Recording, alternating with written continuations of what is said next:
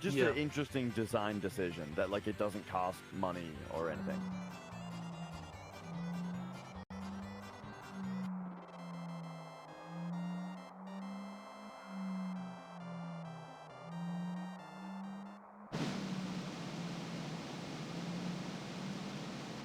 Okay, we're good.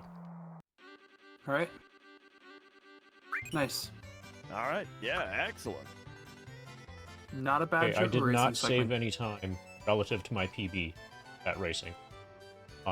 We're still about 20 ahead. 24 total races. Not a bad segment, I think.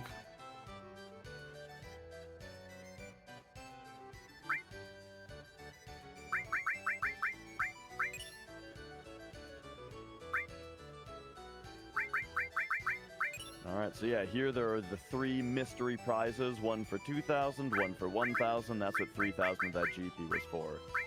The other question marks item on that list is a carob nut.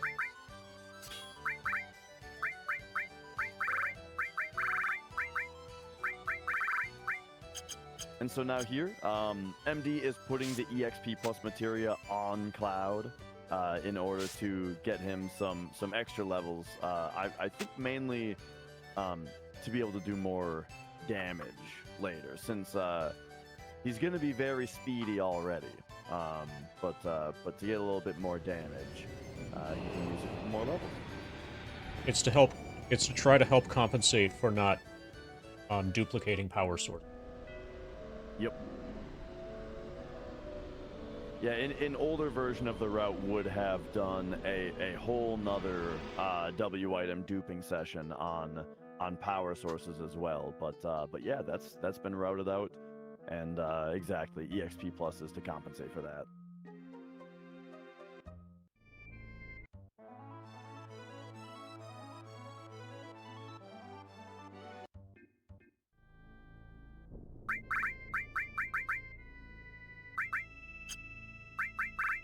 All right, and it's time for our return to Rocket Town. So this will be, if you guys remember the main story, the plot that's happening right now. We're trying to get the huge materia. Shinra is. This is really lots of lore here, right? So we should be talking about the plot here. Shinra is trying to destroy the meteor by shooting a huge materia at it on the rocket. And so we need to return to Rocket Town in order to stop that, because we need the huge materia. And also, it doesn't work anyway, so yeah, we just know that it's not going to work anyway. By virtue of also having run those slots where we don't remove the huge materia. Yeah. It's like that game, Virtue's Last Reward. We know what happens on the other fork of the tree.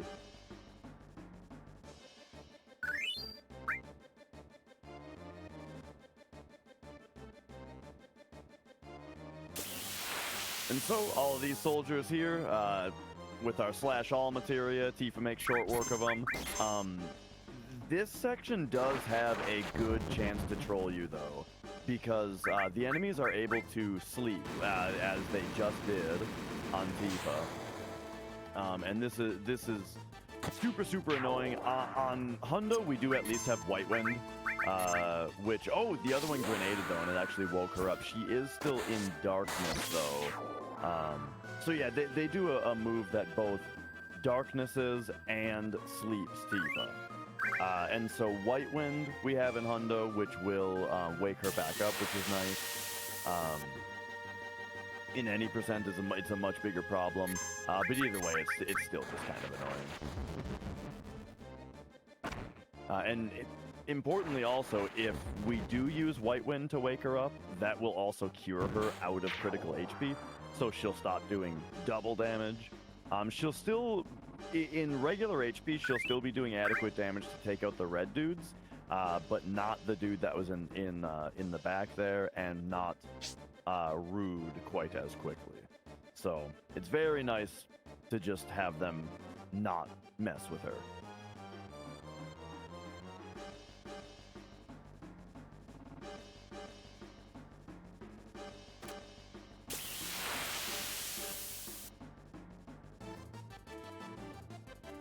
And so here we are. It's the Rude fight.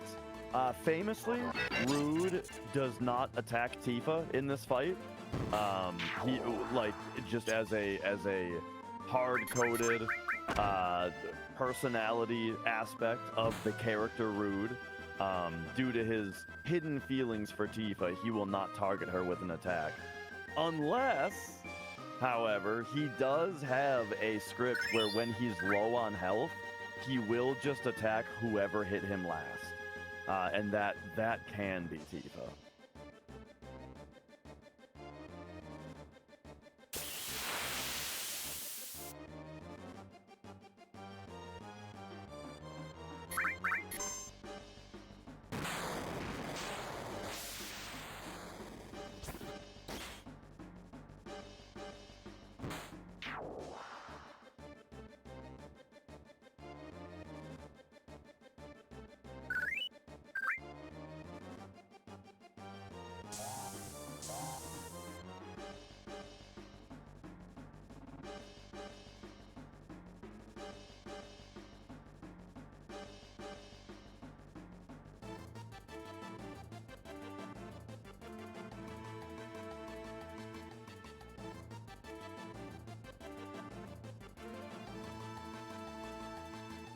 So there's about a 2.5-minute break coming up for me.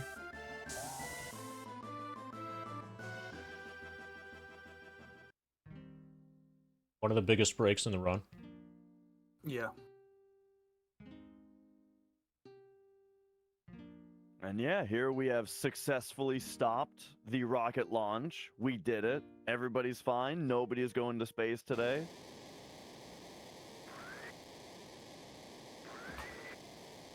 Or so we thought. It turns out Palmer is still alive. He just bounced away when he got hit by the truck earlier. And he is now launching the rocket.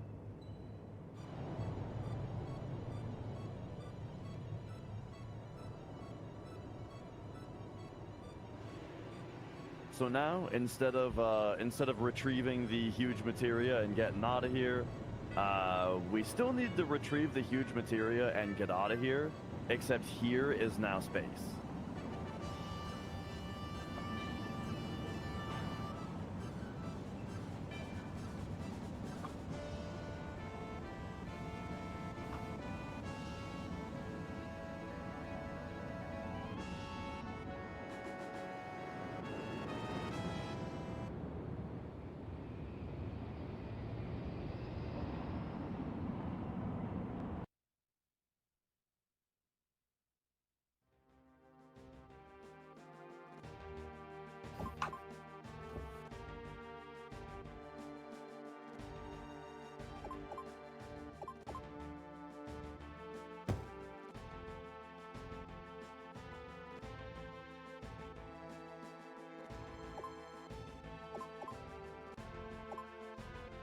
And despite this being the first Final Fantasy that's in this more kind of sci-fi-ish setting, or more future-y setting instead of older fantasy, not the first Final Fantasy where you go to space.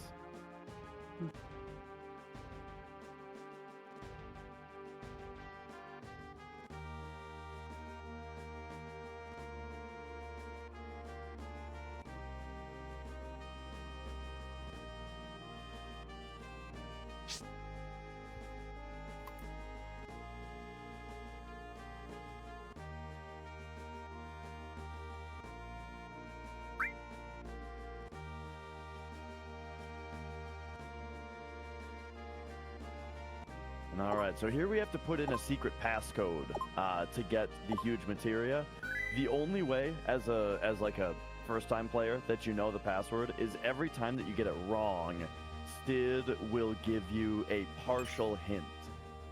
And if you're like writing them down or something, you can figure out what the hint is reasonably quickly. Like if you correctly interpret every one of his hints, it narrows it down to only 2 possibilities, as far as I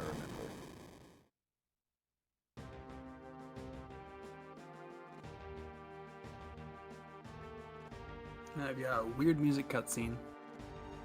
Another place where the music's different. or rather the fact that there is music at all. Yeah, I've noticed that there's a lot of parts on PC where the music fades out on PlayStation, and on PC it fades out and then it kicks back in for some reason. Yeah, that seems interesting.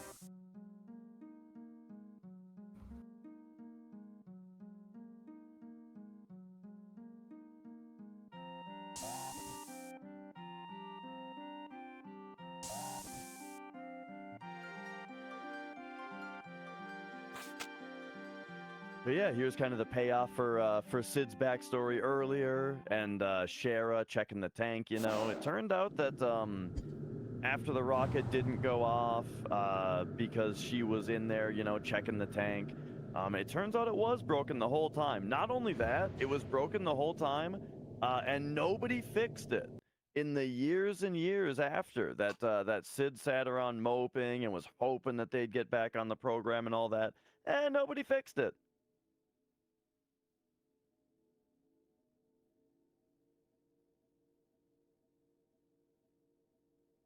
And then this here, I believe, is the break that MD was talking about. These text boxes, they look normal, but they are auto advance, and so, yeah, this is a really nice break. Yeah.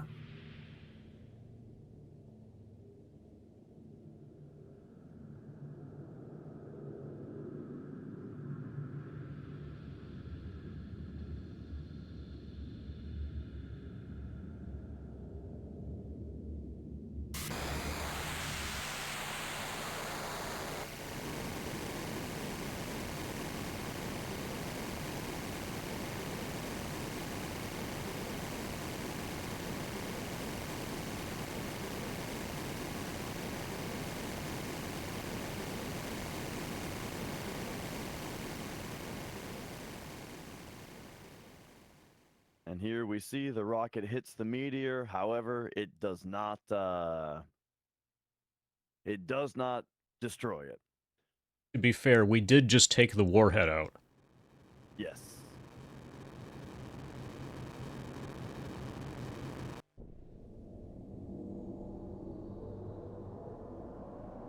The activate Windows watermark really sets the tone.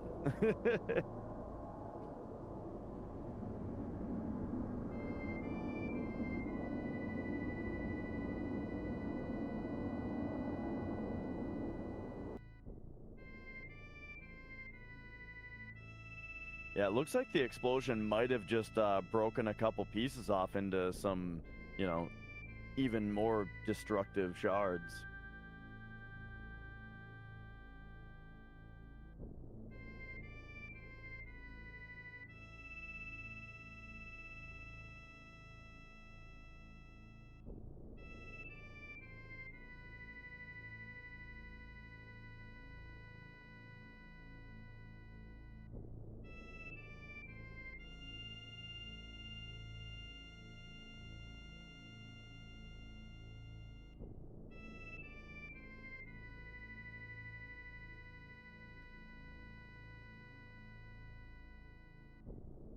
There may be questions about Windows activation. What I'm curious about is whether there are still any questions about what platform is being played.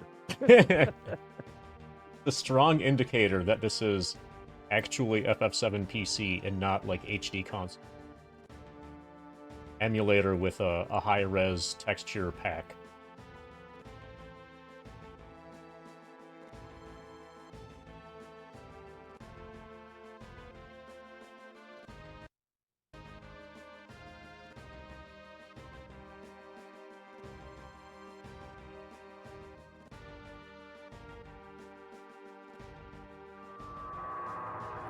And so it's a pretty low point in the story as far as like the hopelessness toward the meteor and what do we do now.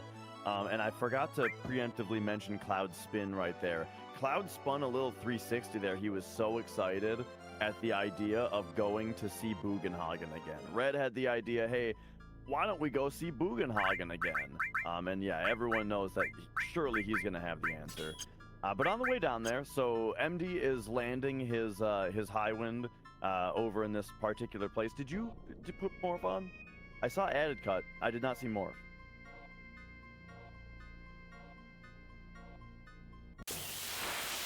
I think but I yeah, always so have more. Okay, great. A fight on this beach always produces this enemy. This enemy morphs into a dream Oh, I put it in the wrong powder. spot. Okay. Yeah, yeah. I was thinking for a second. I Oh, think you that okay. swapped Probably more. what happened. My guess is that this is a double input glitch kind of issue. Now we can't escape. Yeah. Yeah, you swapped Deathblow Morph for Deathblow Added Cut instead of Morph Added Cut. I think.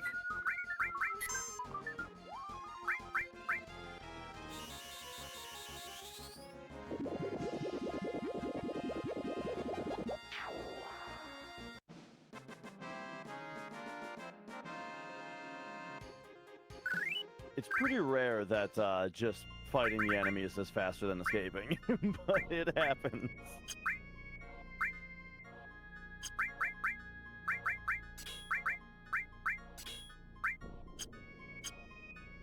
Oh, I don't. Okay, I don't know what's. Yeah, I hesitate to give advice because we have different menuing, but usually it's like Deathblow Added Cut is on her, and we replace Added Cut with Morph is what I would expect to see. So she just be absolutely certain. She does have Morph right now. Yes, she does. You just made it Morph Added Cut instead of... Yeah. I think what's happening is you might be confusing the fact that when we go to the Gilnika, we want Deathblow Added Cut, but... Oh, yeah, we... okay. Yeah, I'm looking at my Gelnika arrive. That's like, what's next? Okay. Okay, Yeah, but we yeah. have... But in this route, Yeah. unlike what Dash does, we haven't gone to the Gilnika yet.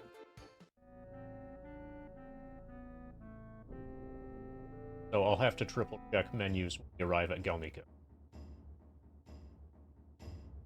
Yeah, While I talk the to them. turbo rec. Yeah, to comment on what's being talked about in chat, the turbo record is 15:07 by Dash Retro here. In fact, just set Yeah. like yesterday, right? Yeah, I think the run finished yesterday. Yeah. It finished about 24 hours ago, just a little more. All right, so here we find the full cure materia. We got the dream powder from the morph on those dudes, which is, quickest place to pick that up is on the way over to Cosmo here. And yeah, there's some other really important shopping while we're here as well. We're here to see Bugenhagen, but first, MD is going to stop at Tiger Lily here and purchase everything that is in stock here for inventory completion. And then also is going to make a stop at the materia shop.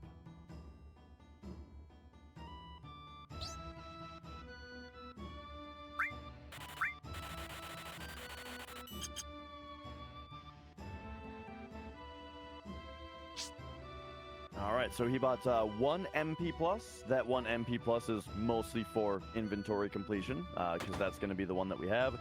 And then 10 HP pluses. Each HP plus starts out giving a 10% bonus, and so we'll be loading up on those before the diamond. Wait, has diamond already been fought?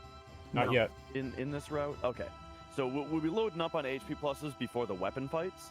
Also using some special armor that gives enhanced AP growth, and then that will buff up those HP pluses, and that will greatly help our cause against the harder bosses in the game, such as Ruby and Emerald. When we're so underleveled and our HP is so low, and the characters are, in danger of just getting one shot right at the start of the fight, being loaded up on HP pluses is going to help that a lot. I will not be beating the Turbo WR today. I'm currently basically on pace for about a 1530 to 1535 at the moment.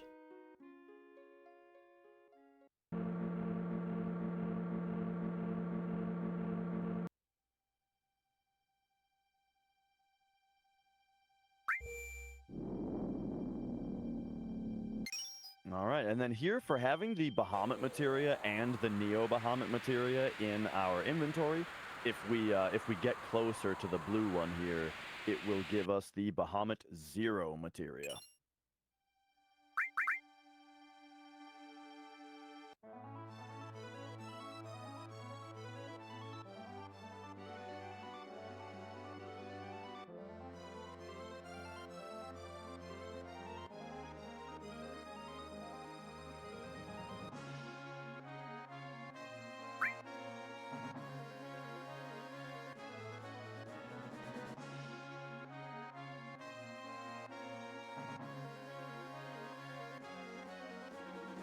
And we now return to the City of the Ancients. This is where we needed that key for. So when we got the submarine, we immediately went and got the key to the Ancients. And that was to be able to interact with this place.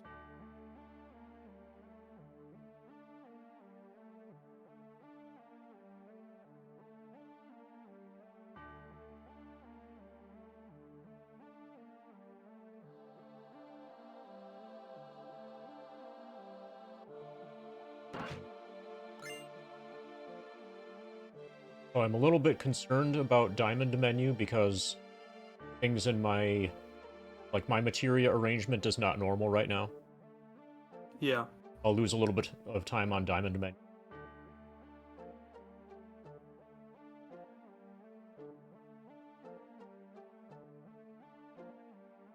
But that's fine.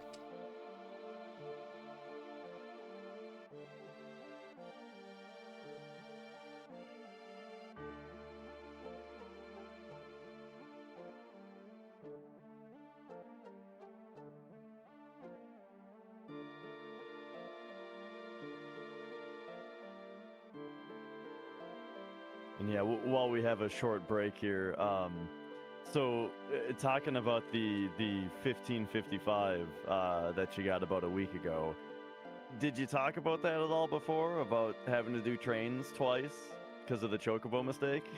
Chat mentioned it a couple times, but it hasn't been gone into in depth here. Yeah, I did mention that, oh, hey, now I'm 10 minutes ahead. Yeah. So one error was that during chocobo breeding, MD had forgotten to get back on his chocobo and bring it back to the stable to be bred. And so entering the stable changes your RNG value, though, and that whole section is RNG manipulated. So he couldn't just leave, get the chocobo, and come back. The manipulation is thrown off. And the only way to remedy that was to load his save file at the start of chocobo breeding, which meant to redo the entire train section over. And then, on the way to carry armor, after carry armor, that is, no Shinra beta was ever dropped by any enemies, and so the safety save before carry armor had to be loaded and carry armor had to be fought twice as well. So we're very well toward being significantly under the 1555 non-turbo record, as long as things like that don't happen. Well, and we're through chocobo racing. That too. Like the last big thing that can go wrong, really, is Kiss of Death. Yeah. The last big multi-minute RNG point that we're not already through is Kiss of Death.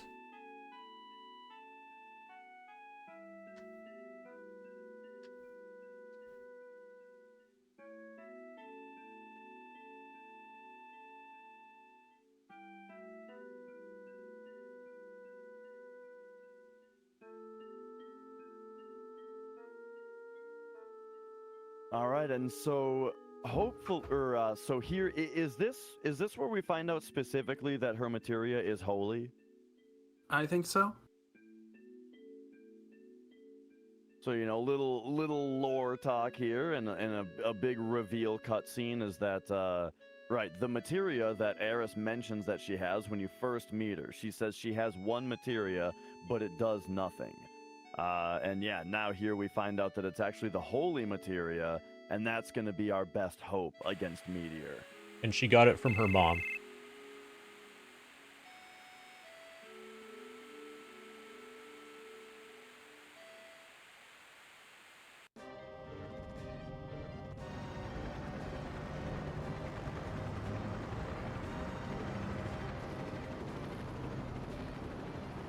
it's still like jarring how fast these FMVs load compared to PlayStation, where usually the screen freezes for a few seconds before it starts.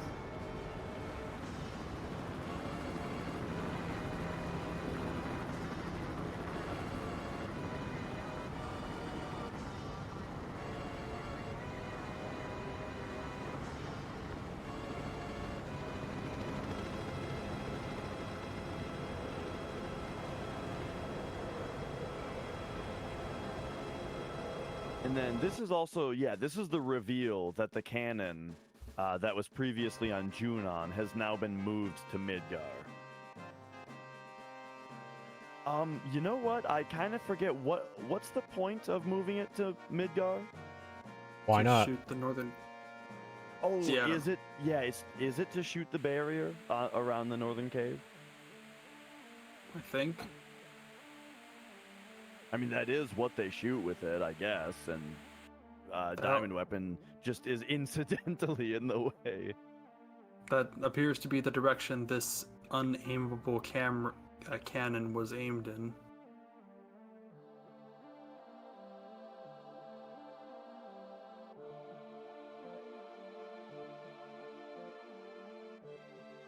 All right, here you have to be slightly careful not to soft lock the game. So notice when MD talks to the High Wind here, Cloud runs back a tiny little bit. All right, so if that tiny little run back were to cause the little world map Cloud to touch City of the Ancients, it would actually load you back into City of the Ancients, canceling the rest of this cutscene. And the canceling of the rest of this cutscene would cause Diamond Weapon to not spawn, and you would be in a soft-locked, unwinnable state in the world of Final Fantasy VII. Yep, but luckily we didn't do that, so Diamond Weapon is now charging straight towards Midgar. Oh no. He's very slowly making his way over.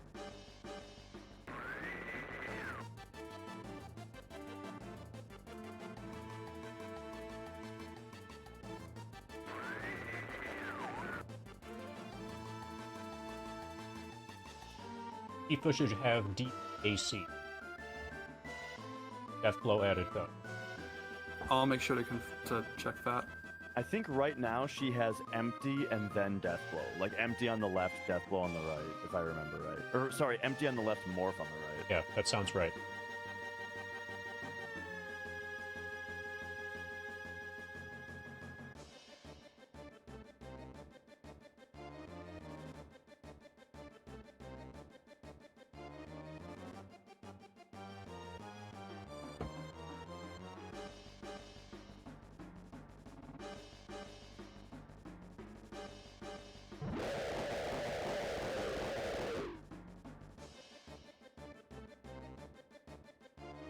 So yeah, while Diamond Weapon is making its way towards Midgar, we've got an errand. We've got an errand to go run.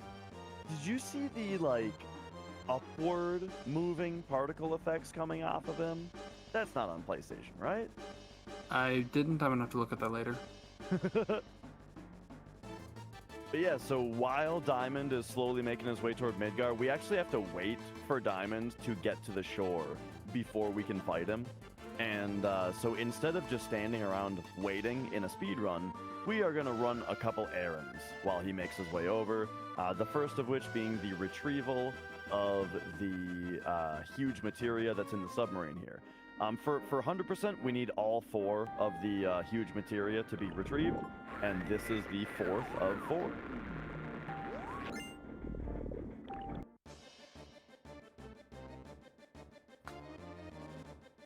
And then, while we are already in the submarine, this is actually some relatively new tech, some relatively new routing. I have not learned this yet, but yeah, while we're in the submarine here already, now is when we're gonna do our big Gelnika visit as well. The first Is visit, it? right? Or Is it? do we think so. wait? Yes, we're going to Do we- Gelnika. Okay, I thought for some reason that we waited until after Diamond so we could have EA. Oh no, we only need EA level 1. That's right.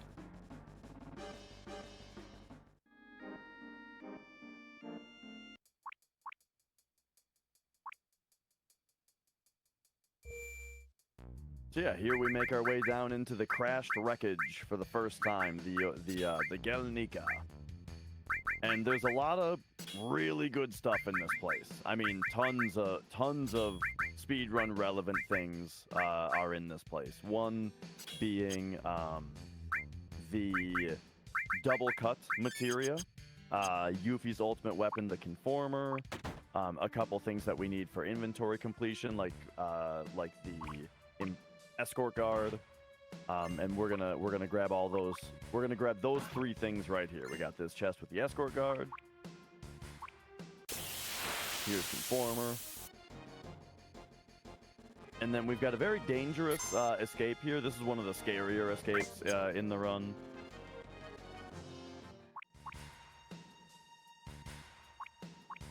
Not bad. Yeah, I got out relatively quickly there, and lastly, we're going to get the double cut materia. And I tell you, when making this game, they really struggled to have the correct materia models and colors on the field. Because double cut was purple there for some reason, but I assure you it is a command materia.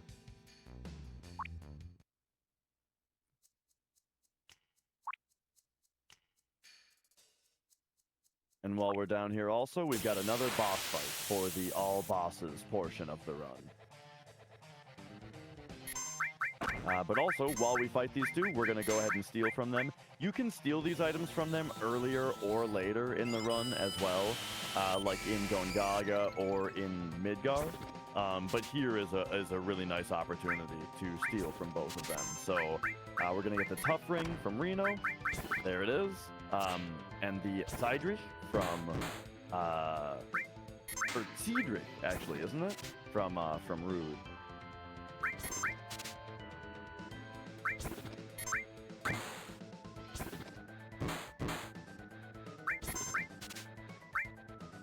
And then also, Rude's script is somewhat broken in this fight.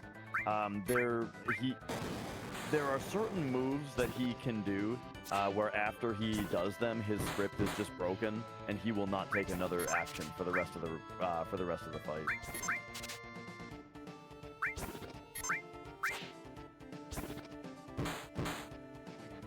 Okay, getting pretty unlucky on the steal. These are usually pretty easy steals. But there, now we've got Reno taken care of though now, so at least we don't have to worry about him.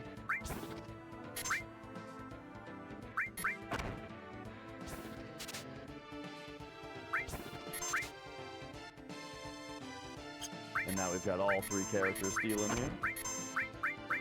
There it is. Yeah.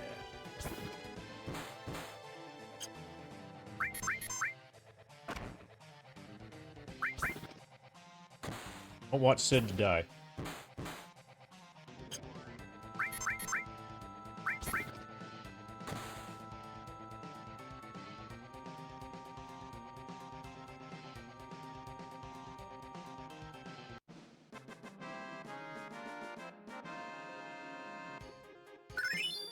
Oh, Katumbas is asking about an item that you can also get from the forest. That is the 3rd Turks item, the Minerva Band, which you get from Elena. So that one, yes, is in Ancient Forest, or you can steal it from Elena in the Midgard Turks fight.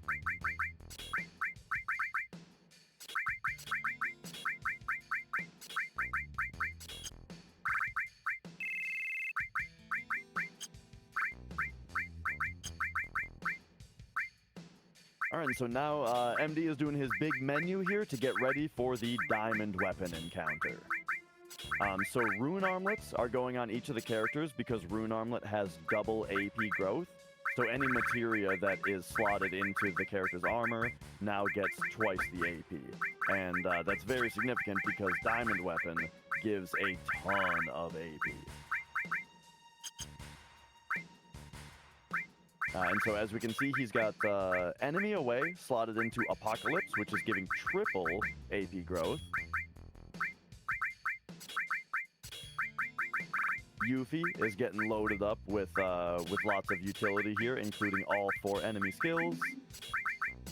And then the rune armlets are mostly hosting HP pluses here. So this is where you know, our HP gets a little bit buffed from these HP pluses, but then Diamond Weapon is going to level up these HP pluses and give us a lot more HP to work with.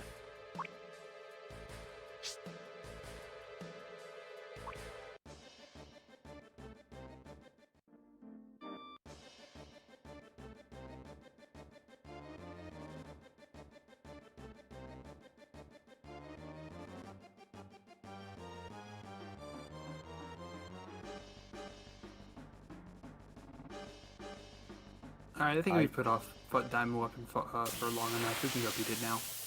Yep, and here we are. We arrived exactly when we mean to. And now Diamond Weapon does have one item that we need to steal. Rising Sun. Yeah, this is one of those bosses. Oh, Good fight. Very nice first turn steal. Good fight. We won. And yeah, since this is one of those fights that we just knights the round and it's over, it can be easy to forget to steal the Rising Sun when you're super excited to just toss a knight to the round out.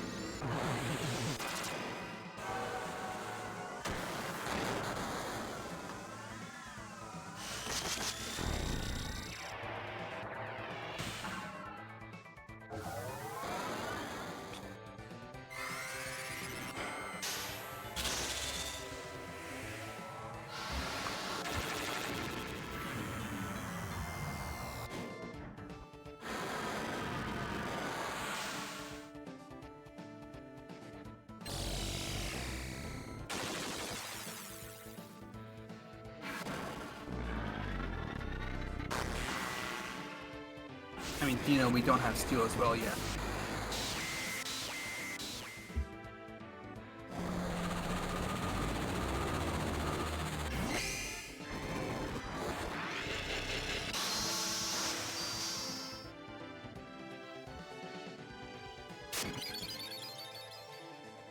That is an interesting routing possibility, though, if you wanted to do Wutai earlier than this.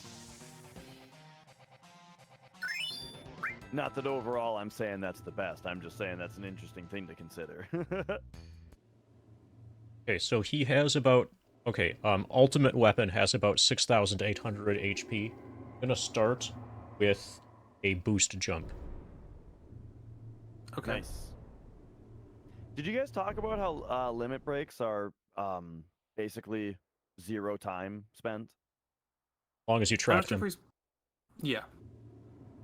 Level 1 limit breaks that you need to use anyway are basically 0 time spent at the very least. Yeah. Which are most of what we refer to as limit breaks when used in the context of normal battles in this game, to be honest. Ultima Zero, we got Knight of the Round so early by making a gold chocobo. Yep, RNG manipulation, and we bred one as early as we could. And then used it. Oh, yep. Yeah, we were able to get Knight of the Round before fighting Ultimate Weapon in Medial. Yeah, since Knights of the Round is very, very good, and having a gold chocobo is also very, very good. Essentially, the run or the route is routed as such that as soon as we're able to breed a gold chocobo, we're working on it.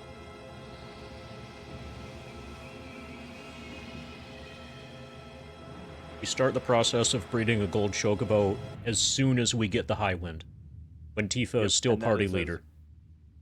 Yeah, and that's as early as you can own a chocobo stable.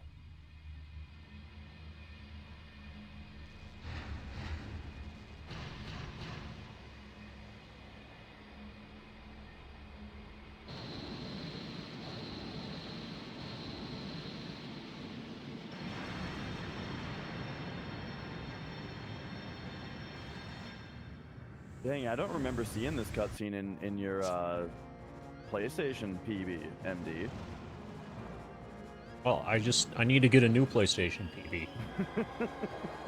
Help fix that problem.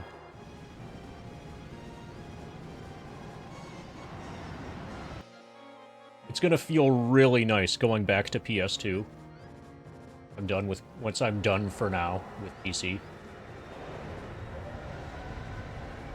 Having menus that are actually responsive.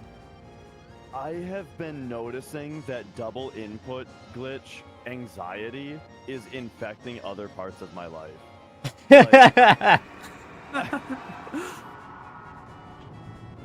Final Fantasy VII for PC is now officially a virus.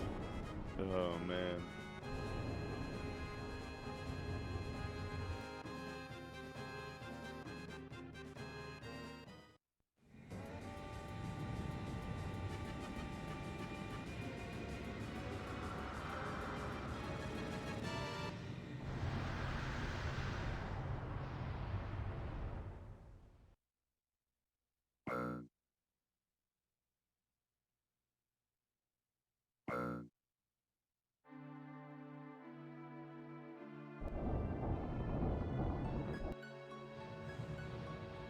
This is the sequence of cutscenes where, like, no matter how many runs I do of this game, I underestimate how long this part is.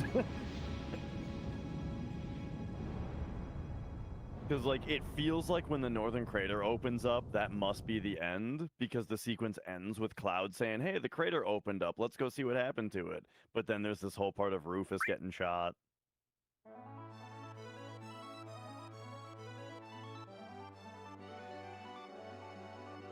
All right, so yeah, even though we've been directly told by the game to go check out the northern crater, that's not the fastest thing to do right now, and so it is time to go fight Ultimate Weapon. And so MD is replacing Enemy Away. Now that Enemy Away is leveled up, he's got that unslotted and now has Magic Plus back in the triple growth Apocalypse slot, and then has re-equipped the Fire materia as well. For the purpose that Fire makes for a nice, easy 1,000 damage on this fight, and it's usually a pretty good tool. Because here's the deal: this guy's got about 6,800 HP right now, depending on the amount of damage that was done earlier to him. But if we kill him right now, he won't actually die. He will respawn with 20,000 HP. So MD used a boost jump there to do 2,400 damage. So now he's at like 4,400 health.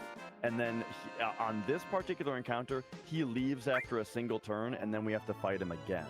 And it's when we fight him again that we can actually kill him. If we killed him on the Medial fight or during that fight, once again, he would spawn with 20,000 HP instead of actually dying. And because Ultimate Weapon uses Shadow Flare as a death counter, it's very important that Yuffie is the one to kill him. Yuffie has all 4 of our enemy skill materia and the reflect ring equipped. Yeah, and so since she does about 2,500 damage per physical attack, it's nice to get him under that 5,000 threshold and then just use a double cut with Yuffie. And so here's the death counter.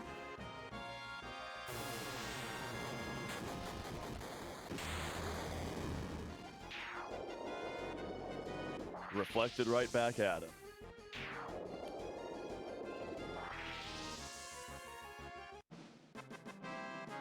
Alright, and with that, Shadow Flare has been learned on all 4 E-skill materia. And we just mastered our Ultimate alls. Weapon has been... Oh, yes! Yes, we should now have mastered the all materia that we have been slowly leveling up throughout the entire run. And now, in a very short amount of time, we should have effectively all of the money.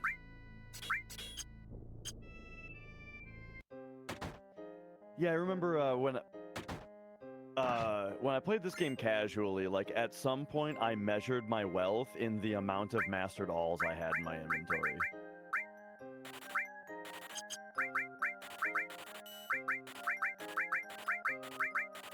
Alright, we now have nearly 3 million gil. Yep, so for the rest of the run, money is completely no longer an object, and we are going to be purchasing everything from every shop that is worth visiting. This guy who gave us the Yoshiyuki earlier is now going to give us the Venus Gospel.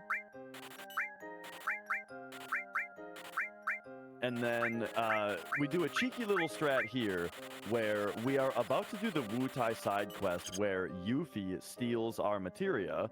And the thing is, she only has so many slots of inventory space herself in order to steal our materia with.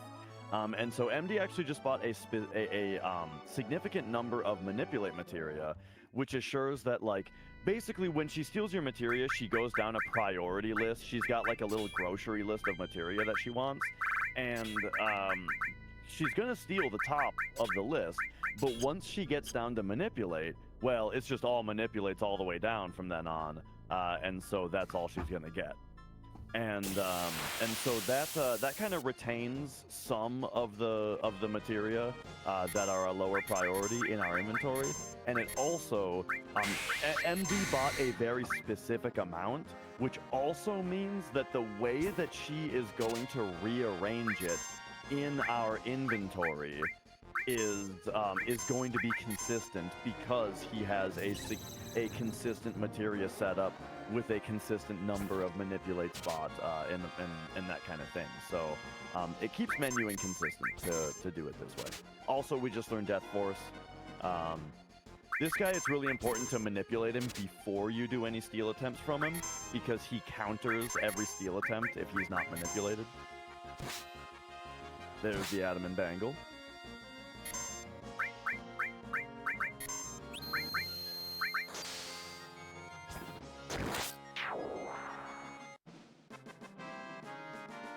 Oh, and there's the counter I was talking about also, where since the attack didn't quite kill him, it broke him out of manipulate, and then he did that counter.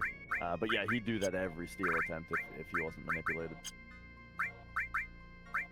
And all right, so since Yuffie is about to leave the party, we're getting Tifa back in, and we're going to use Tifa for a little bit for the next section.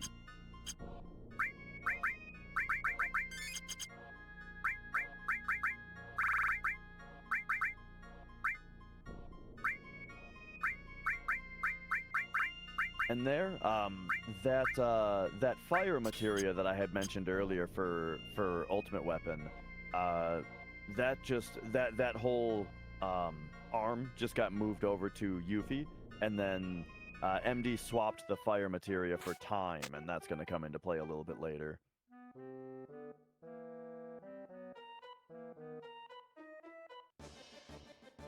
And here we go, the very, very famous side quest where Yuffie steals your materia. And so Tifa in the front row, and the Power Soul, as well as Sid with the Venus Gospel, they are able to do a decent amount of damage. You know, given that Tifa has the curse ring on, so the Power Soul is still doing work for her. A little unlucky that Sid got put to sleep there, but MD did a wait trick in order to make sure that Tifa could get 2 turns in before the enemy got a second turn. So Tifa was able to defeat both enemies without having to watch an extra enemy animation there. We just had to wait for the ATB bar was all.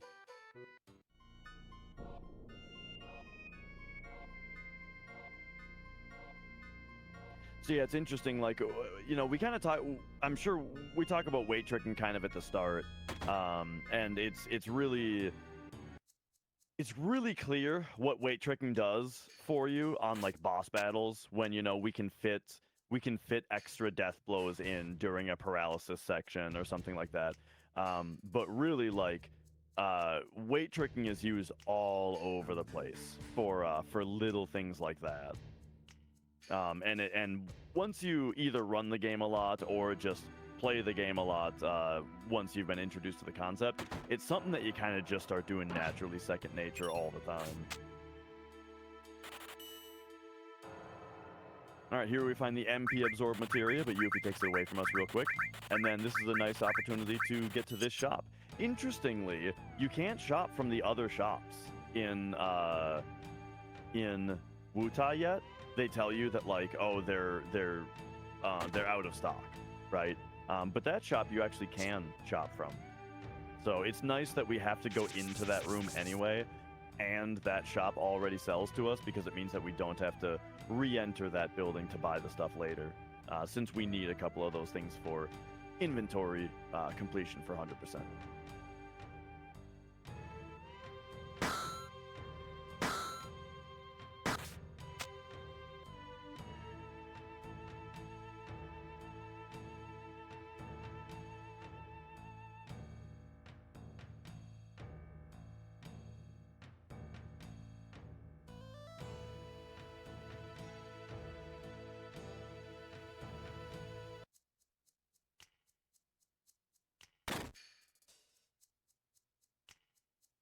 Meanwhile, something's afoot in the Shinra side of things. Indeed.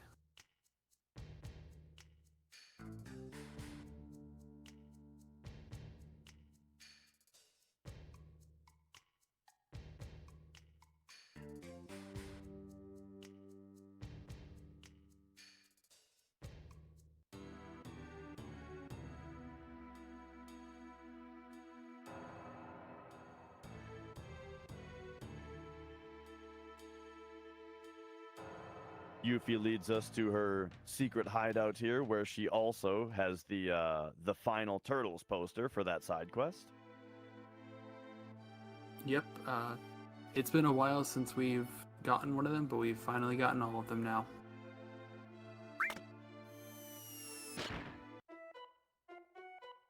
And then, oh no, she bamboozles us.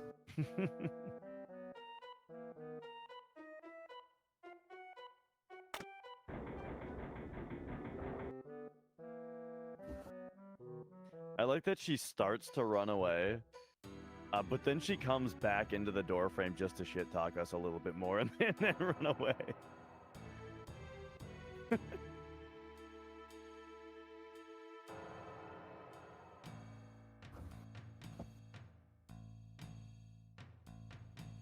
All right, so now we're at probably the hardest part of this side quest casually, as far as figuring out what to do, which is that we got to run over here and ring this bell over here in order to unlock the secret passage.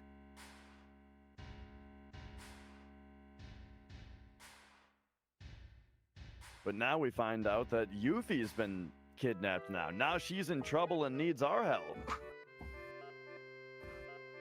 And who is it but Don Corneo? He's back. And he's at his old tricks again. It's a gong, not a bell? I think it's a bell.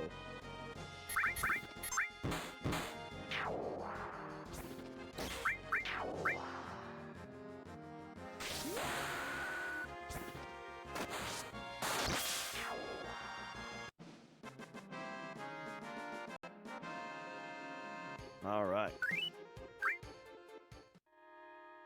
Nice braver usage there to prevent the enemy from getting any turns there. Listen to it and look at it. That's what I'm saying. Am I getting trolled right now? Listen to it and look at it. It's a bell. We're going to have to wait until after Jichao, though, because the camera isn't scrolled over to it. Back me up here, someone.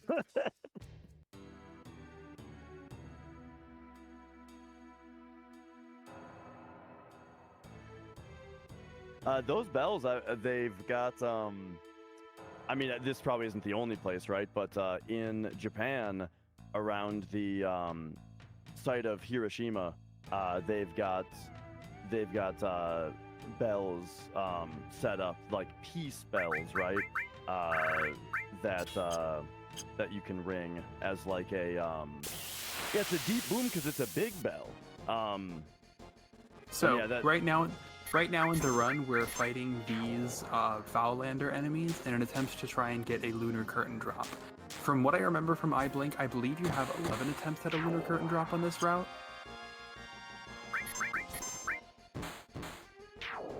Yeah, this is one of the missable items that we're going to have to come back for if we don't get right now. And coming back means flying to Wutai, entering Wutai, running all the way back to the Chao, and coming back to this screen. So it's a big time save to get the Lunar Curtain right now.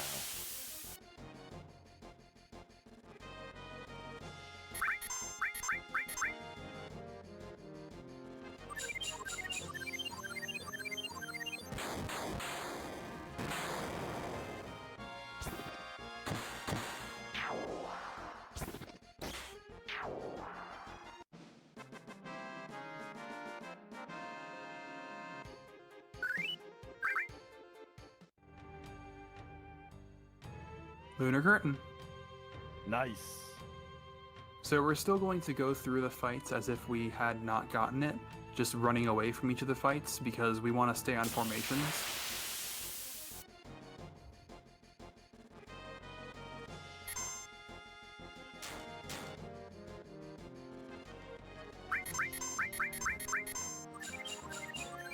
I think the only thing left on my checklist is the War Gong. I have Birdwing also. Oh yeah, that. And then a short list of, I guess Birdwing is on that, but order list of battle square specific.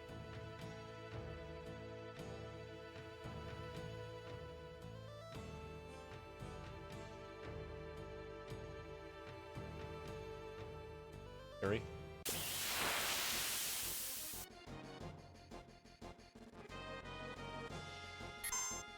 I should be an active.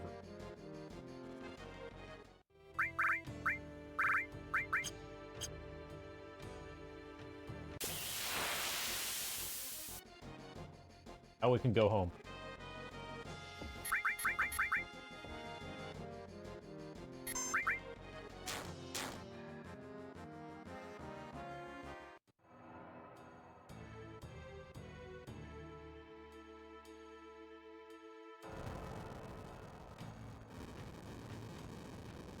All right, and so after the carry armor fight, we got the Leviathan Scales item, which is what allows us now to get into the fire here.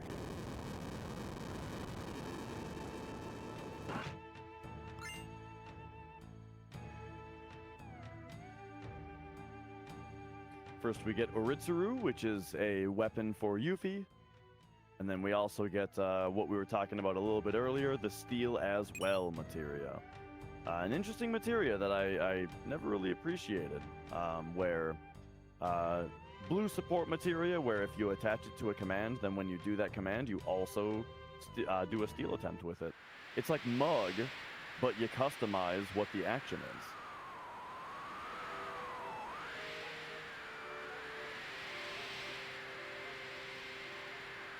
So you could do things such as Knight to the Round steal as well, and get 13 steal attempts per use.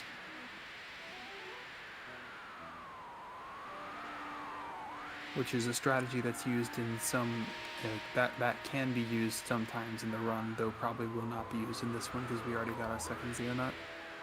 Oh, nice. He did not get trined. Good for pointing that out. But we have a good setup, basically, for the menuing. Yeah, it was described earlier that if a character has an E-skill that has an E-skill learned on it, and an E-skill that doesn't have a certain skill learned on it, and that skill gets used on the character, they will not learn that skill on the unlearned E-skill material. And so now is our Awkward chance fight. to... now is our chance to learn Trine on all 4 E-skills, but there was a chance earlier when we started the Materia Keeper fight, he may have opened with Trine, which would lead us to have that learned on 2 of our E-skills at this point. And so if that were the case, we would have to make sure to take those off of Yuffie before doing the Pagoda.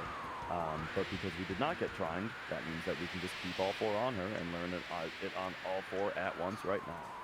It's simpler that way.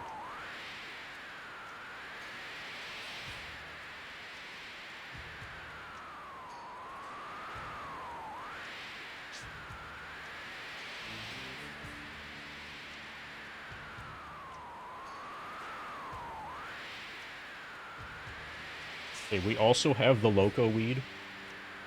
So we need Magic Hammer, but that's it.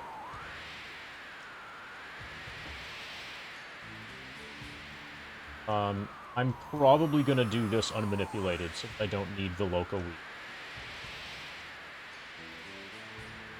Magic Hammer fight. Yeah.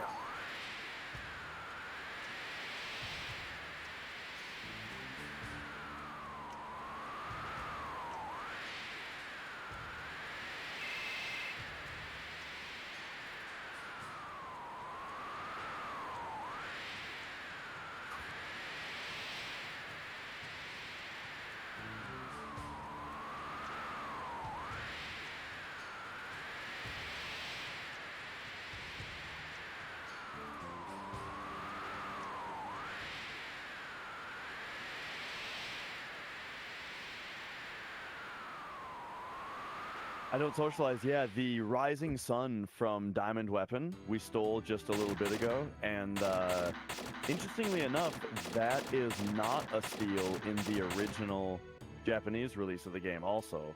I think they kind of forgot. They And, forgot about Diamond Weapon entirely. Oh, right, that's what it is, Diamond.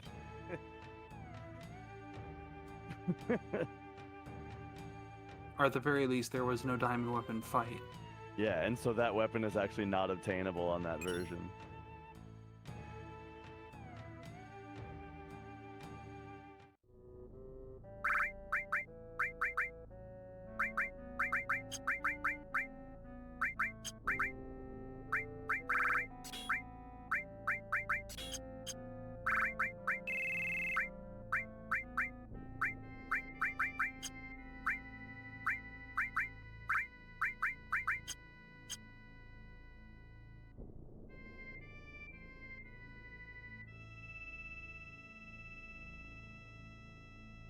right, so with Yuffie being back, her part of the materia is untouched because, you know, her being the thief and all, she didn't change any of what she had equipped. And so now MD is farming for a Razorweed encounter, which unfortunately did not get yet. The Razorweed has an enemy skill that we are interested in called Magic Hammer.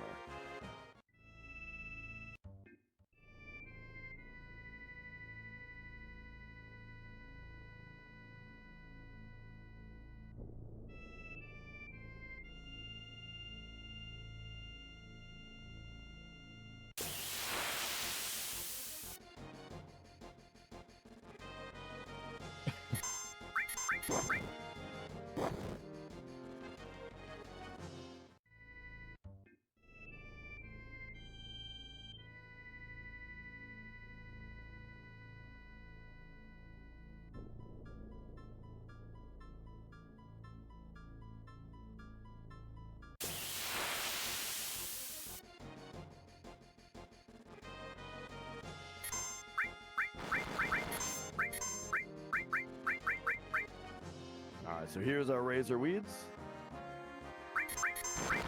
They also have a chance to drop Local Weed. However, do you Have it already. wait, actually, you already got one. Nice. Which is, and me not needing this, not really wanting, caring about this particular formation is why I just did that unmanipulated.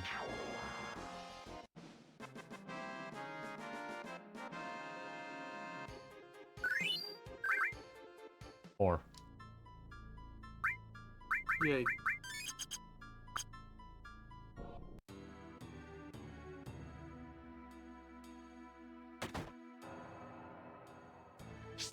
All right, excellent. So, now that we've got that done, Yuffie's back in the party. HP Oh, absorbed in hey. the cat house. You got past the cat quickly. You got fast cat. I once forgot to go in there and finished a hundo only to find out that I didn't have HP absorbed because I forgot to go to the cat house.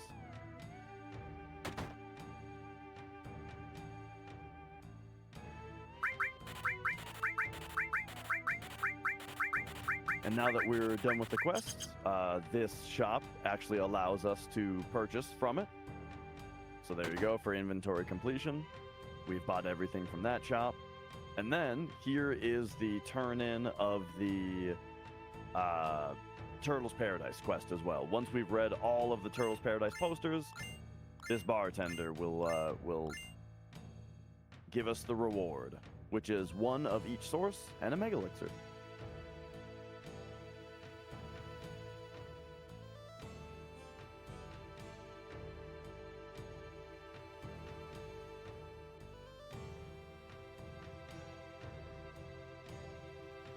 So yeah, now it's time to take on the pagoda, which is 5 levels of things that might be considered bosses. And yeah, double check that we do not have Trine on our enemy skills, because it's one that could have been learned on from Materia Keeper earlier, but we did not learn it from Materia Keeper. And now we indeed are not going to duplicate those sources.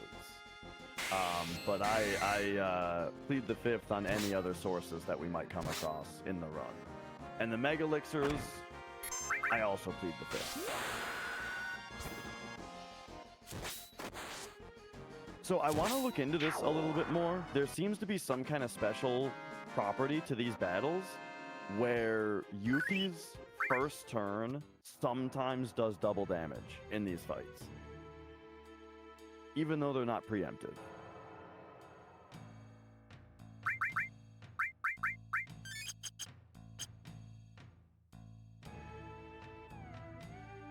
And I can't think of any other part of the game where that happens.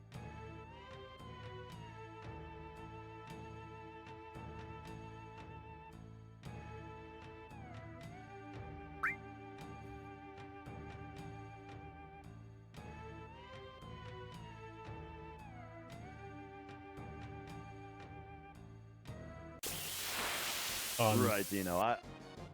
Goofy's named after my wife. I don't socialize. Dree would be like the speedrun equivalent.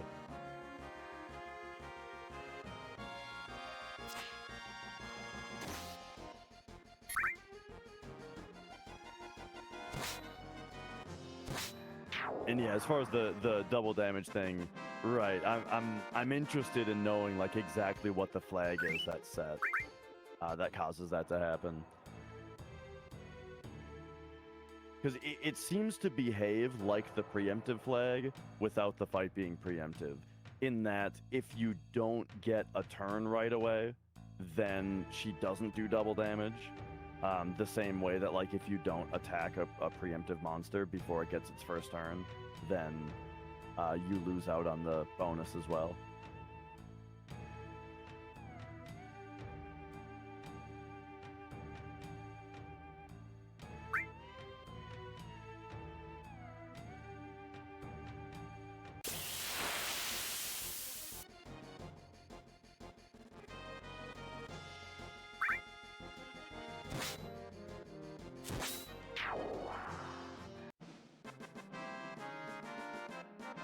Ooh, nice crit. Got double damage on both of those.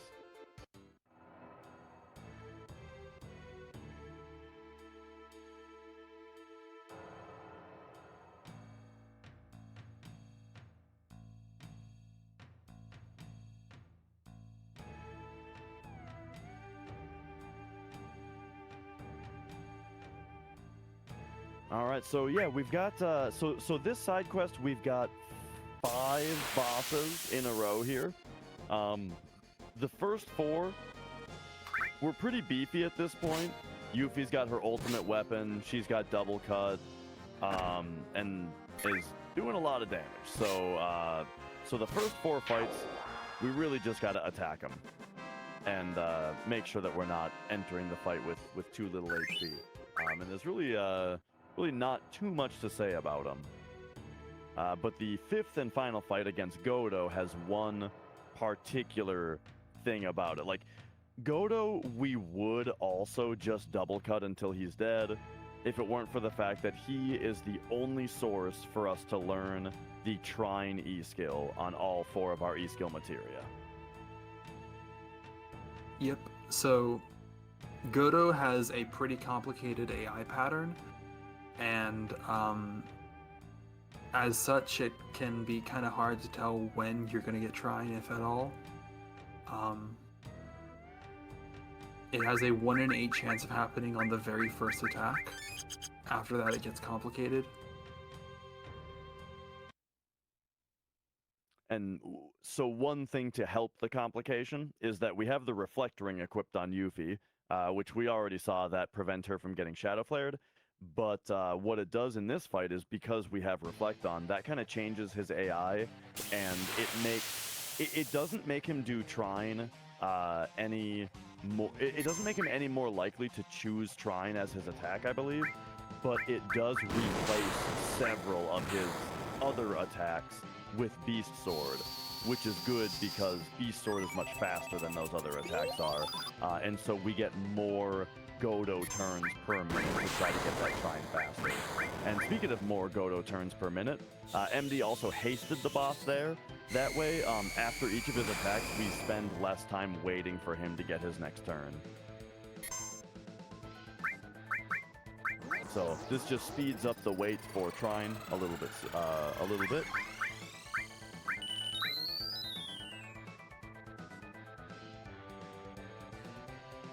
And then we've got a few things for safety here. It's important to remember not to try to cure yourself. He can... Oh, there's Trine. That was very quick.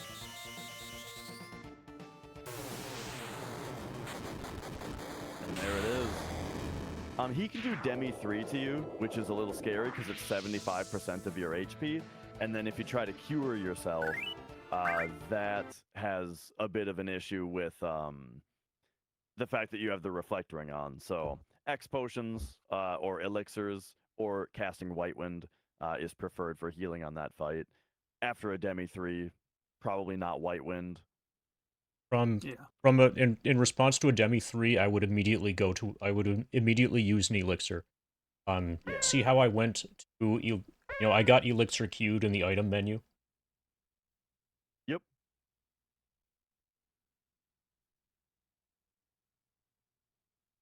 Oh, All and right, so yeah, that there was a was really good fight.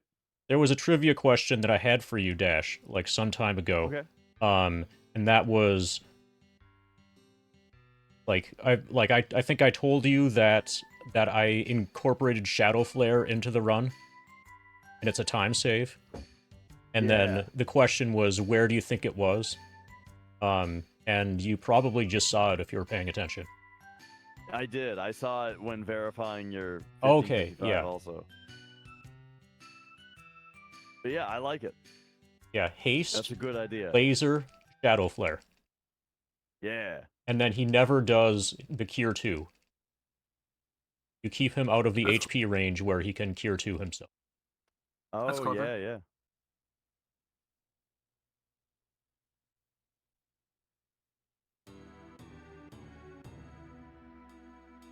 And then, yeah, as far as breaks go, the game does have some intrinsic breaks. If you consider, like, 3 minutes to be a break, the game's got a couple of those. But yeah, as far as, like, as far as something more significant, then it is a single segment category. Basically, you get a break whenever you cast Knights of the Round. Yeah.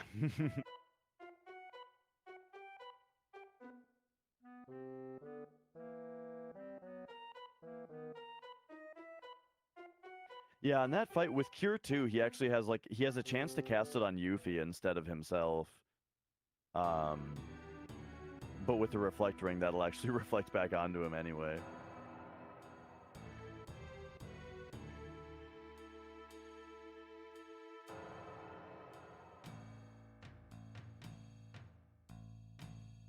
All right, so that's that side quest completed. That's that boss completed. That is Trine learned. We got a lot done here, and it is now time to leave Wutai. We've done it. It's interesting how much stuff gets wrapped up here. Like if you're checking off the boxes on Hundo completion, you know, there is a lot that gets done in a short amount of time here. Yeah, Turtles Paradise, the Wutai side quest, and the Pagoda all are finished within like not very long of each other.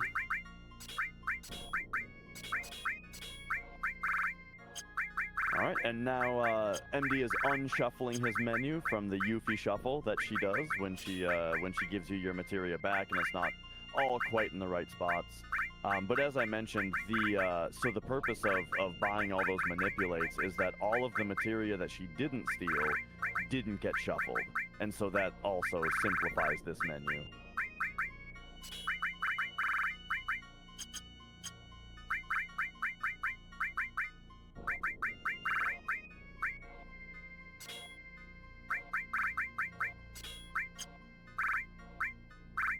And so one significant thing that just happened in that menu was 2 of the E-skills got distributed back out to Cloud and Sid, with Yuffie still having the other 2.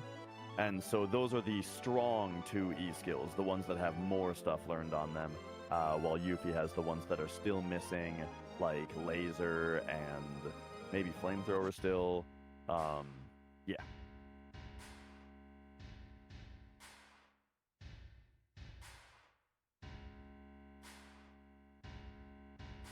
So there's normally, in other categories, there is a skip that one could do here to skip directly to the end of the Radar Midgar fight. We oftentimes sort of joke about taking hands off the controller in order to not accidentally execute this very simple skip to do. But I think Monetarydragon's defense against accidentally doing that is that he has never actually done so in a speedrun before, as far as I'm aware. I've also never done guard skip. MD, I'm curious. Do you know how to do the skip? I think you just run to the right. Yeah.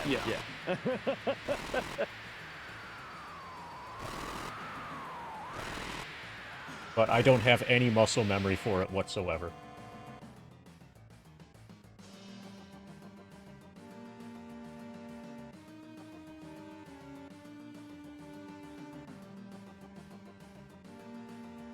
Now, speaking of holding run and right, though, interestingly, that not doing that skip is going to have us enter the parachute sequence pretty soon, and that same button combination does a skip there.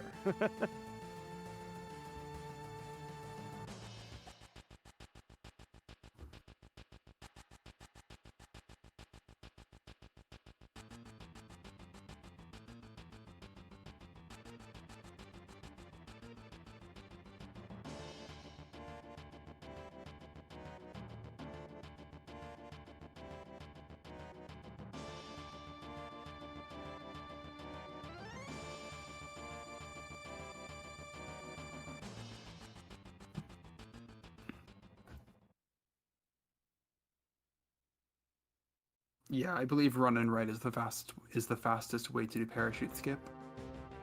Funny way that I learned that on one of on MD's PlayStation world record, he had an FMV skip at one point that gave him like a minute that we had to account for in retiming, and so in verifying the run, I went back and checked. I had to go around and check all of his FMVs, right, and make sure that none of the other ones got skipped.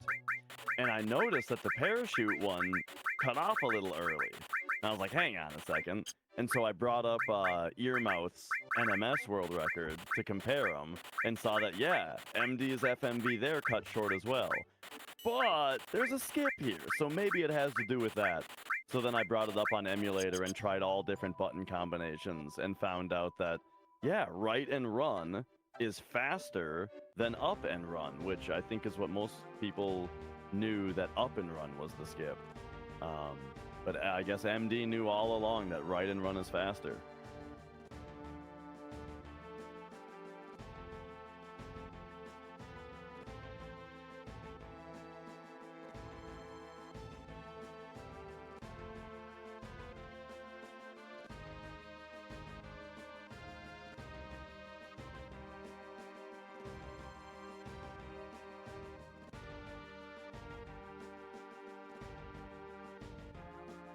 And now, so that skip that we're talking about, we call it parachute skip. Essentially, it's coming up here. How it works is there's going to be an FMV of the characters parachuting down into Midgar. But the thing is, you have control of Cloud on the field that you're going to be loading into. Like after the FMV is over, we're gonna load into a field that we then run out of. But you have control in that field during the FMV, and you can hold, starting with when the parachute deploys. And if you hold right and run, you will exit that field prematurely before the FMV even gets down there. And so that cuts it short. Yeah, the when the PC parachute version. when the parachute deploys, the game just removes Cloud from there, because the parachute, it can't really draw the parachute over Cloud if they're both part of the FMV. So that's when it moves Cloud over, I think. Also, here we have Kate Sith clip, where we're going to be clipping past Kate Sith instead of talking to him in this 15 FPS field for the next little bit as a result of doing parachute skip. Alright, there we go. That skip right there was implemented in runs in late 2023 after having been rediscovered after having been used by Pingvol back in 2011. Yeah, once Radon Midgar skip was discovered, that minor skip was kind of forgotten about, because it was only, we only started doing this section again once, like, all bosses and Hundo and no major skips, then, those categories coming up gave this section of the game much less use. And yeah.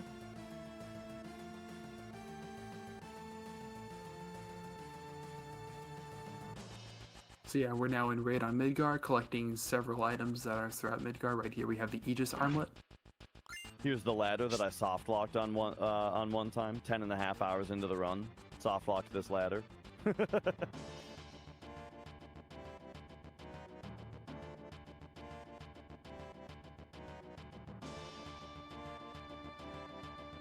Yeah, there's a ton of stuff that we need to grab in Return on Midgar, so doing Raid on Midgar skip is never going to be possible in 100% or anything like that.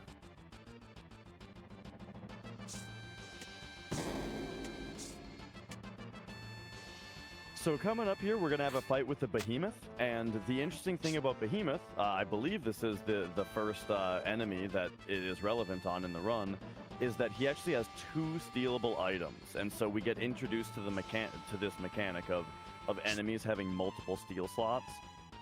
Basically, first the game tries to steal his Phoenix down. When you try to steal from this enemy, everything that happens in a single turn is it first tries to steal the Phoenix down, and if it doesn't get the Phoenix down, then it rolls for a steal on the War Gong, and then that's it.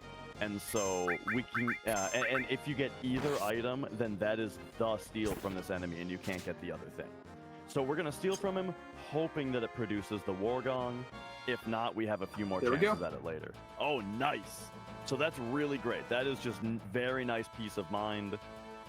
There's 4 more behemoths later, but if you don't get the War Gong from all 5 of them, then we need to farm that off the world map later, and it's a big pain.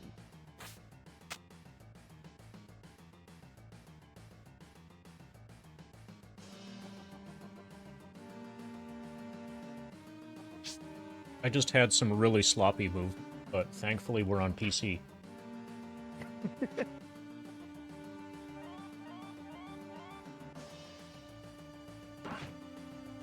Here's the other Barrett gun that can be found in the Return to Midgard segment, the Max Ray.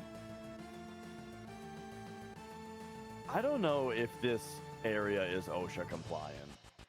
Like these giant ladders, no guardrails up on these things. You got the employees sliding through air vents, apparently. Oh, and there's monsters. All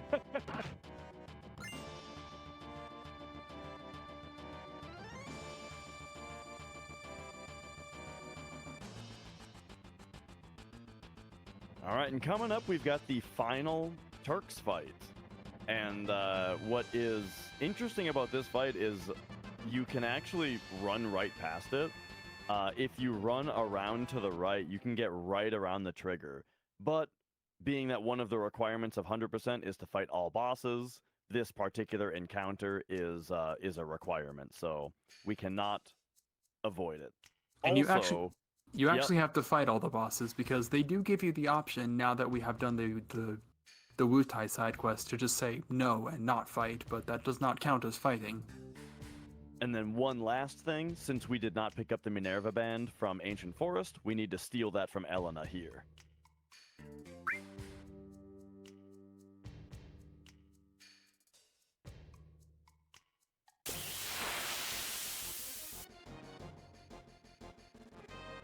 And here we go. So this fight is going to be stealing Minerva Band, and then just mostly just attacking Elena. If Elena is the easiest to attack because she's in the middle, she's the default target. And then once we've done enough damage to just her, then we will they will all retreat. And so Sid has added cut Deathblow on now. The old Deathblow added cut trick is on him. Oh, nice steal. And then Yuffie's got 2 times cut. So Sid and Yuffie together are a significant damage dealing force here.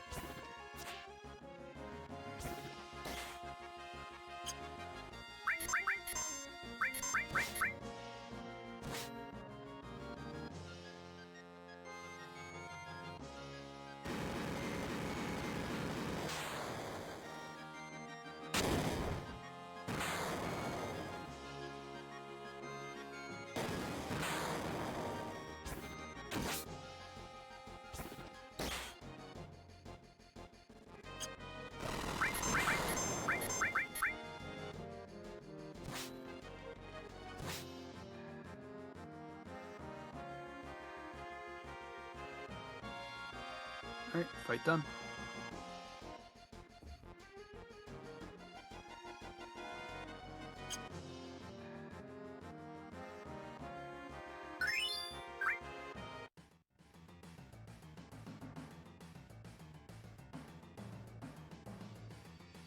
So the next segment is going to be going back to the Shinra Tower and revisiting it to collect several items that we need to get.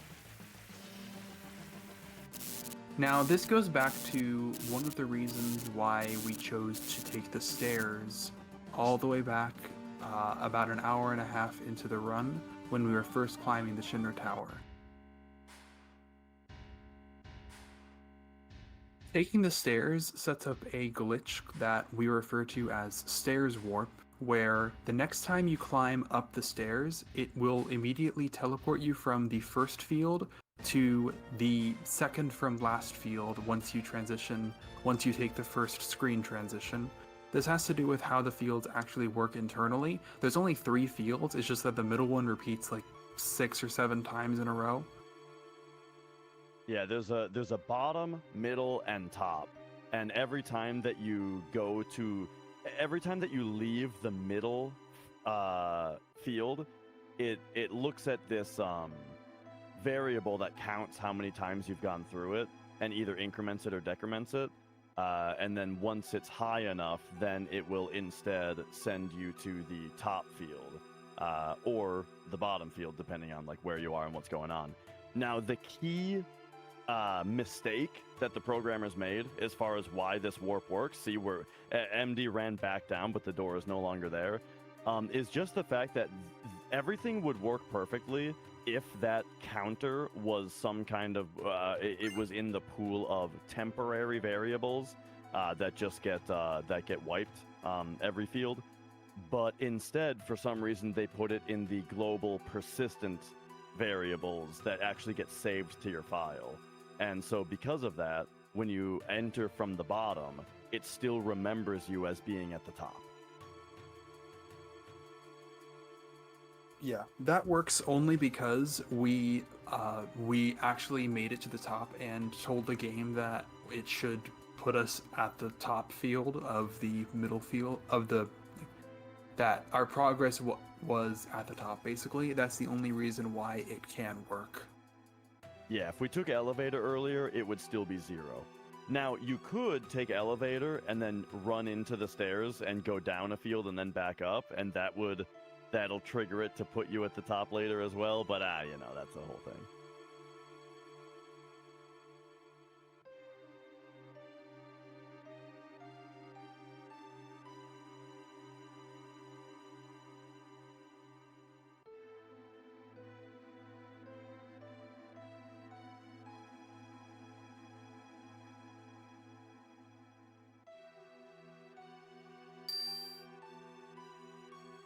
All right, so now that we've grabbed the behemoth horn from the stairs,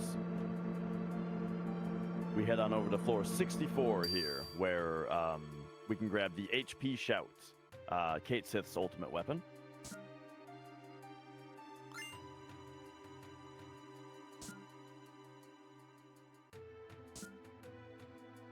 And on the next floor, there should be a fight against a couple of hammer blasters, from which we can morph a smoke bomb. And then this is the part too where if you didn't have the Loco Weed yet, you could choose to kill the other hammer blaster here, and that would have another chance to drop one. But because it's faster not to, and we already have a Loco Weed, we can just run away once the morph goes off. I believe MD chooses to always kill the second hammer blaster. This time around, I have like 6 of them. I'm more confident than usual that I have the Loco. Okay, that's fine. And then there's the Glow Lance for us, which it says Glow Lance there, but then it's called the Grow Lance in our inventory. There's a bunch of items like that. All right, and now back to the first floor. However, we're gonna take the stairs to the second floor. And we got just a couple more items to grab here.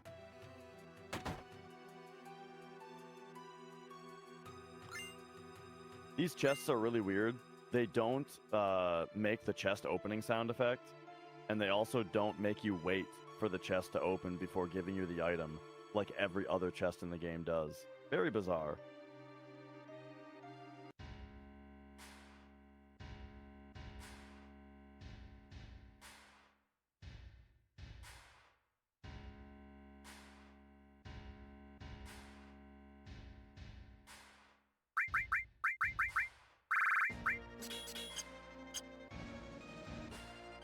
Use a force of fight.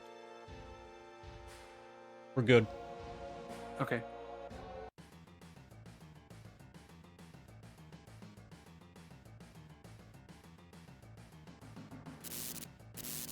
All right. So the specific spot that MD walked up to there and then started running, I believe is to try to set up a preemptive for the next encounter. The next encounter, we're going to steal a grav ball, but the thing is the enemies that you steal grav ball from, they have agonizingly long attack animations. And so getting a preemptive fight here, which he did successfully do, is very, very important because it allows us to get this steal, which he got, and then instantly escape without them getting a turn. Super important. Like, I can't stress it enough. Their attack animations feel like they're 15 seconds long. Oh yeah. Well, they're probably... I think they're longer than that. They have to be. And the thing is, too, it's like 14 seconds of them just, like, sitting around doing nothing. And then they, like, laser you, and oh, okay, that's... And then they do it again. Yeah. And then the other one does the same thing.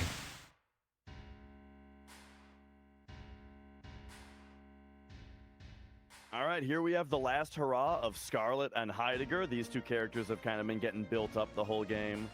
And here we go. Here is their boss battle, right? The Proud Claude.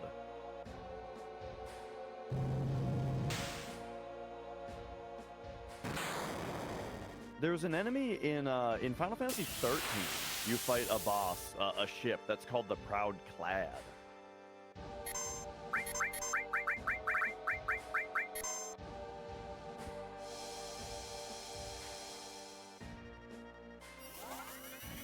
And yeah, this guy, we're just gonna Knights of the Round him. And so the question often comes up, like, is Knights of the Round fast or is it slow? Because it is a very long animation. But the thing is, Proud Claude has a lot of health, and his attack animations are very slow.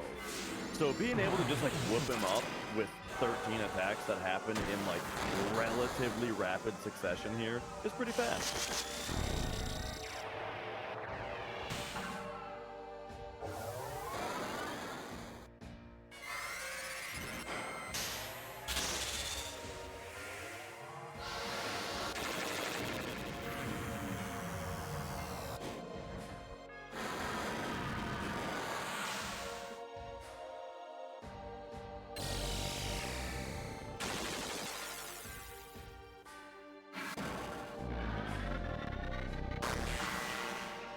Oh, hey, the sun's coming up where I'm at. Yeah, it's been up for a bit for me now.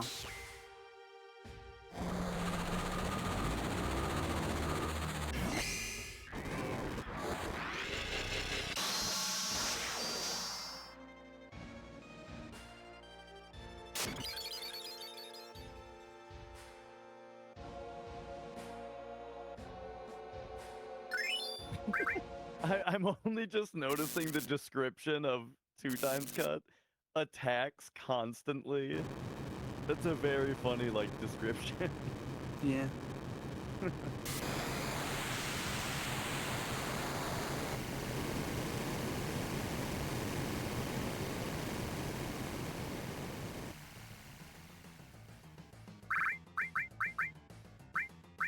Alright, so here we've got some relatively new routing tech as well.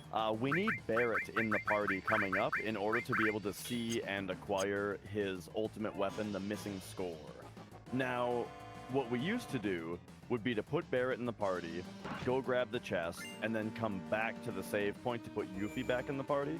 And in the meantime, we get two fights. One of them is with a Grosspanzer where we can buy a, we can get a 8-inch cannon to drop, and then the second fight is a Shinra soldier first class where we can steal a Shinra Alpha. But MD already stole both an 8-inch cannon and a Shinra Alpha in the underwater reactor, and so he doesn't need to get either of those fights. And so he is also doing some extra menuing here to make it so that he can just take Barrett all the way to the Hojo fight and doesn't need to return to the save crystal.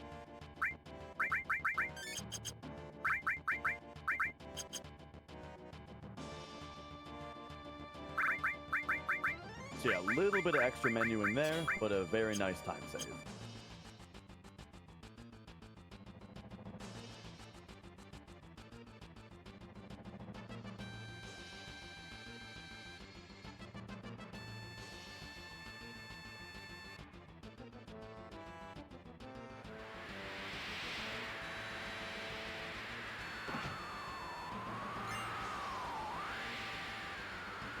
there's the missing score chest. And yeah, that's only there if you've got Barret in your party.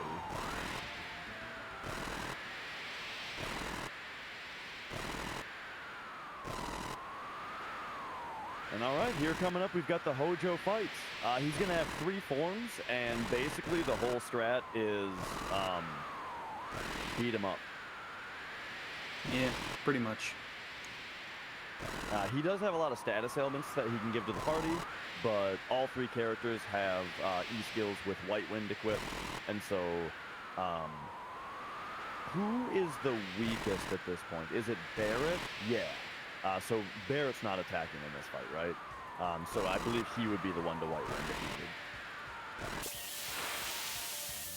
Yeah, I haven't actually seen a fight with this without Yuffie. I would assume it would just be Sid doing death blows to kill. And Yuffie's materia got swapped to Cloud, so he can do double cut. Oh, that's cool.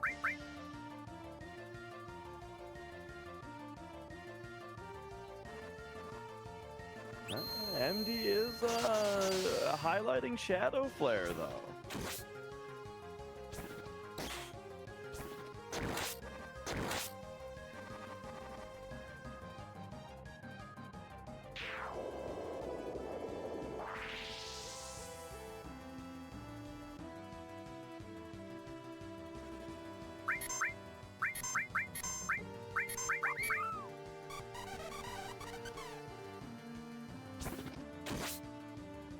Have spinning B. Oh my goodness, it's the best fight ever.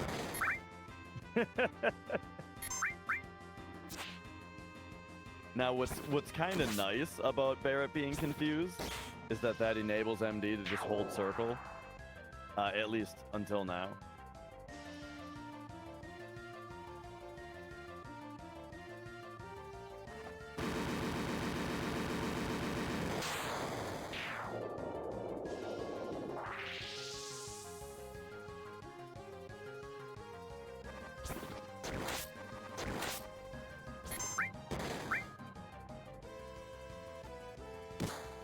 Can't wait trick though.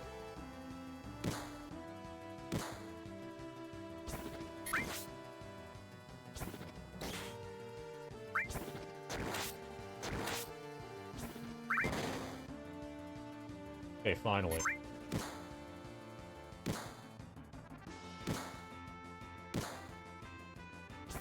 It's funny that he jumped over to Sid to attack himself. Alright, and that's Hojo. So I've been here for, like, the entire thing. I'm thinking that I should probably go to bed sometime soon. Probably now, to be honest. Sure. Yeah, you If made you it to think you're late okay game. with the yeah, I was gonna make it. I was gonna see if I could make it till disc 3, and I think I was good to do so. If you think that you're okay with the rest of it, Dash, then I think I'm gonna head out. Yeah, I'm good to go. Thank you for doing the first 2/3. No worries, and have a great rest of the run. Thank you. Take care, Thank you Ace. so much to thank you so much to Really Really Longathon for giving us the opportunity to play this. I'm going to head off now. See you guys next time. Yeah, see ya. All right. So yeah, Hojo is basically the last boss of part 2 of the run. And so yeah, we are on to part 3. And famously, in this game, part 3, if you're just playing through casually, is sort of just the Northern Crater. However, in Hundo, we have a lot left to do still, and the run is kind of evenly divided between the 3 parts, mostly. I think due to the kill grind saving a lot of time on PC, it's maybe there's a little bit less than a third left. But yeah.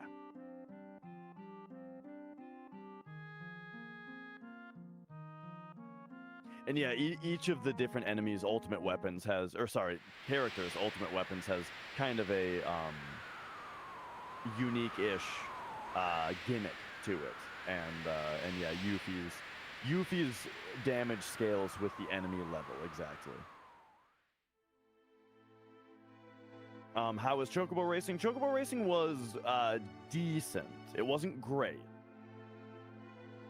I think you ended up doing only like 2 or 3 extra races? Oh, more like 9 extra. Really? Oh, I guess I misremembered.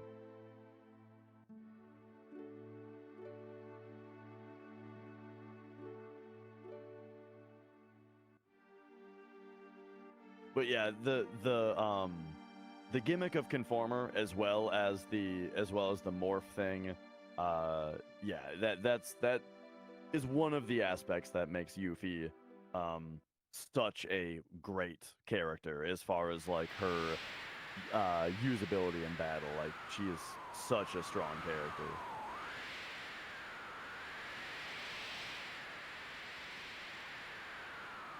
And yeah, it's really bizarre. If you attack your own party with the Conformer, it won't show any damage number, and the character won't react to it at all, but it will do 1 damage to them.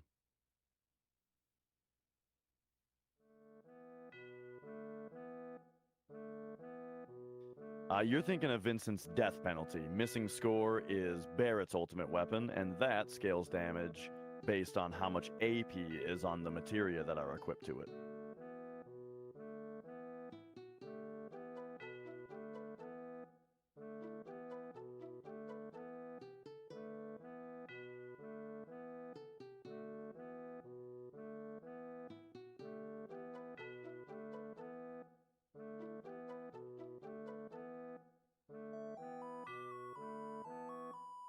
Yeah, I think HP Shout is Kate's HP percentage, same as Cloud's ultimate weapon.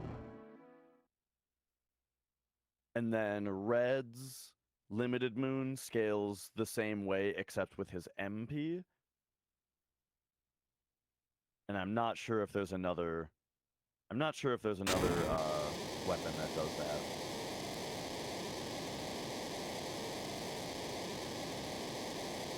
It's also Sid's. Okay, there you go.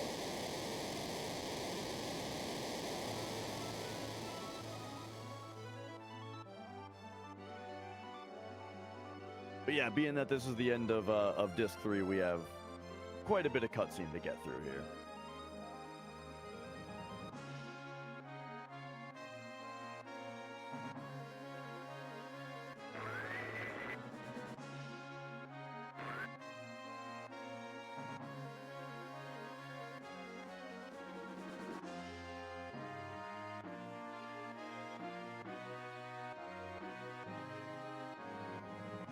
Did I say end of Disc 3? Yeah, I meant, well, end of Part 2.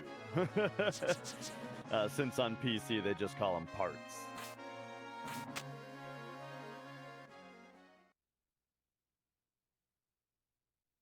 You know, I noticed the other day that on PlayStation, at the end of Disc 1, the black screen with the white text that tells you it's the end of the disc, it says end of Disc 1, right? But then the end of Disc 2, it just says end Disc 2. It forgot the of!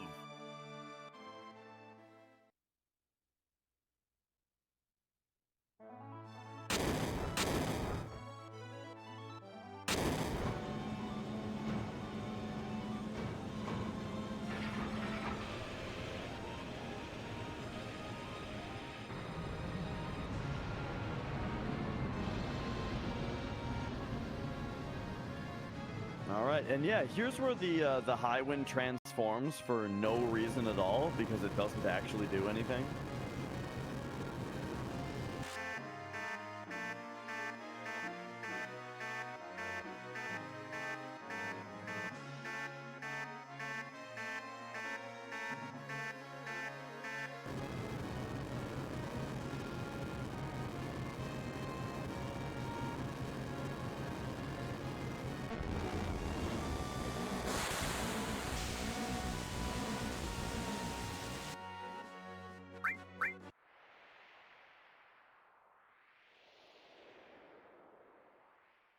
And all right, here we go. We are on part 3. It is time to do a whole bunch of hundo stuff. You know, now that we have access to the final boss, the final dungeon, it's essentially now time to do all of the things that you may have been wondering why we haven't done yet, if you're wondering that. Like when do we do this or when do we do that? It's all right now. So first, MD's going to go down to Bone Village here, and we are going to dig for some other items. So one thing is, you may have been wondering about W item, because we did not grab W item while we were in the raid on Midgar. Well, you can actually dig up W item right here. It's just underneath the mop. So if you dig in this particular spot, you're going to get the mop, which is a weapon for Sid that you can buy at a shop anyway. But if you dig in the same spot again, you'll actually find the W item materia under it.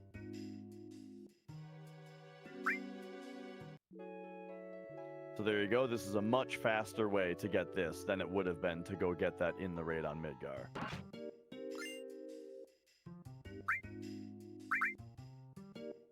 So that's 2 digs, and then lastly, we're going to do 1 more dig here. And it's going to be for the key that lets us get back into Midgar, because there's a couple things in Midgar that we need, and that is you get just by jamming Cloud up into this corner right here.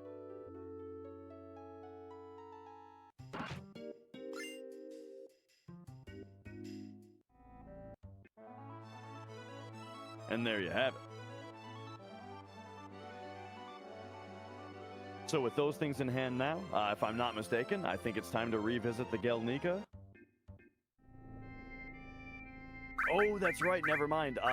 The route is slightly different. First, he's coming over to Mount Nebel here, and we are going to acquire a Fire Fang, as well as learn Flamethrower on the other 2 E-skills. So I had mentioned earlier that the two sets of E-skills, the 2 early ones and the 2 late ones, still have a couple discrepancies as to what enemy skills have been learned. One of those is Flamethrower, and so we are going to be learning Flamethrower on the other 2 E-skills right now. So there it is. Cloud got Flamethrower there without even needing to manipulate the dragon, which is pretty nice. And then this weapon drops, or this enemy drops the Fire Fang, which is also a item that we need. So that's all we needed from Mount Nebel.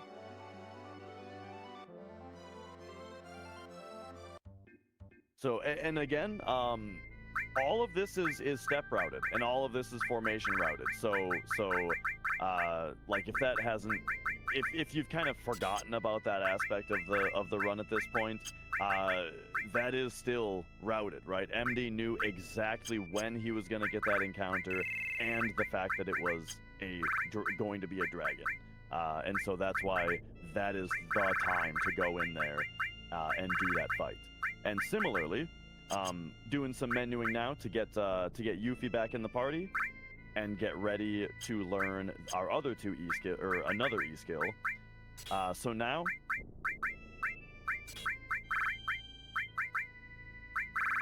we can see he's moving the other 2 E-skills back from Cloud back to Yuffie.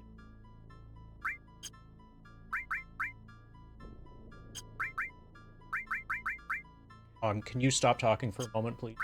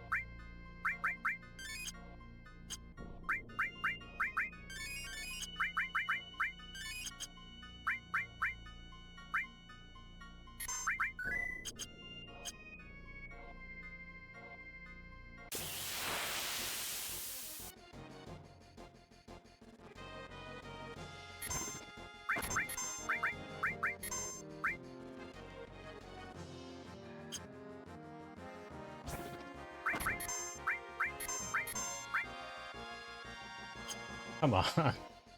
We should be okay to resume commentary. I just needed to get through that menu.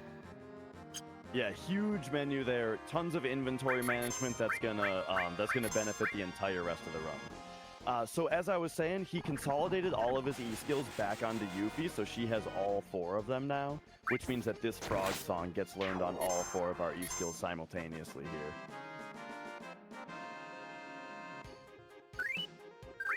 And then, again, still with the step route, the next fight here is going to be with a couple of Kimara bugs, and that is going to be our opportunity to both steal a spider web, which I believe is what you made the inventory slot for, and then also morph an hourglass. So yeah, now that Frog Song has been learned on all 4 E-skills, the E-skills are redistributed to Cloud and Sid. Here's our Kimara bug fight.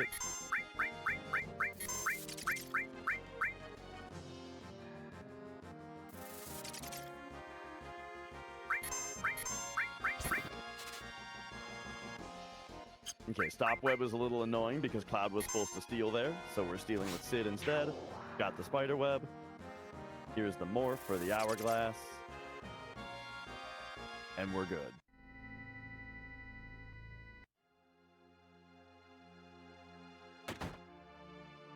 And now that allows us to return to Gongaga to buy all the stuff that we could not afford the first time.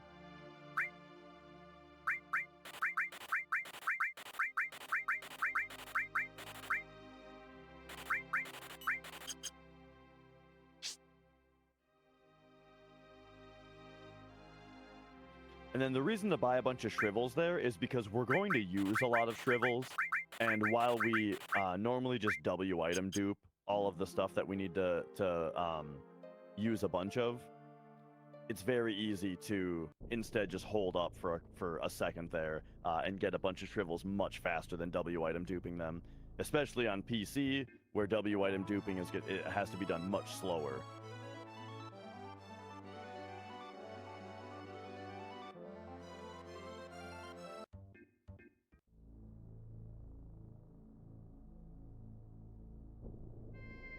All right, and to continue our big shopping spree that fills out our inventory, we now visit Junon, and Junon's transformed a little bit. A lot of these shops or areas from earlier in the game, they've all kind of converted into weapon shops, and we can get a whole bunch of our inventory.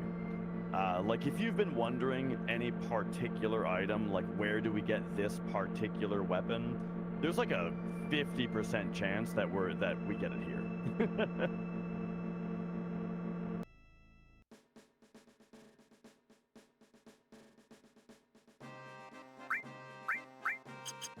And Yuffie is named after MD's wife as a tradition.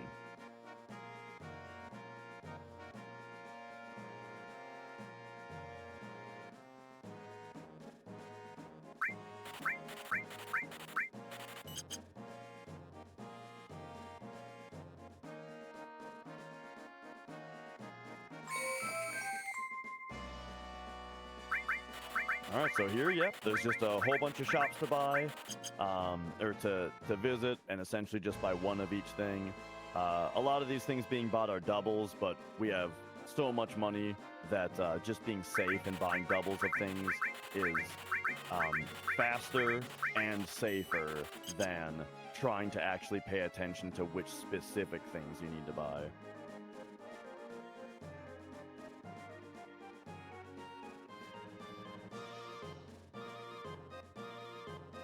So kind of the harder thing to remember here, or the thing that's route relevant, is just remembering which shops to go to, right? Like, I'm saying it's kind of a waste of time to try to remember each individual thing that you need to buy, but knowing which shops you can skip, that's of course very important.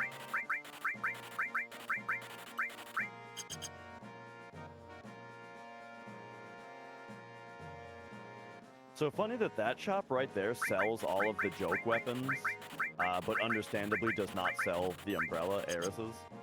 But that consequently is also why we have to do speed square early in the run, is because we can't get the umbrella there.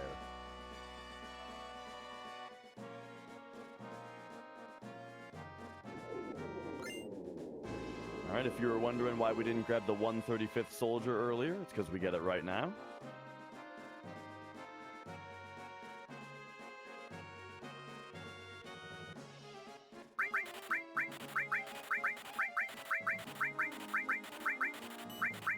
And then here's the final shop of the sequence.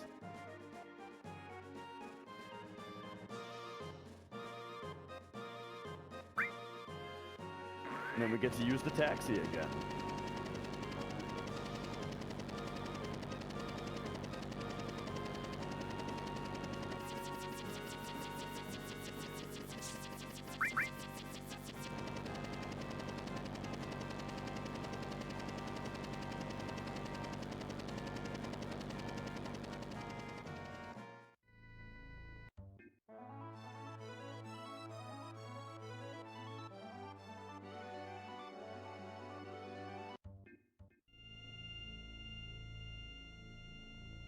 All right, and I jumped the gun earlier when I was talking about going to the Gelnika. Now we're going back to the Gelnika.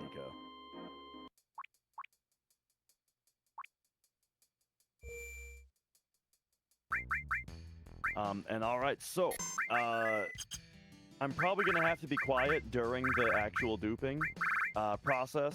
So let's briefly describe what's gonna happen here. So you guys know about W item duping, right? Where if you queue up one item and then you select a second item but then back out of targeting, it dupes the first item that you queued up.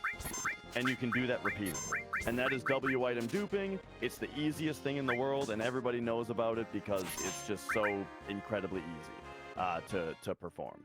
Now, the hard thing, though, is duping items that you can't use in battle because you can't easily just queue one up. So what you'll see is MD is going to queue up an item that he only has one of, which leaves a blank spot in his inventory. And then when he morphs the enemy into the source is going to drop into the now empty inventory slot that the first thing left behind. And then when he starts W item duping, it's going to start duping the source that dropped into that slot instead of the item that he queued up. And so now I'm going to stop talking and let him do it.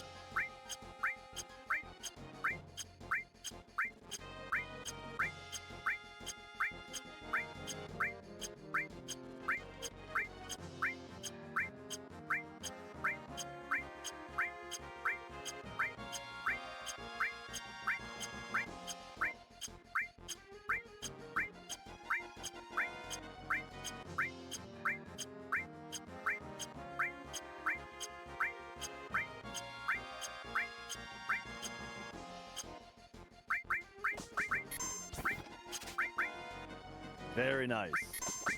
All right, and then he's just got to remember to steal an ink here since we're not going to see this enemy again after this, and this is our only chance for an ink. But yeah, as Zurger was saying in chat, you can dupe very quickly on PlayStation with the 60 FPS menu, but on PC, the battle menu is 15, so you have to go really slow. I have done 2 hundos on PC so far, and I screwed up the source duping both times. So, by just accidentally going too fast, and then it didn't take one of the inputs, and then that screwed me up. All right. So now Cloud is going to become a very speedy boy as we dump all of these speed sources into him. But he's not quite fast enough. That's right. We're going to do it again.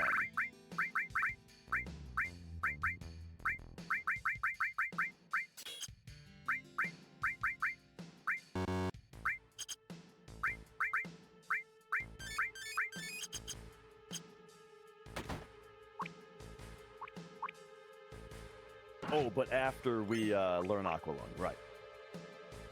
So this room has a bunch of good stuff in it. We got a Mega Elixir in the chest. We've got a weapon for Sid. Way over here. We've got the Hades summon. And a couple of other things, but also importantly, he's about to get a fight where we get to learn Aqualung on the other two E-skills. That Aqualung is another E-skill that we only learned on 2 of our materia so far, and now it's time to learn it on the other 2.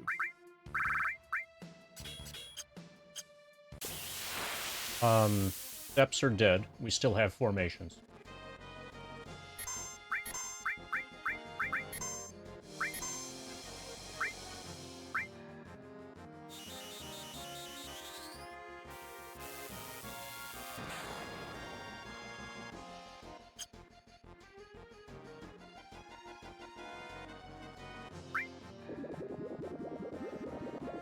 Yeah, Zergu, Cornucopia, and Maiden's Kiss both.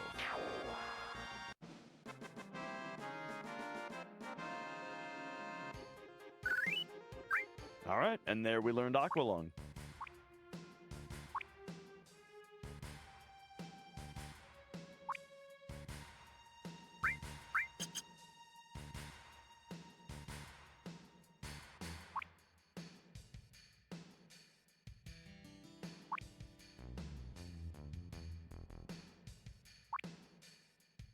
Yeah, steps are dead. But we're very, very late in the process. Yeah, at this point, it's actually not that big of a deal, yeah?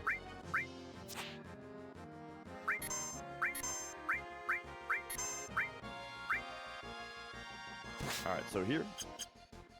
Oh yeah, I'll let you do it.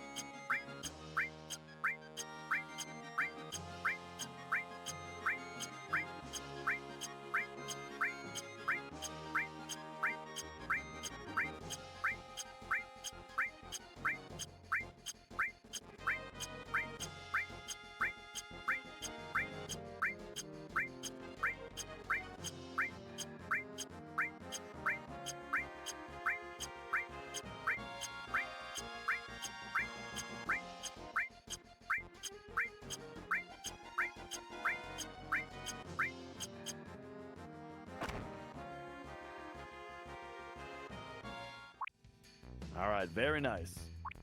So yeah, I guess it's a good time to talk about the difference between steps and formations then. Because when MD says steps are dead, what that means is we no longer know exactly when the battles are going to occur, as in on what step counts, because we've been thrown off that route. However, formations work on a different principle, where your formation ID only increases every time that you actually get into a battle.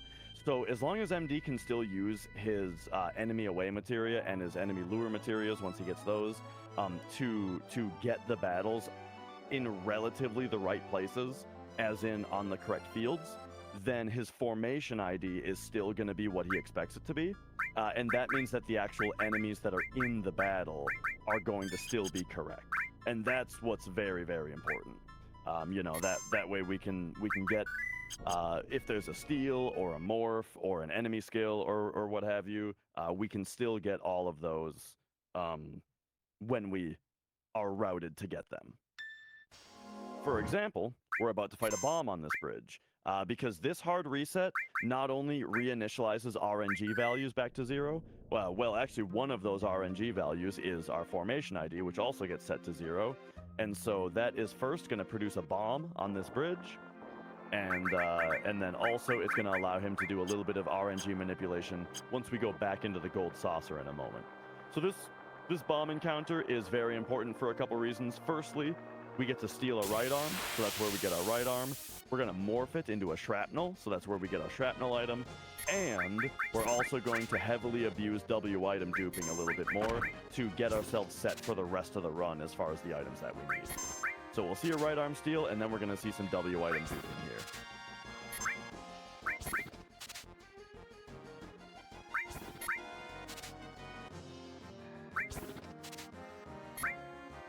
This is pretty unlucky for a right arm steal at this point in the run. Steals are based on your level versus the enemy's level, plus also a rarity.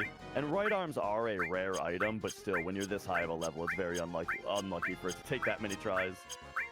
But here you go. So now we're going to see some good old-fashioned W item duping for several items. And this is, once again, this is going to set us up for the entire rest of the run here.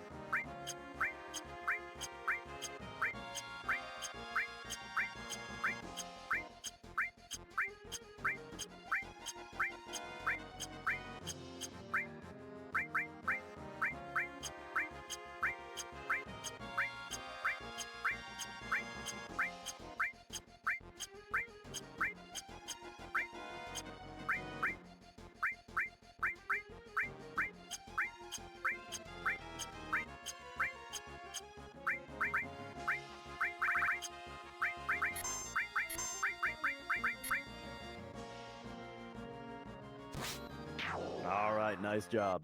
So I also stayed quiet for that because if any of those got screwed up, it could have caused us to have to reset and try again, such as if a smoke bomb went off and escaped the battle without the shrapnel, or 8-inch cannon went off and killed the enemy, right?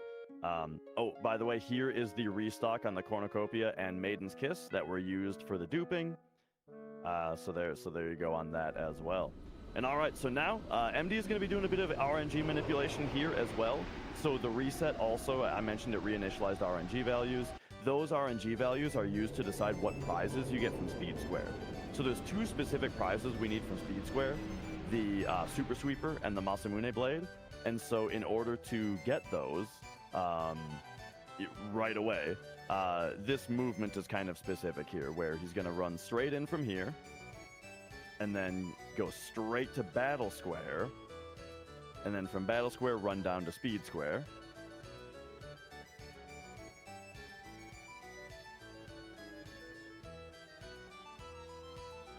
And then run back out and back in. And so that extra exit and go and back in on Speed Square was intentional. That was to advance RNG into a position where he is now going to get the prizes that he wants. So we need to do speed square three times here. The first 2 times, I believe, if the route is I believe it's 3,000 points on the first 2, and that's going to get those first 2 RNG prizes that I just mentioned. And then on the third speed square, he's going to need to get 5,000 points again in order to get the Flayer. Now the thing about PC is this speed square runs at 30 FPS, and the cursor moves at like double the speed as it does on PlayStation. So speed square is way harder on PC than it is on PlayStation in general. Except for the fact that they added those propellers that give you a lot of points. But hitting those without a setup is difficult, and hitting them with a setup gets you 5,000 points. So here he just needs to play real good to get 3,000 points.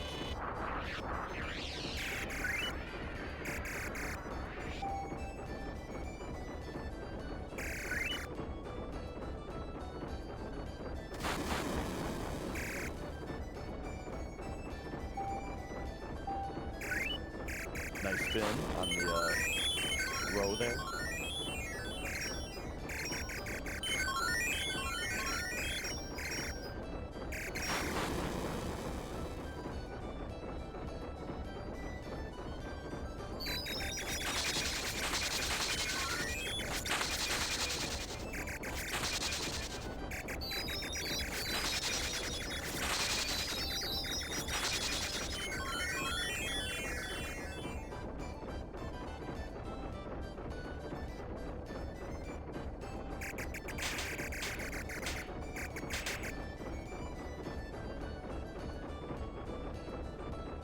Excellent. There's the 3,000 points he needs, so he can take a break if he wants now for the rest of this.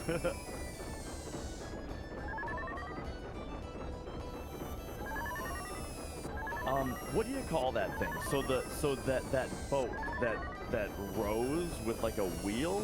I mean, it's like an oar, but it's like a wheel. What is there a name for that?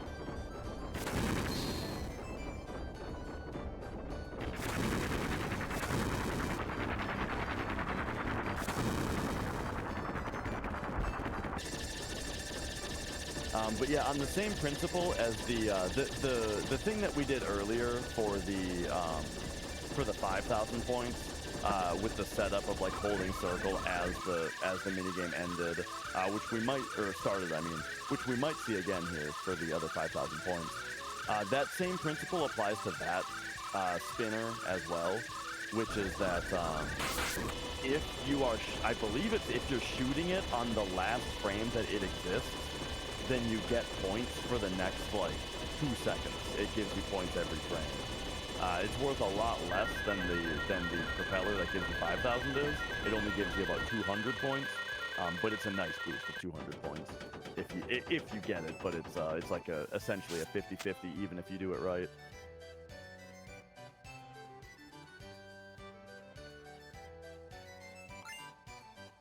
All right, so here is our first RNG manipulated prize. That is the Masamune Blade. So now we get 3,000 points again for the Super Sweeper.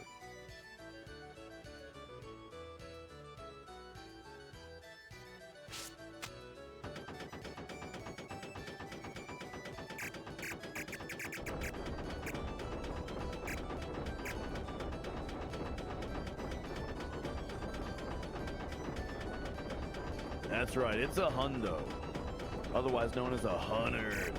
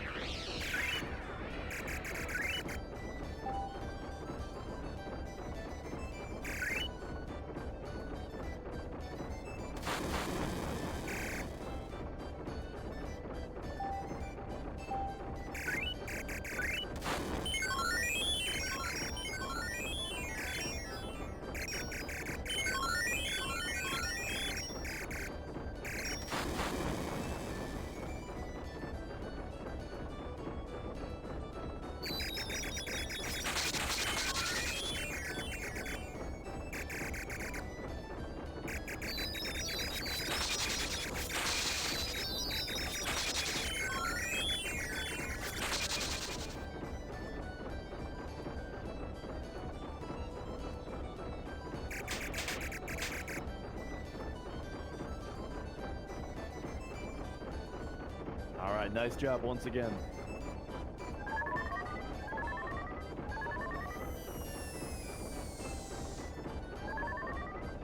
Yeah, getting 3,000 points here isn't too particularly nerve-wracking, since if you need the UFO gives you an entire 1,000 points. So really, you only need to get 2,000. But yeah, I mean, I can't say it enough though how squirrely the controls feel on PC. So it's a lot tougher. Okay, so with regards to steps, all that's left is Shinra Mansion. If I'm lucky, I'll be able to hold to my formation route. If I'm not, then I just have to get lucky. Yeah. Thankfully, I happen to be running against a bad mirror in my splits currently. Irrespective of mirror, if you just like, so I'm about 21 minutes ahead, which puts me on about 15:35 pace, roughly. But a good mirror would help tremendously.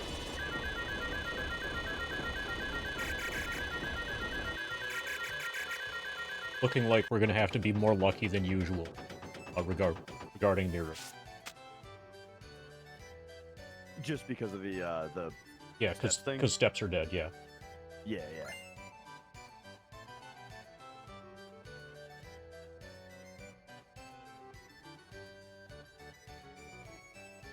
Alright, so here is the third and final speed square that needs to be done. This one is not RNG based, just as long as you get 5,000 points, you get the player.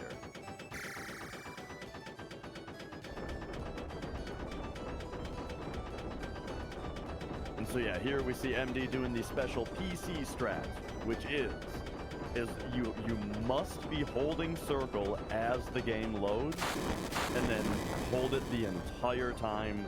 Do not drop that circle input for a frame, and just have your cursor jammed down into the bottom right corner, and quite a ways through the game, there is this propeller, this special target that's going to pass by the bottom right, and it works similarly on that boat I was talking about, where if you're shooting it on the very last frame that it exists, I think is how it works, then it gives you points for the next like 2 seconds. The propeller is worth many more points, and this setup that he's doing exactly what it does is it shoots that propeller on that correct frame, and the number of points that it gives for those couple seconds is going to be 5,000, or a little over, or a little under, or he's going to end up with, I believe, 5,120 points in the end.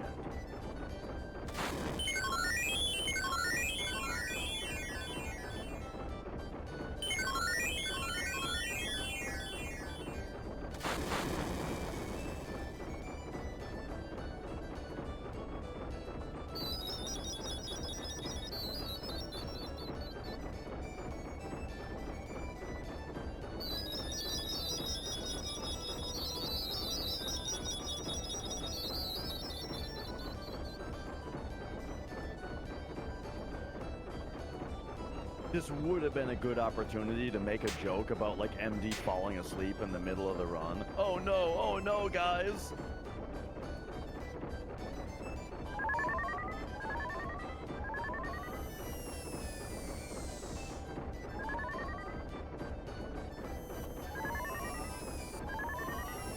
Alright, so you see that blimp in the background? Passing by right now? That's what's got the propeller that we're gonna shoot. And as it passes by this time, boom, there it is.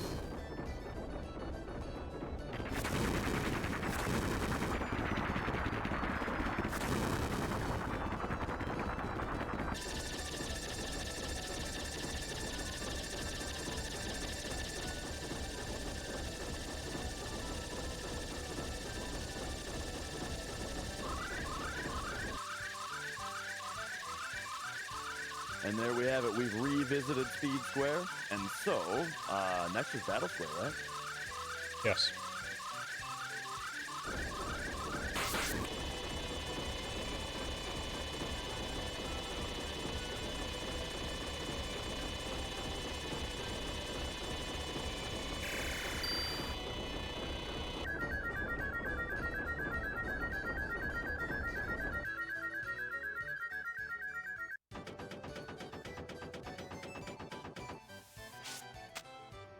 All right, all right. So here's our Flayer, and yeah, now we get to talk about Battle Square a bit.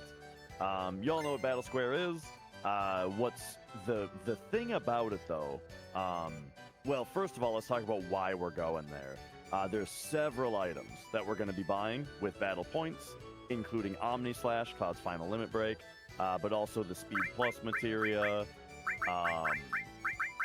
enemy lure materia, preemptive materia.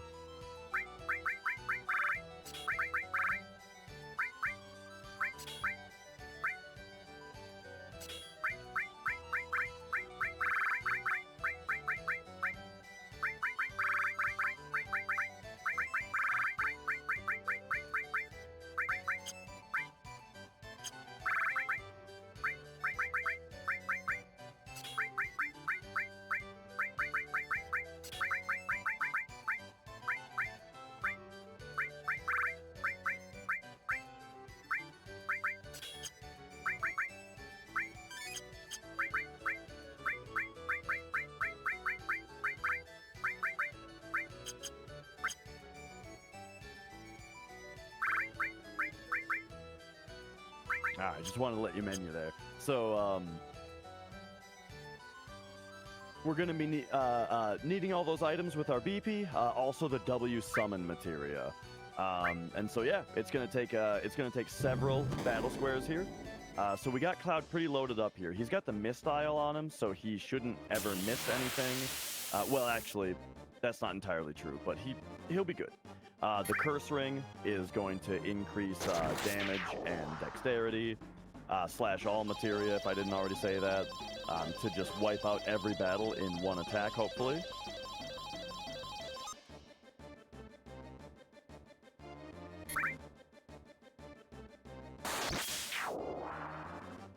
And then added effect Hades is giving him protection from status ailments, despite not having the ribbon on.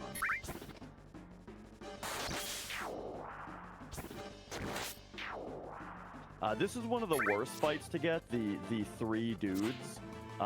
So the reason that he deathblowed is because slash all doesn't do enough damage to kill them. So if you slash all, you leave 3 enemies alive. But if you deathblow added cut, deathblow kills one of them, added cut kills a second one, and then only one of them survives and gets attacked. Likewise, you might see a lot more death blows on a lot more fights just because death blow is a slightly faster animation than slash all.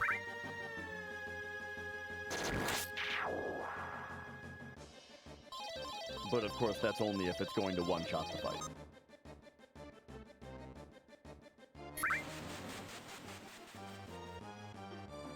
Now, the biggest concern about Battle Square in general are these reels. These reels also subject to the PC 15 frames per second problem.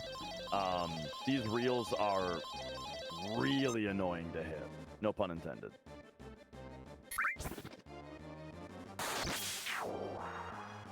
But the most, the first several reels aren't really worth very many points. You kind of just want to not screw yourself. I fucked up. Oh yeah. The last reel is the super important one. The last reel is worth the vast majority of the points that you get from Battle Square, and you really, really want it to be either a break your green materia or break all materia, because that's worth a ton of BP. So the way that I'm doing the reels is really, really damaging to my controller. This is its last run, almost certain.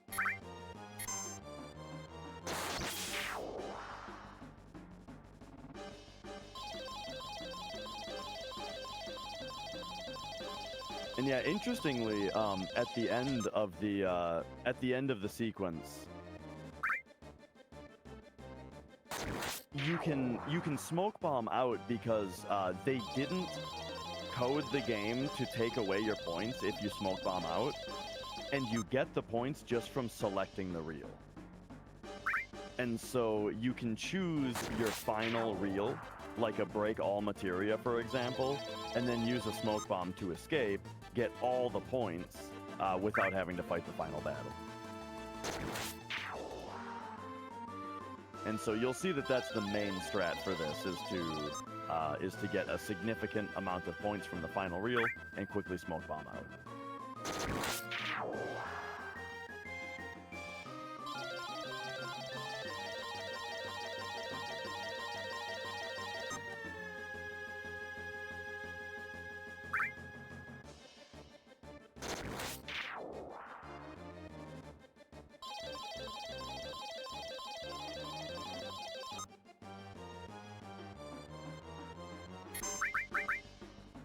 Yeah, and escape magic won't work also if you chose break all materia.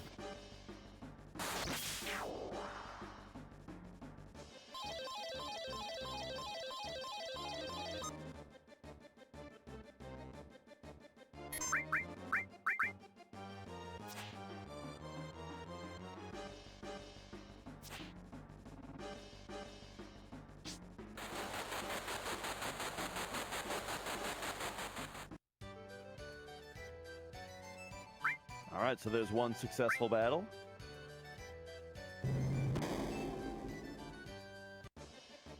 And yeah, the ghost ship, I think many people who have played Battle Square in this game have a little mini heart attack whenever the ghost ship appears, because he has an attack that just ejects the player from the battle.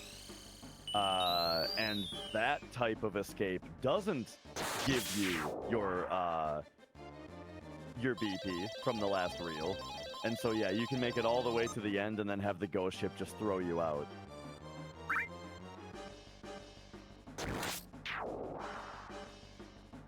Now, if you get first turn, of course, he doesn't have a chance for that, but especially with, again, 15 FPS battle menu, it can be a little annoying to actually get your first turn. 15 FPS battle menu also considering double input glitch.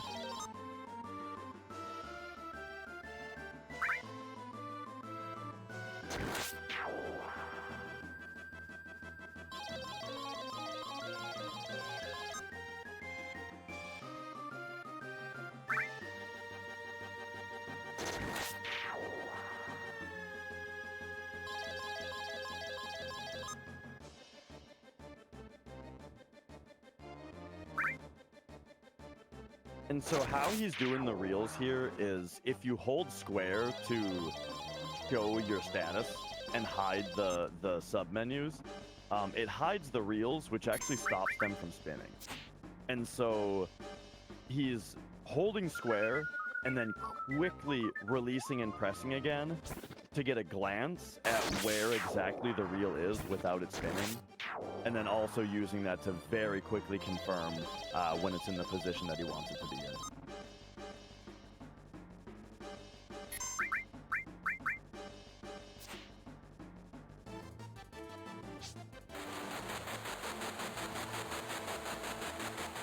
Ghost ship again. Thankfully, he didn't throw us out.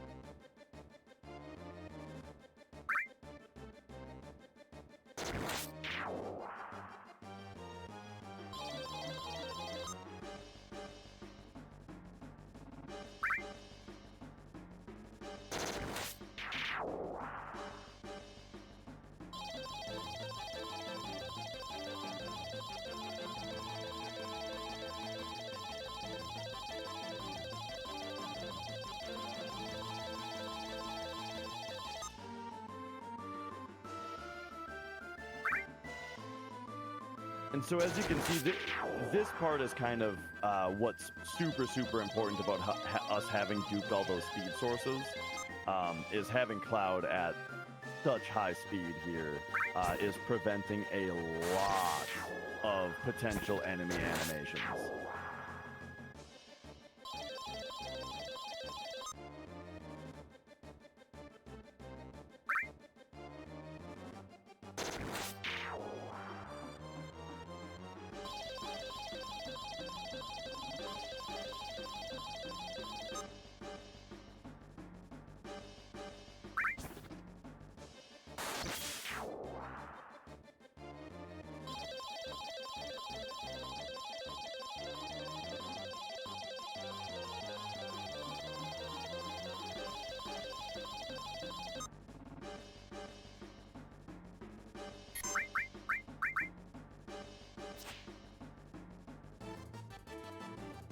Man, all ghost ships.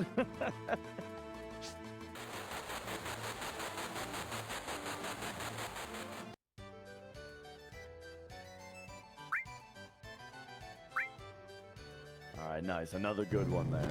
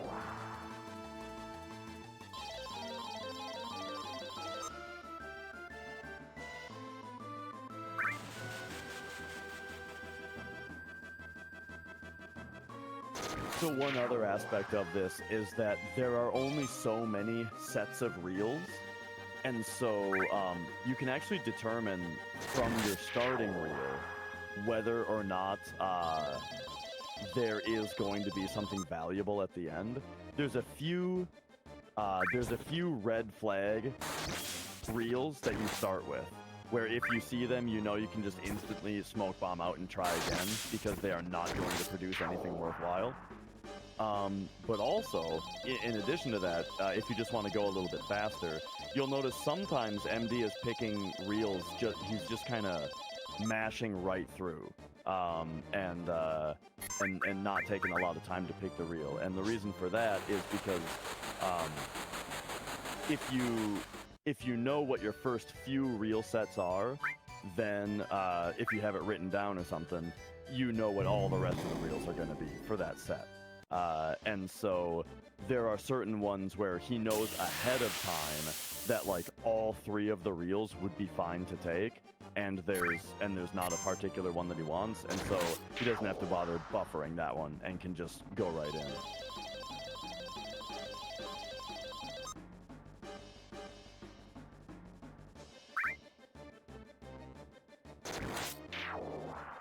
Like this one.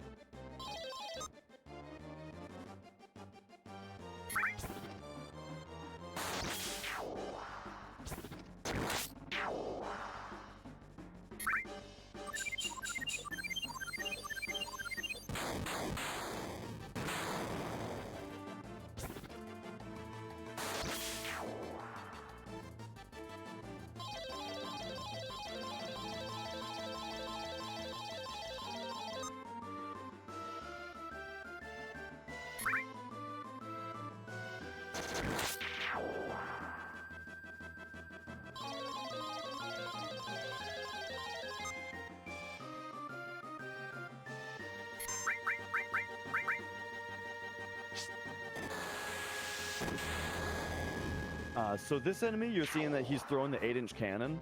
Reason is that this enemy has really, really high evasion, and so it's risky to just try to attack him.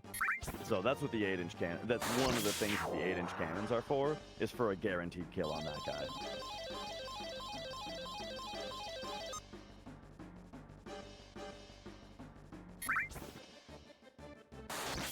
And now the tricky thing about 8-inch cannon is that with cursor memory, he now needs to remember that that's what his cursor is on when he goes into his item menu on the final fight here.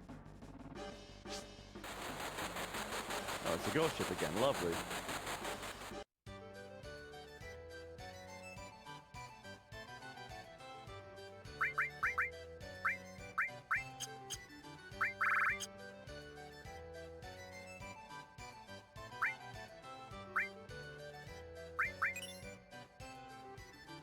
All right. So here is our first big shop. we can see he's grabbing all the things that or maybe not all the things.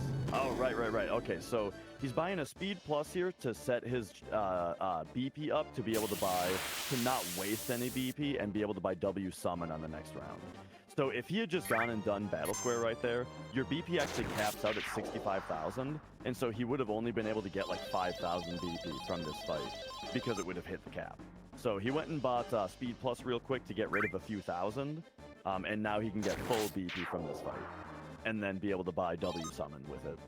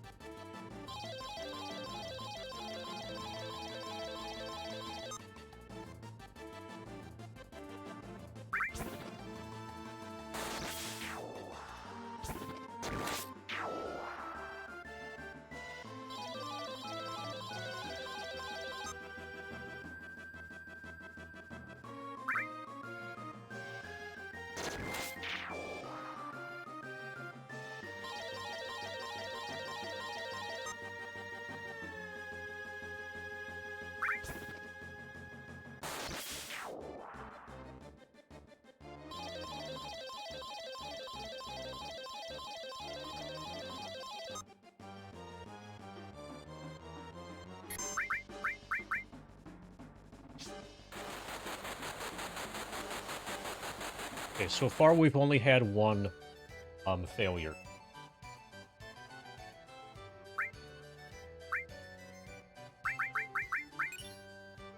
And there we are with maximum BP, W Summon purchased, and so now the rest of the farming is for Omni Slash, Enemy Lure, Preemptive.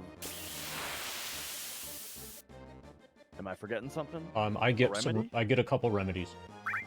Yeah.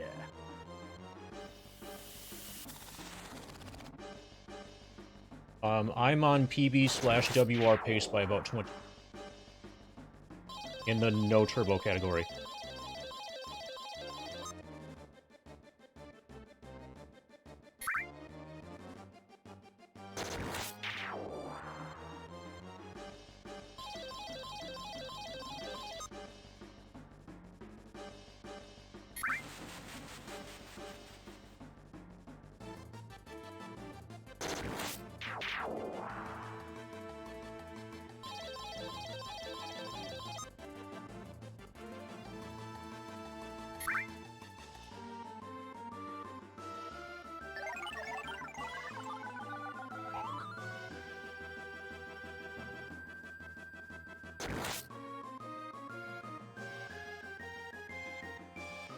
Okay, I feel very scammed right now.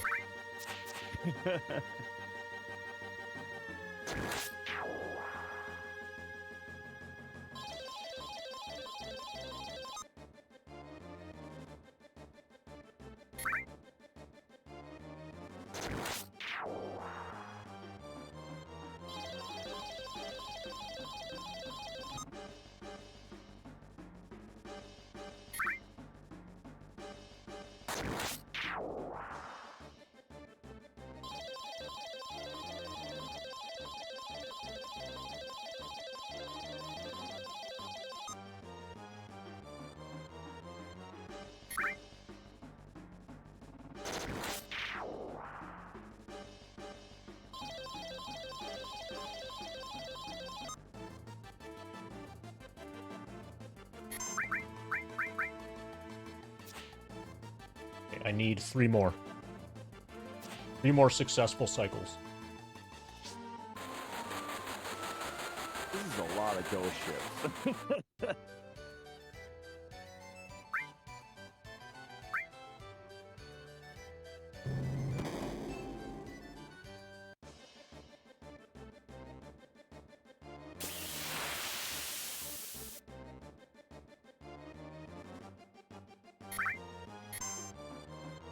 Choco Racing was okay.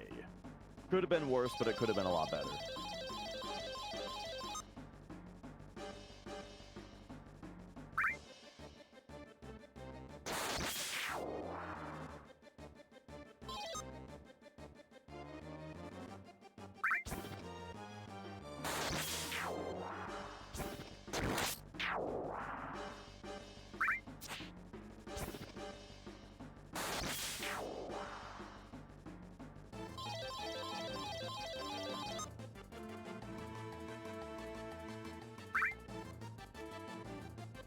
Hi, Blue Phoenix, and thank you.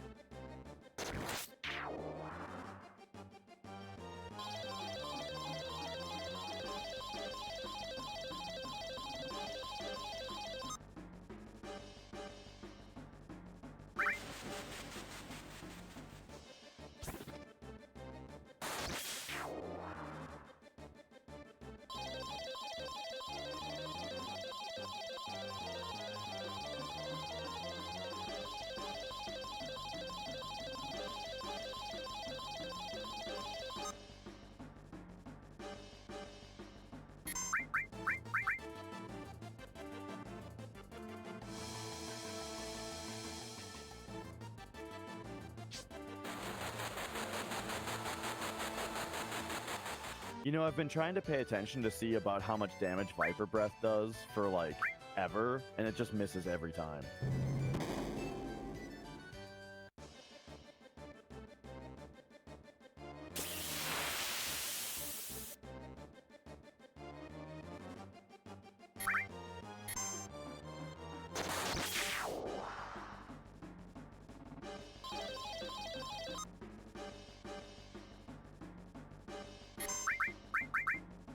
All right, so green, green, green. This is one of those bad ones that I talked about. So much earlier, I said that the first reel can be indicative of a ultimately bad set that's not going to be worth much BP. Green, green, green is one of them, and so MD smoke bombed out right away without wasting any time.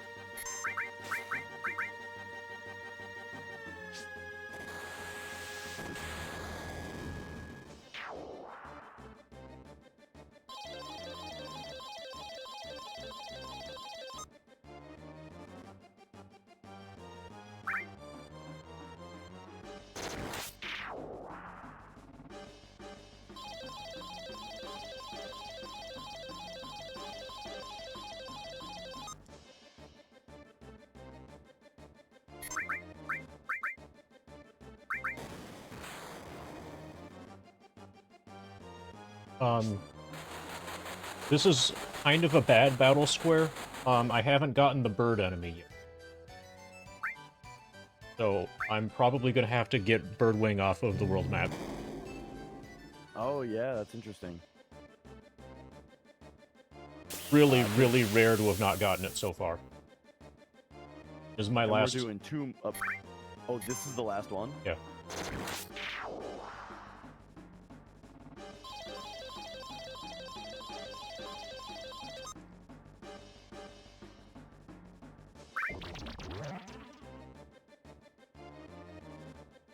I think when it shows up, it's in slot 2, so we don't have it.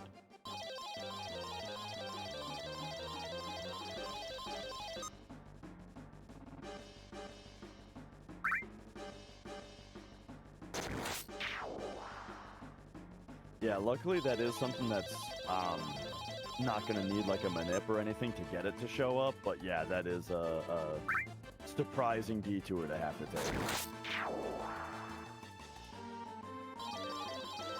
And just, you know, one of those things where like you'd like to have less things to have to remember, and we have to remember that now.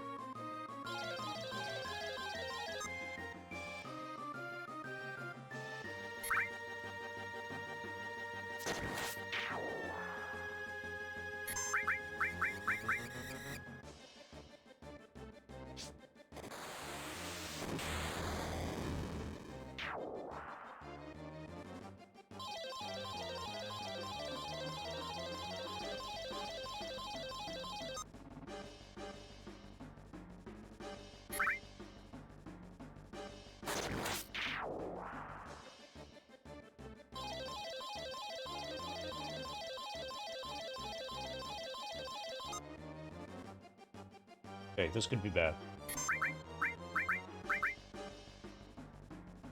If this hits, we're dead. Okay, good. That's what I'm saying, like, I've been trying to assess the danger of that forever, and I've just never seen it hit.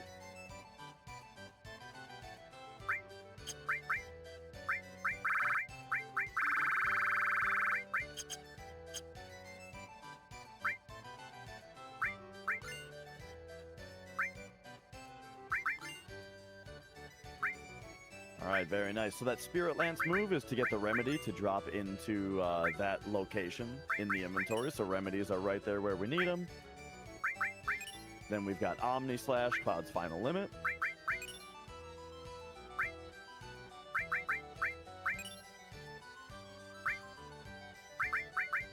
Then he's grabbing 3 enemy lures and 2 preemptives.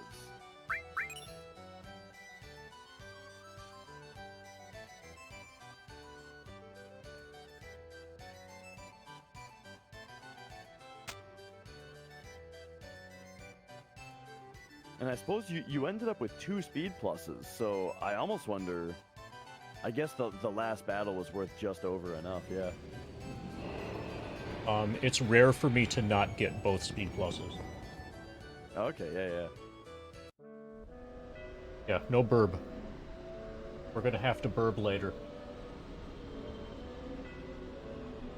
I've got it written down just in case. It's on my checklist. Nice.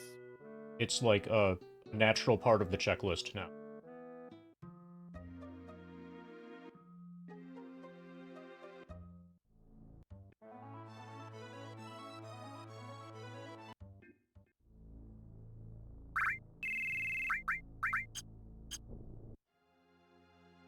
Alright, so with that done, we are now returning to Nibelheim. We're getting Tifa in the party. And here's the famous piano.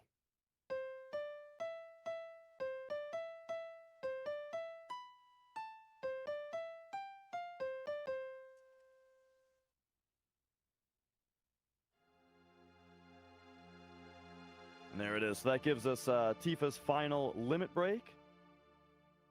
But then while we're here, we're not just here for that. We got more to do in Nibelheim.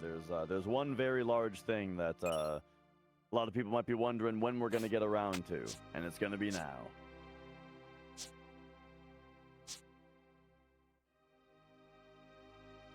Hey, Cornfed.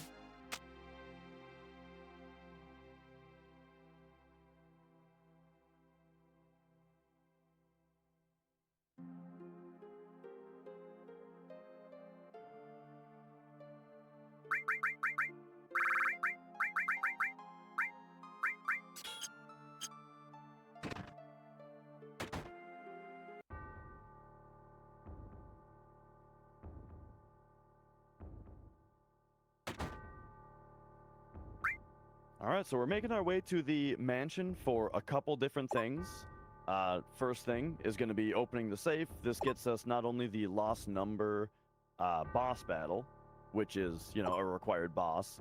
This also gets us the Odin materia, and it gets us Red 13's Final Limit Break Cosmo Memory, and it gets us the key to the basement. Now, this can be a pretty tough battle if you do this as early as you can in the game. But, oh, he's dead.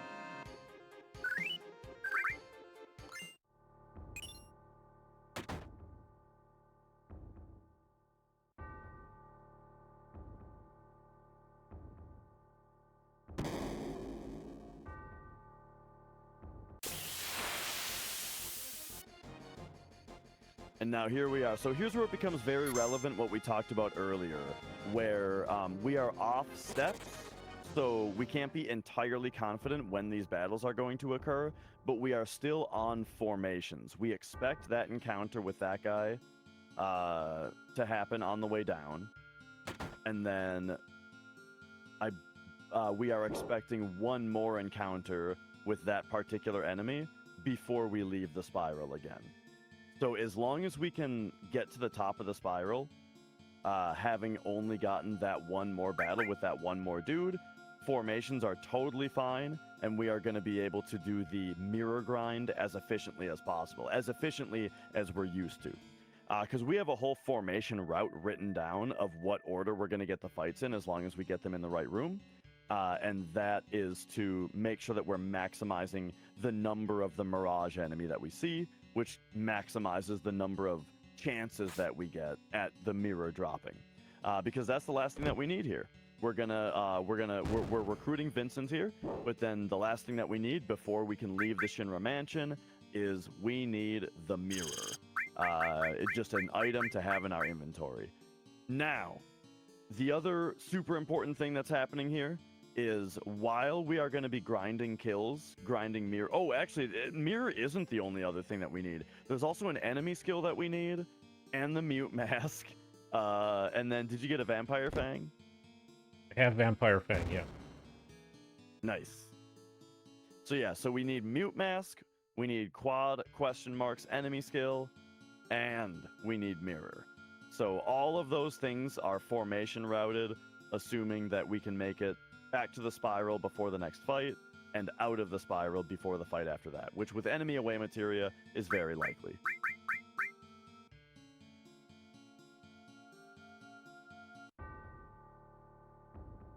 So in a cheeky little move there, we use the Vincent recruitment CHS screen to put Yuffie back in the party. Yuffie is the one that's got all of our E-skills equipped on her. Not yet, but she will soon. Oh, yeah.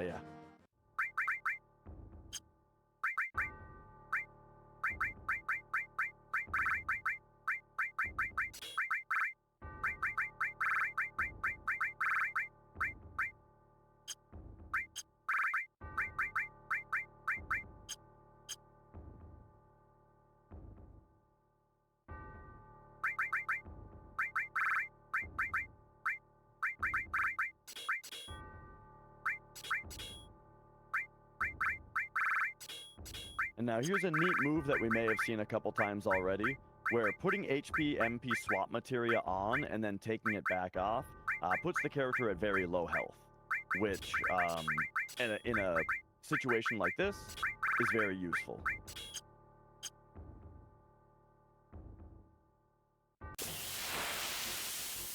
Preemptive materials get loaded up on Cloud.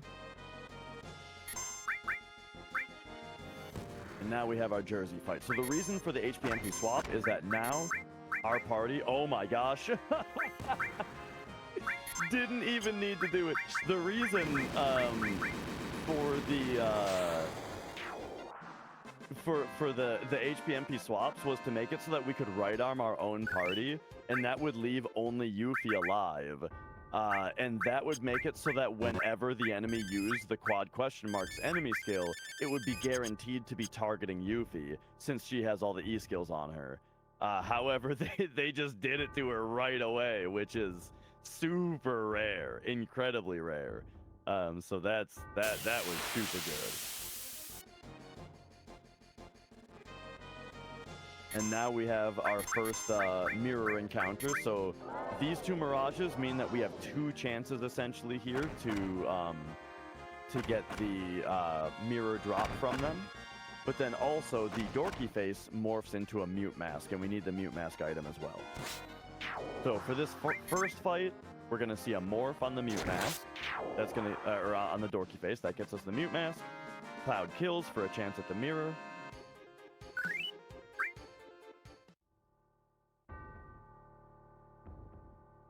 Didn't get it this time, and so now begins the mirror grind. And so this isn't entirely bad.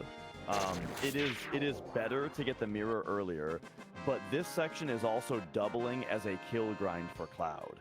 So the next thing that we're going to have to do in the run, essentially, or at least very soon, is we need to get a ton of kills with Cloud in order to unlock the Blade Beam and the Meteor Rain limit breaks, since those are tied to the number of kills that the character has gotten. And so while we're grinding for the mirror here, we are also contributing to Cloud's kill count with his slash all materia. We've got preemptive on. He's very fast. But it is more efficient to grind in a different place than it is here.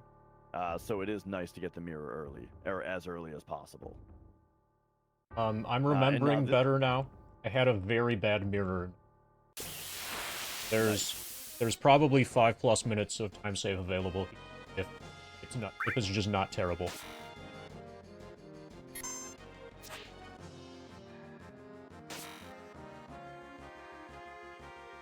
And yeah, so this is what I was talking about with the formation route, right? So even though we didn't have steps anymore, we do have formation, which means that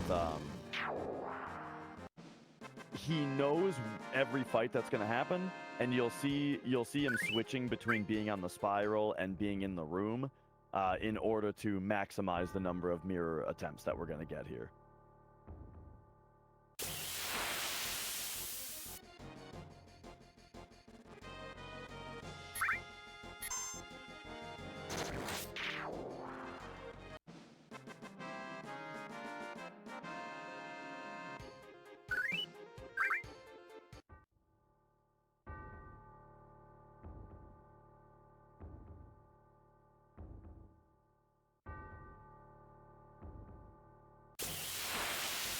The Phoenix down drops are always there to troll you when you see that you got something and you get excited for a second.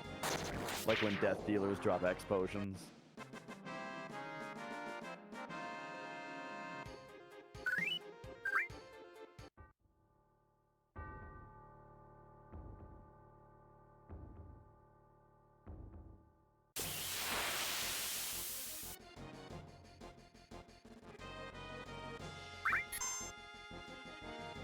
Yeah, some of the formation routing here isn't just for mirrors, but also like when it's not a mirror fight, if you have the option to get a 4 dorky faces fight, that's also pretty good for Cloud's kills.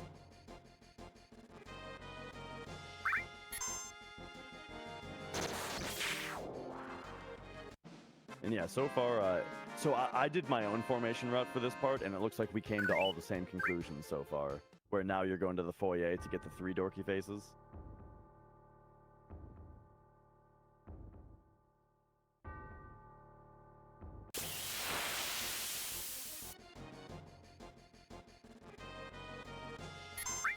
And that's kind of the interesting thing about like a step route and a formation route and stuff, is that like there's always the question of like who made the step route and that kind of thing.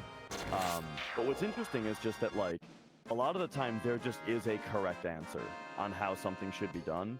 And so if 2 people make a step route, you know, they're very likely to be very similar. And so that said, a lot of the step routes now, if they're made by someone recently, they're still going to be doing a lot of the same things as a step route that was made a long time ago by someone else. And so, you know, how do you answer the question of who made it? I don't know.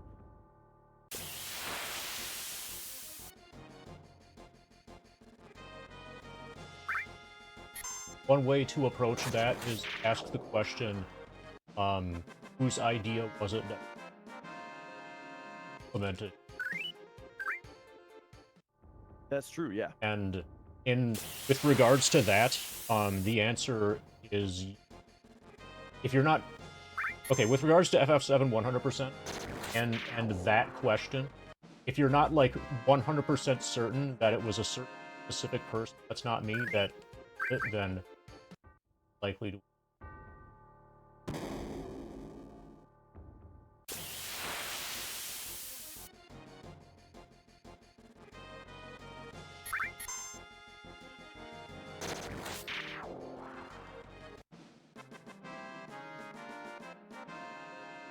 not going well. Yeah, it'd be nice to have a mirror at this point. The cloud kills are pretty well routed at this point, though.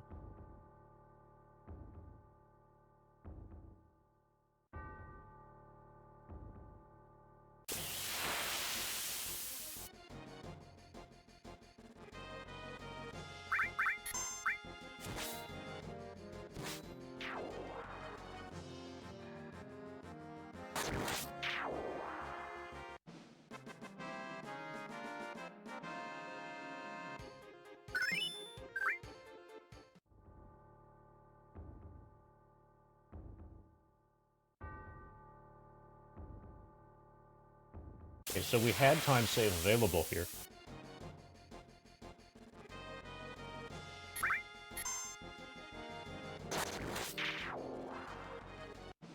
Definitely not on steps.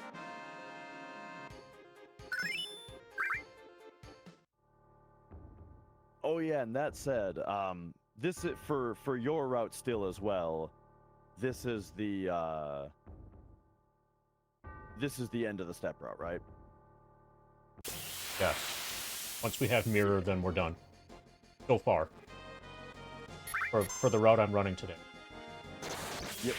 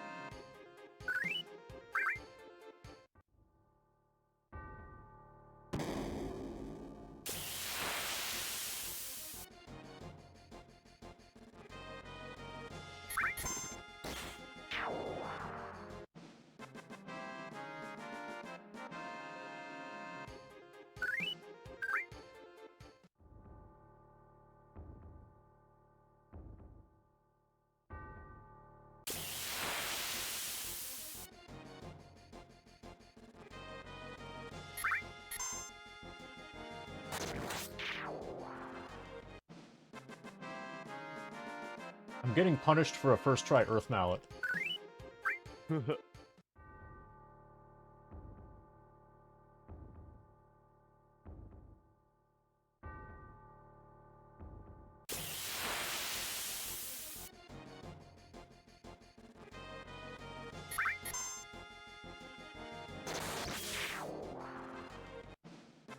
Okay, we have time loss, so keep...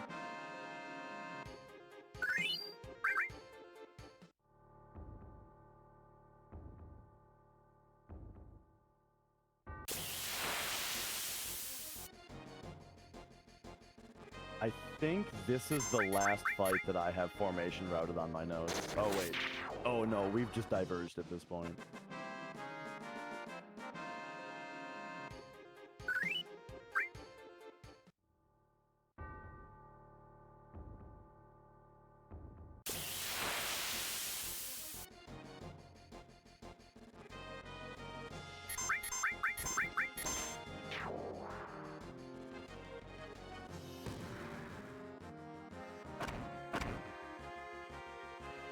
Another. Oh, the quad question marks on Yuffie immediately again.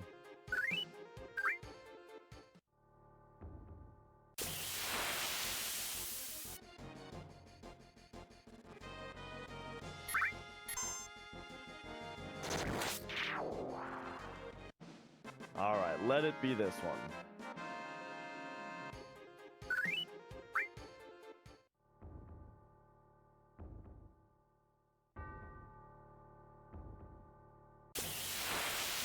have 9 more that are routed.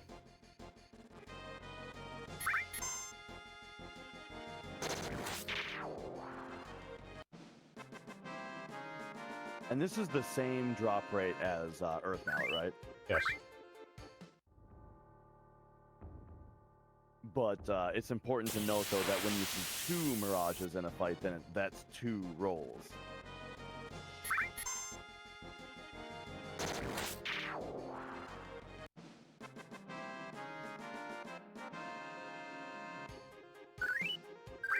We're going to be getting Blade Beam. Have it already. Yeah, similarly to, like, if Schizo runs out of MP before you've stolen the Protect Ring, learning Blade Beam here is like, okay, this is real bad.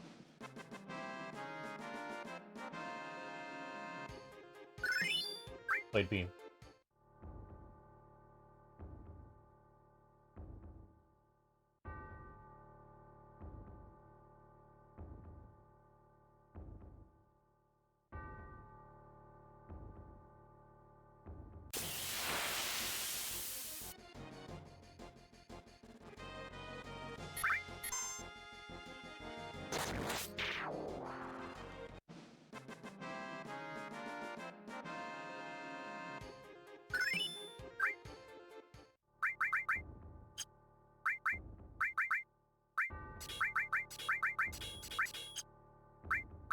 But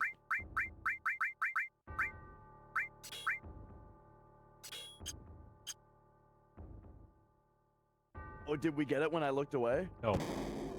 Oh. Well, we got double input. Oh, I see. You needed to make it back to the spiral.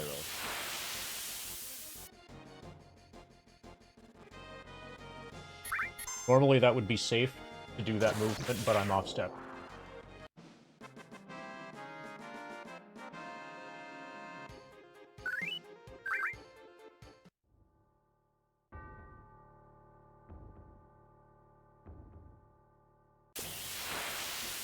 Hey, the Windows isn't pirated, it's just not activated. There's a difference.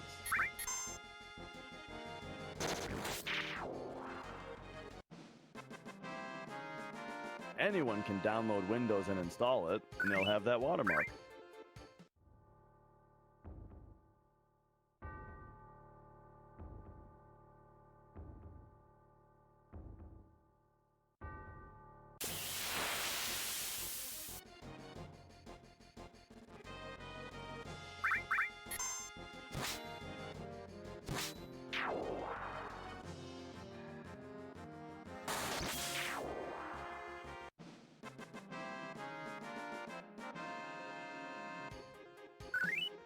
Oh yeah, so right to answer the question of like what affects the drop rate, I believe all of the RNG rolls that relate to drops are rolled the moment that the battle ends.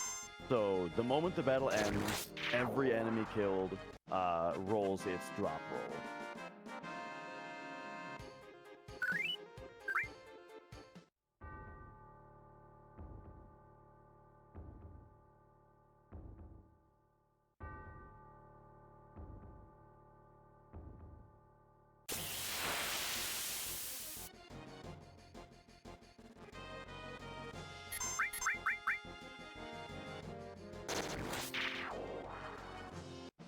I have 6. Right. It relates to the battle in the sense that it is important how many frames the battle takes to finish.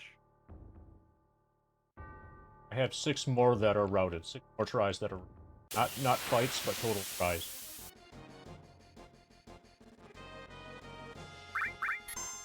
I've obviously never had it be this bad in a... Yeah, this is one of the longest mirror grinds I've ever seen. As in, like, ever since I've had it formation routed, I've never seen it take this long. This is past what I routed. You have 2, then 1, then 1, then 2, then I'm done.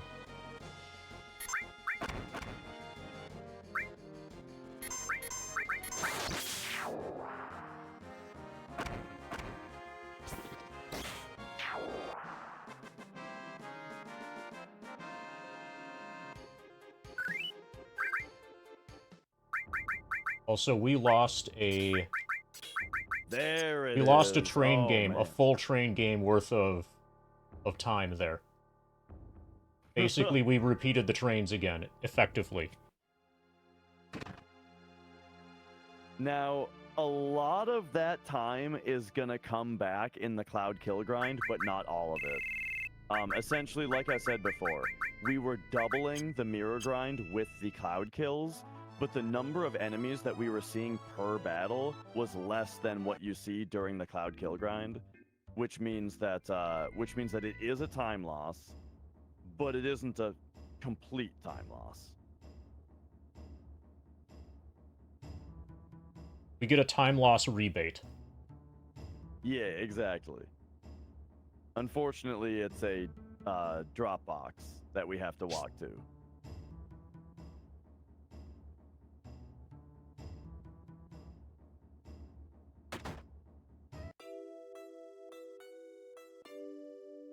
So we went from 22 ahead to 14 ahead over the course of that mirror grind, and that's against a bad mirror. I had a substantial amount of time save available there.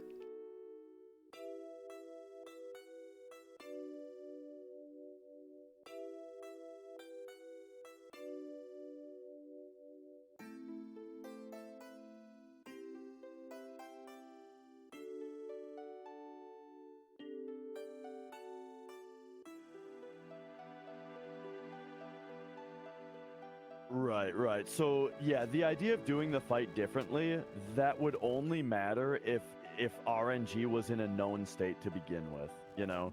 But because we don't know the state of RNG starting, then we don't know the state of it ending, regardless of what we do in the battle, and so it's truly random to the player.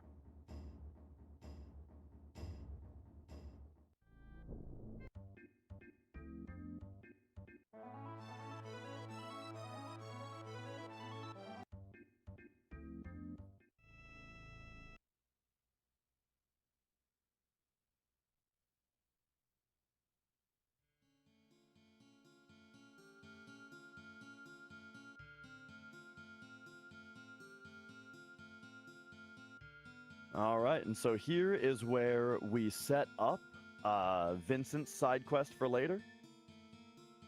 So we need to you need to see this cutscene, and then I believe we need 10 encounters to pass before we're allowed to come back and collect the death penalty and his final limit break.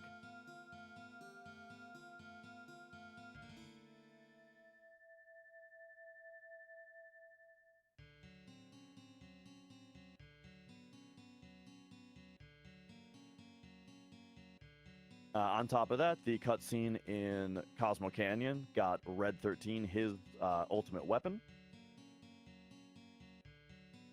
And then, is there any cleanup that that you need to do before the Cloud Kill grind? I might go directly to Birdwing. Yeah, Just I think we're pretty close like to it right now. it's not a good run at this point, so trying to optimize the Birdwing probably isn't worth it. So just having it not be a potential run killer. Probably correct. I'm only on like 1540 pace currently. Now.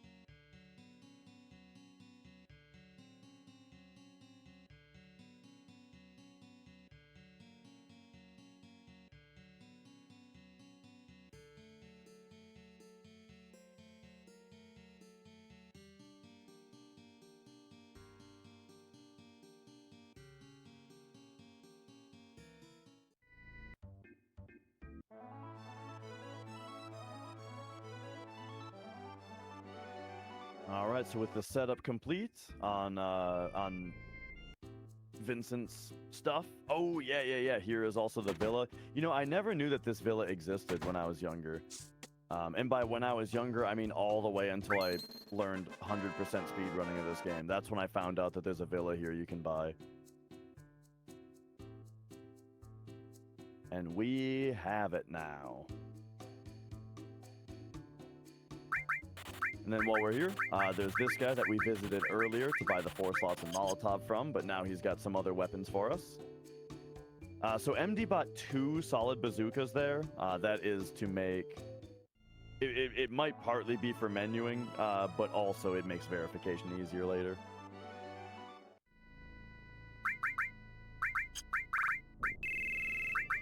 And then here is our punishment for the other bit of bad RNG that we got,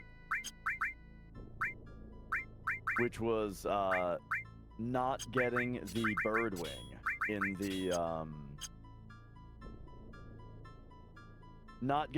wing in the battle square. We now have to make a stop at this beach where we fight the bird enemy so that we can steal a bird wing from it. Normally you would steal this from this enemy in battle square.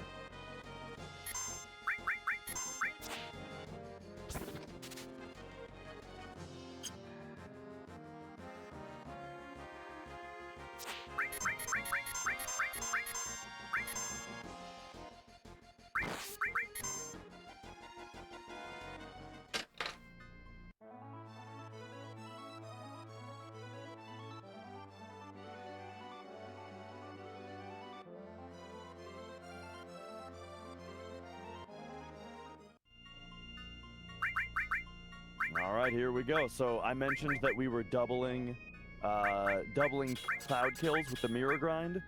Here is where we're going to get the rest of those cloud kills. So Cloud already learned Blade Beam, and we now need him to learn Meteor Rain.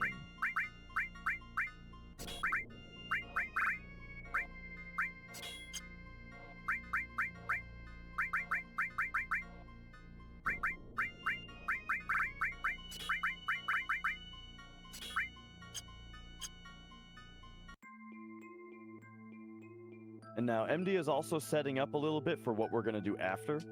We're going to learn Meteor Rain, and then since we have Blade Beam and Meteor Rain, then he's going to be able to farm limit uses of Blade Beam and Meteor Rain, which is what unlocks Clim Hazard and Finishing Touch.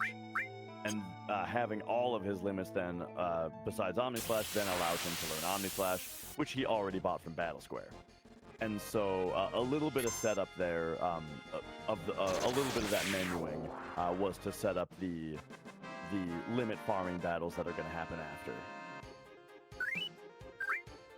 And so here we go. The reason, yep. We'll see how much of a refund we get soon, since I have no idea when Meteor Rain is going to happen because we already have Blade Beam and can't use Blade Beam as a way to anticipate number of minutes until Meteor Rain. We'd have to just...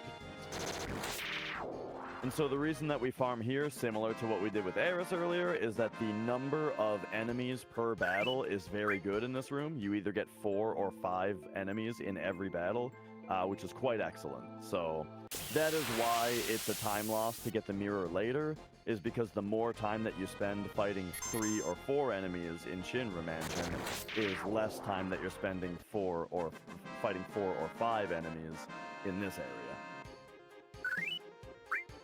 One kind of advantage, another nice thing about having a mirror that takes a long time is you'll do more damage.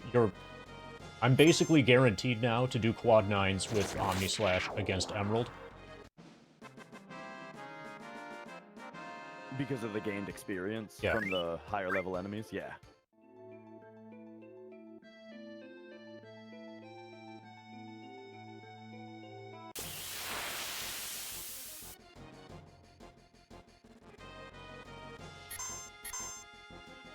And yeah, as far as keeping track of everything, there is a ton to keep track of.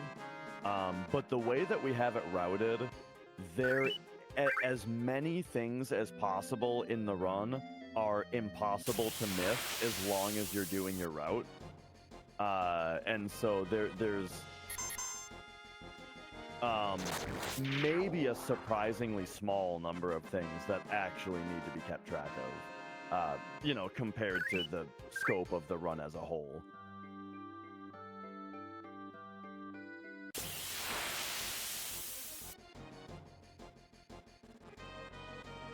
I track 9 things, aside from enemy away and sneak attack, and another short list of battle square specific items later.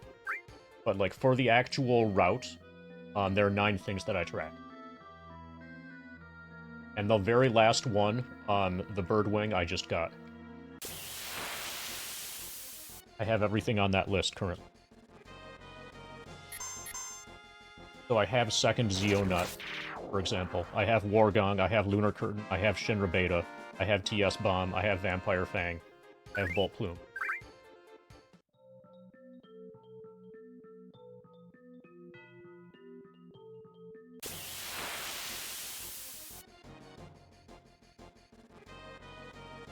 Alright, now I'm gonna be back in 1 minute.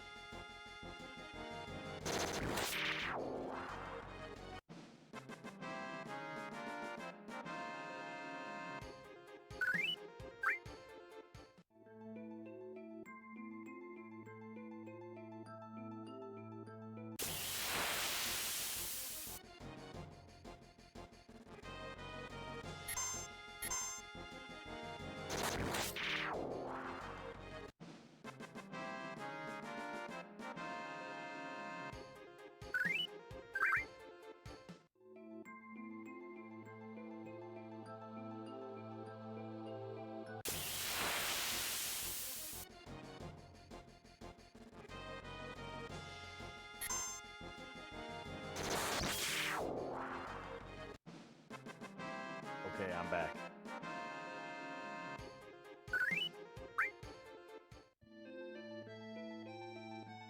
I'm expecting to get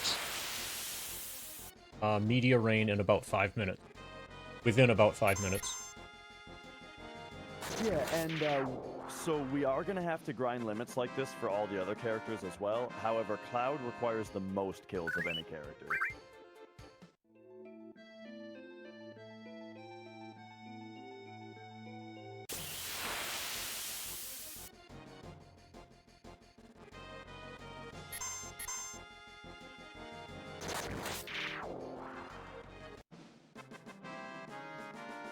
Fairy Tale was repurchased in June on, I think. I'm not sure if you already answered that.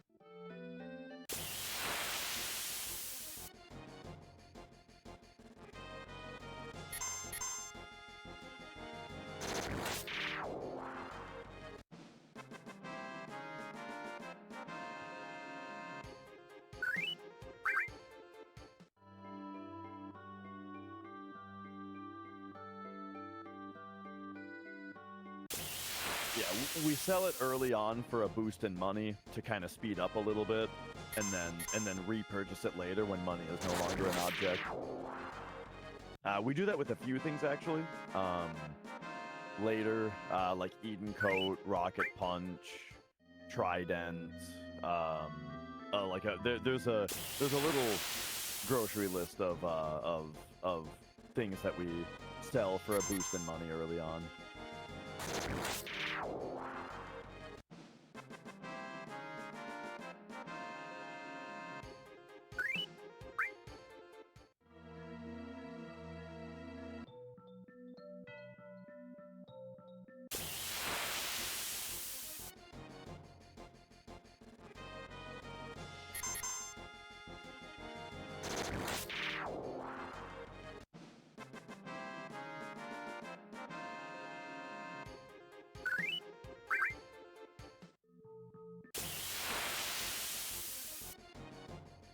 And yeah, how's everybody doing out there? Are we waking up? It's well, actually, around here it's 8:30 a.m. Where I'm at, so I'm sure we're getting more people in the U.S. waking up, but over in Europe it's turning into the afternoon here.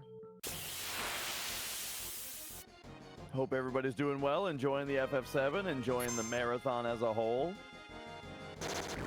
You are waking up now. You are waking up to a run that is still technically on world record pace. That's right, yes. I can quantitate that a lot better once we learn media range. But I'm currently probably on about 1540 to 1545 range pace. No, actually, no, it's better than that. 35.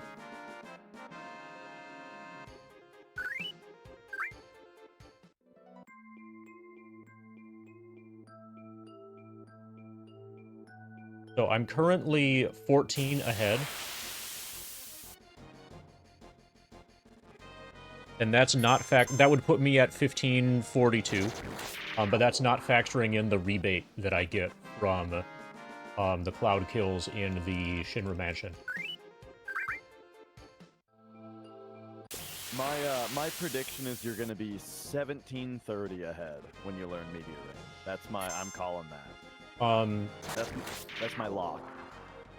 Okay, I think it's gonna be a little bit better than that by maybe 1 minute. Nice.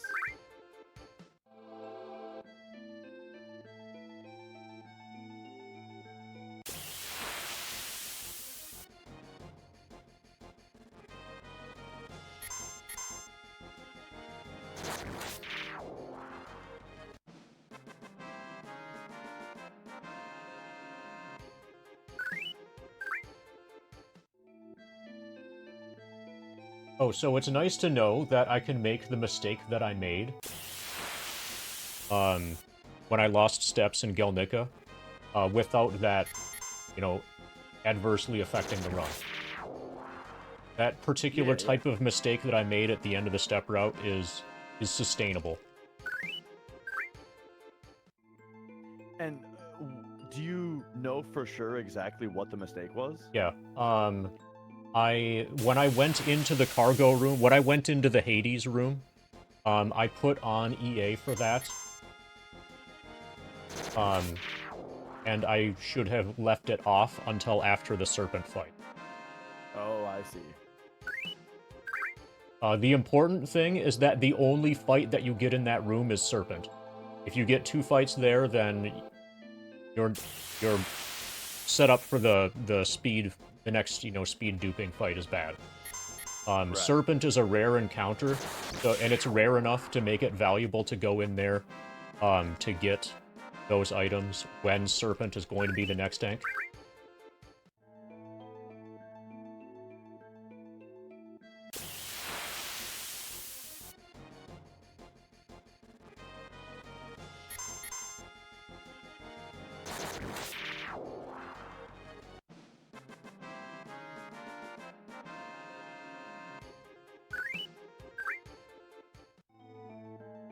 Did you say 17 ahead?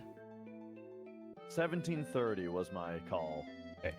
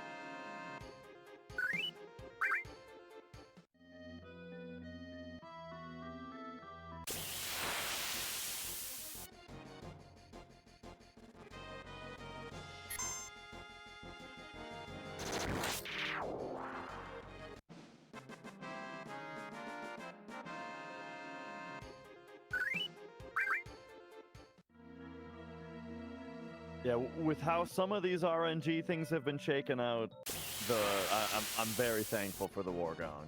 Yeah, a lot of the RNG points for this run, like, nothing has been average. Everything has been really good or really bad.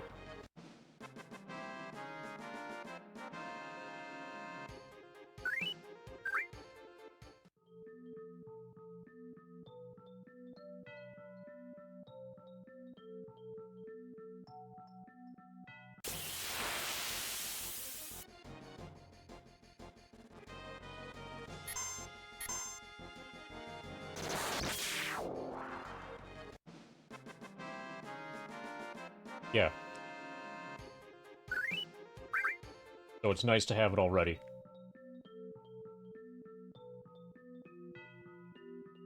You can kind of, like, try to take level downs on the way to the Behemoth in Battle Square. Kind of the workaround. Take the level down penalties.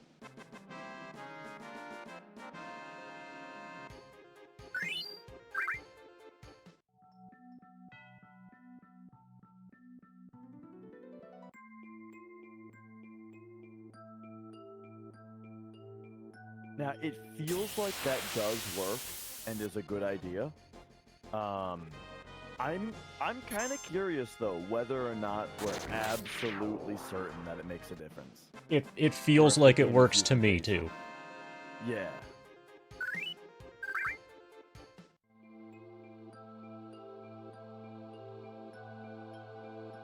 I mean, the level down thing affects everything else. That would have to be the exception. Right. Yeah, it's just like whether or not it's looking at your base level, which has to be stored somewhere, or your current level.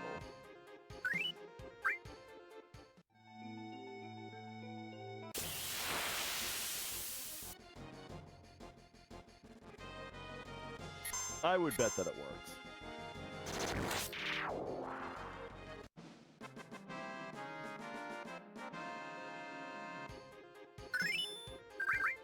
You're right, Dash. Win. Nice.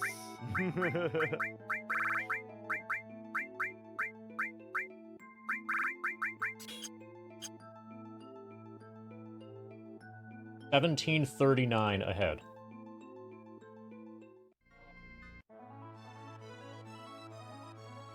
All right, and so with that, we got Meteor Rain, we got Meteor Rain, we got Blade Beam, and so now what MD has to do is he has to use Blade Beam a bunch of times to learn Clean Hazard, and then he's got to use Meteor Rain a bunch of times to learn Finishing Touch. And once all that is filled out, then we can get Omni Slash, and Omni Slash is very good, and is going to be used a bunch. Now, at the same time as doing those limit uses, He's also going to be doing some limit uses with Barrett to use Big Shot enough times to learn, what is it, Mind Blow, and then that's going to be for the Blade Beam uses. And then during the Meteor Rain uses, he'll swap in Tifa and use Beat Rush enough times to learn Water Kick, I think it is. No, it's not Water Kick, it's... I don't remember.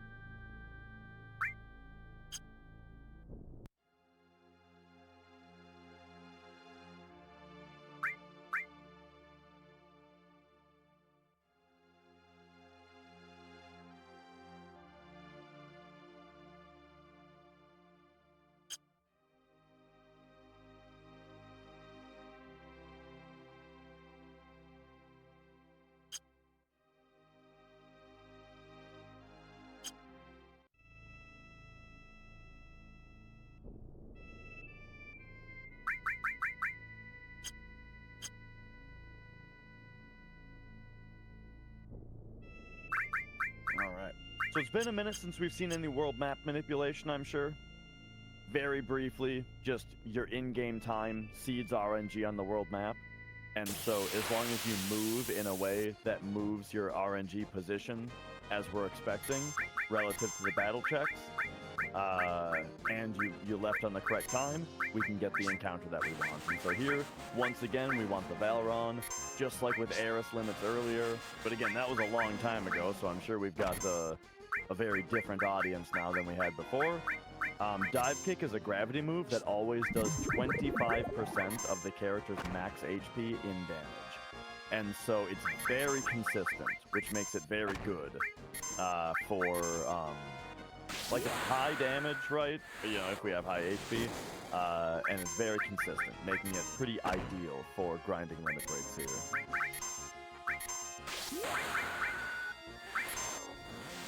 So here with Barrett Theoried, it just takes one dive kick per big shot here.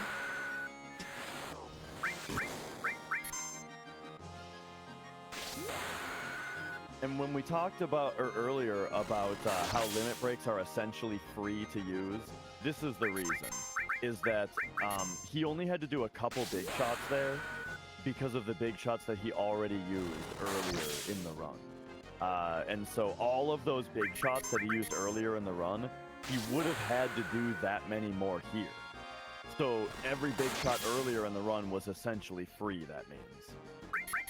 And then now, since we have one Mime Materia, the Mime Materia can be used by Cloud to do the Blade Beams. Because Blade Beam takes more than one dive kick to build up, but Big Shot only takes one dive kick, it's much better to have the Mime on Cloud of the two characters.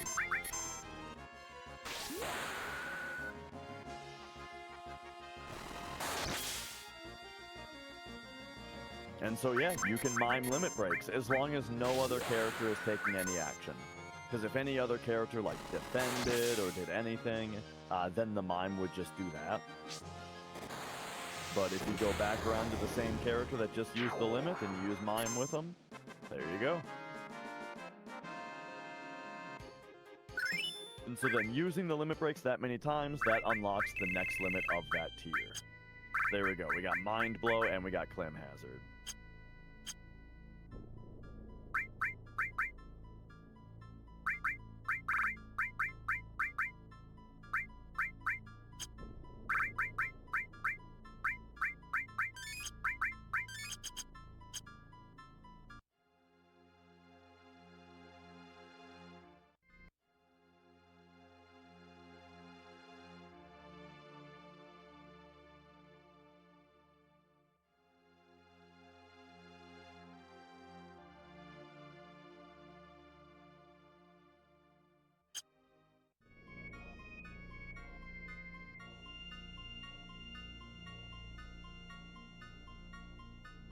So one interesting aspect about the world map manip also, which we also briefly talked about before, but if RNG rolls such that the game is trying to give you the encounter that was the last encounter, like it's trying to give you the same encounter twice in a row, it will recognize that, and it will re-roll the fight one time.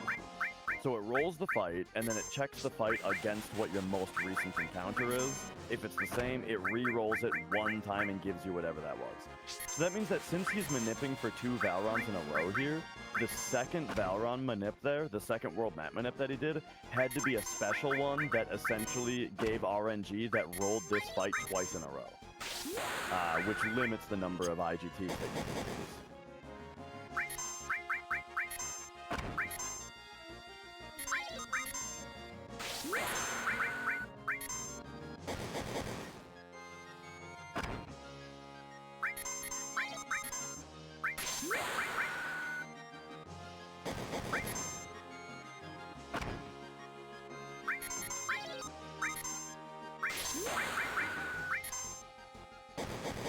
And now another small detail here is it's important that the amount of HP, the maximum HP that Cloud and Tifa have is not a multiple of 4.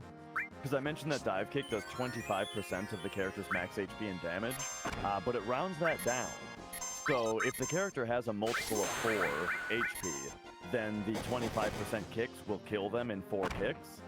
But if it's not a multiple of 4, then the rounding down will cause 4 kicks to leave them barely alive. Which is nice, you know, that's 4 kicks instead of 3 that you can do without having to heal.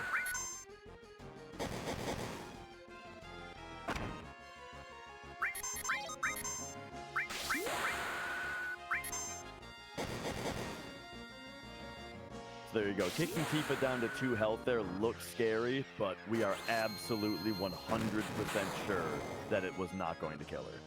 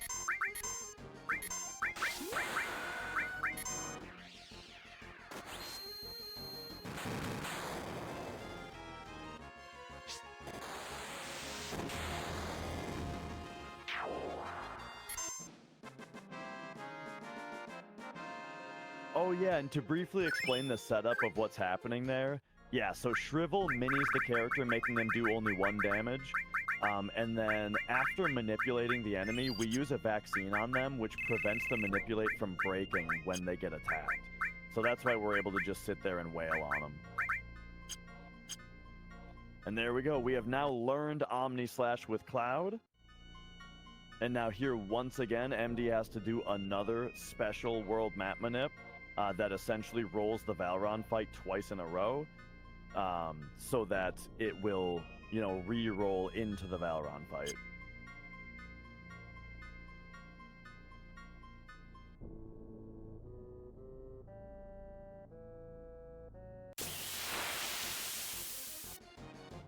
And this one more is really just to give us a limit bar on Cloud.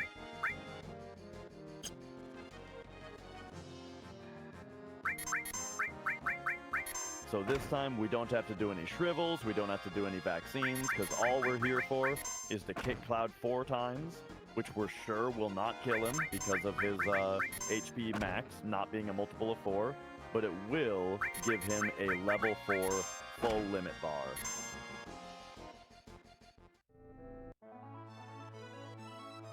And there you go, we've got an Omni Slash loaded up and ready to go.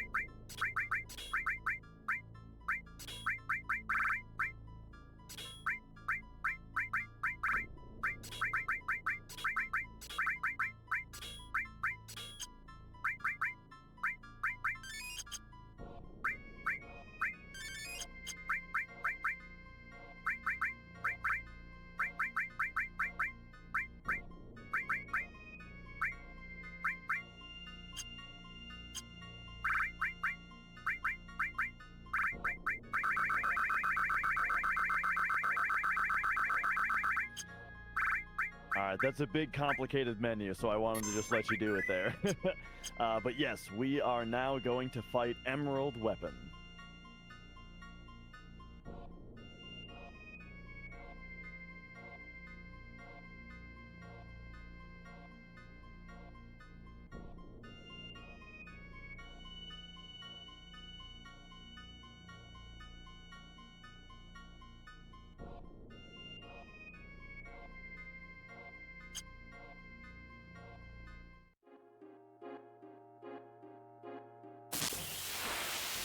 So that was another world map manipulation in order to get the RNG to put Emerald Weapon right there. And then here's the fight we've all been waiting for.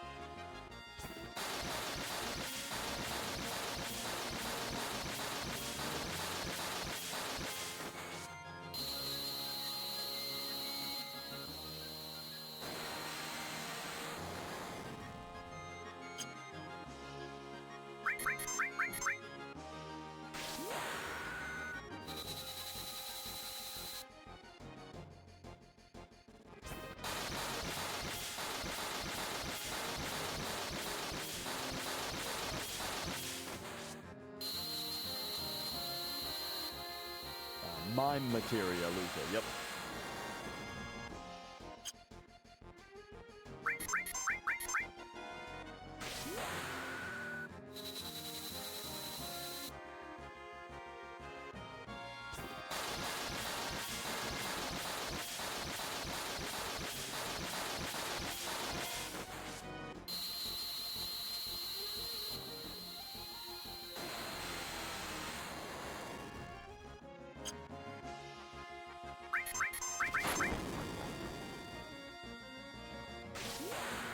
Quite possibly the greatest materia ever made.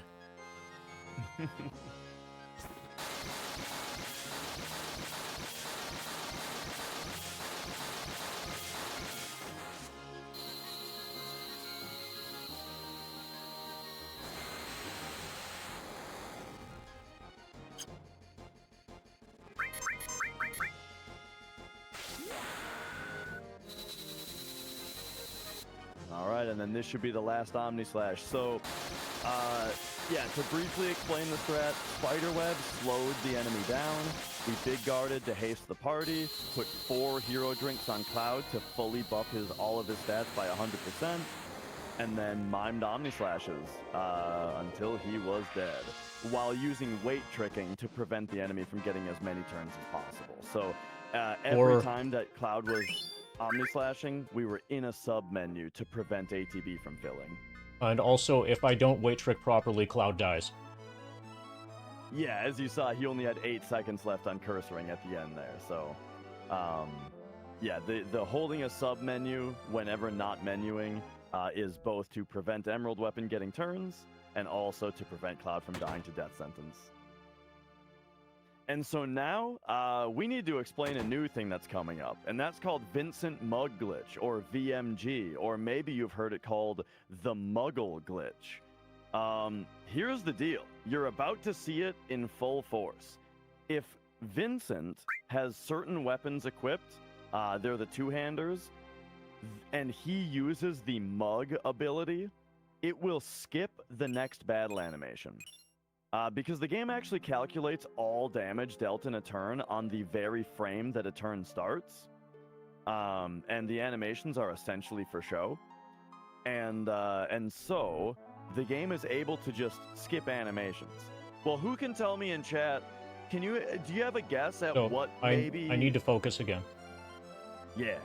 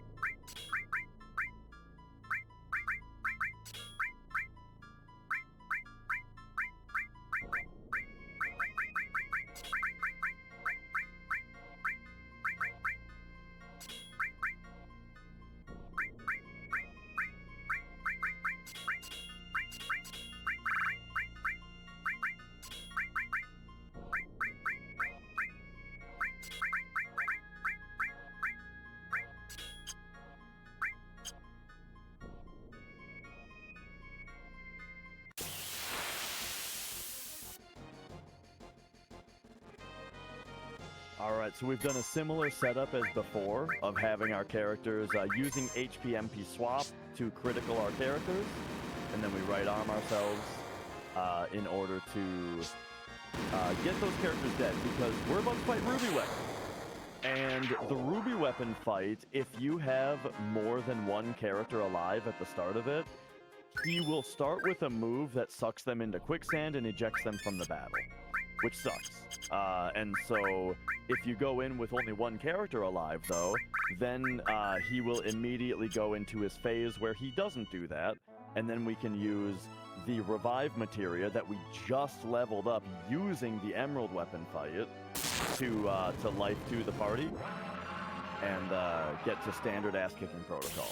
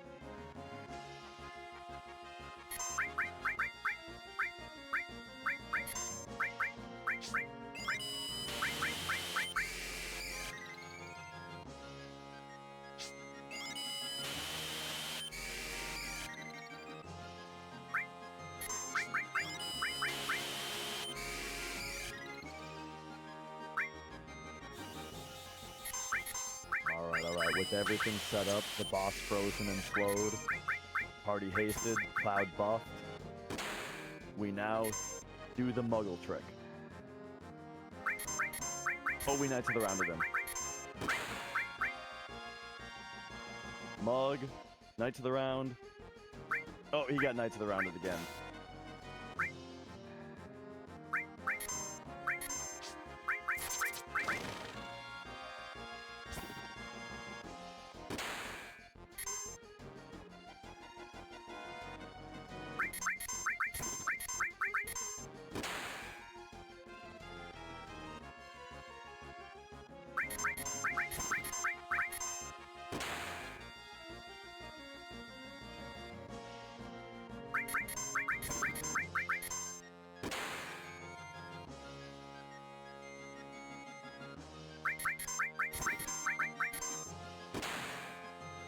Good fight. Nice, there it is. So yeah, every one of those mugs, MD also queued up a Knight to the Round afterward. So since it was the next thing in the queue, its animation got skipped. And it just instantly, in the blink of an eye, dealt the full damage of a Knight to the Round, every one of those mugs. And you can get an approximation of how much damage was being dealt based on how much MP Absorb was restoring Cloud's MP. So Cloud also wasn't using MP. Well, he was, but it was immediately getting restored because Master Summon was connected to MP Absorb. And then, yeah, MP Absorb gives, what is it, 1% of the damage dealt back in MP. And so if you just take the amount that he got restored and multiply by 100, that's about how much damage we were doing every one of those. All right, now that we have the Desert Rose, we can turn that in, and we can also turn in the guidebook to get the underwater materia. That's going to make the Emerald weapon fight a lot easier.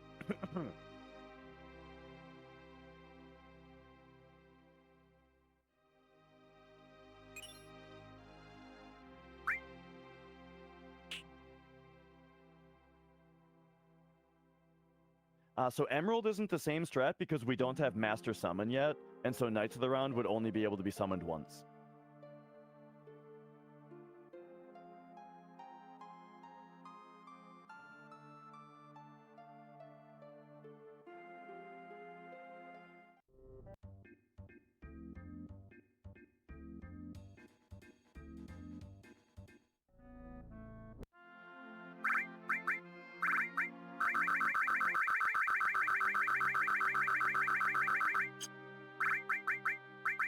All right, and now remember that key, that Midgar key that we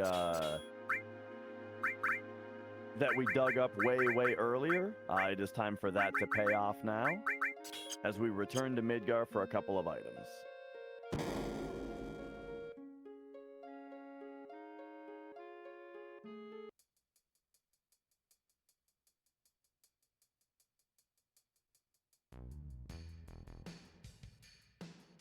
And yeah, that's the thing, is like, even though you have to watch the Omnislash animations, the fact that like Cloud is so fast and Emerald is so slow, and you are weight tricking so much, like Emerald only gets 2 turns in the whole fight, so that's very good.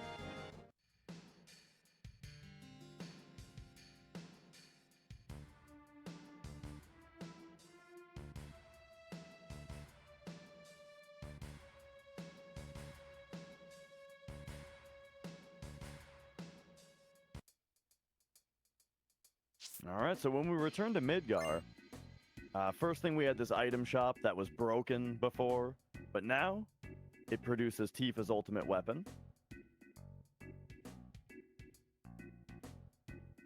And then back here we have something that I had no idea about this before I saw 100% speedruns. This guy that sold us the battery earlier, he now sells us an accessory called the Sneak Glove. What exactly the Sneak Glove does is it, when you steal from an enemy, your steal chances are based on the difference in level between your character and the enemy that you're stealing from. And there is a max amount that level difference can be. Sneak Glove basically just maxes out that value. So no matter your levels, it always returns maximum steal chances, which I believe. My understanding, I could be wrong, but my understanding is that it modifies your base level by plus 50, while removing the cap. Yeah. I think that like factors out to the same logic. And so I believe that makes common items 100% chance.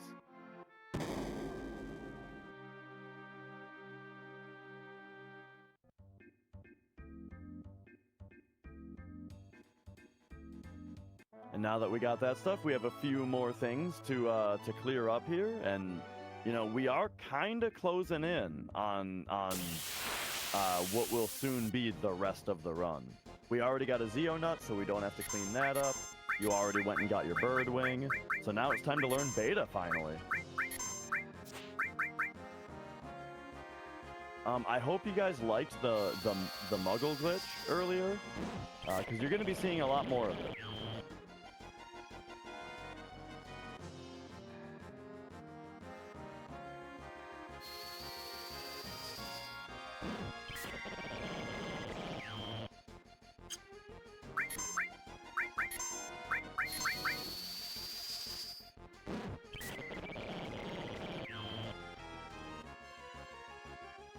Bye, Cloud.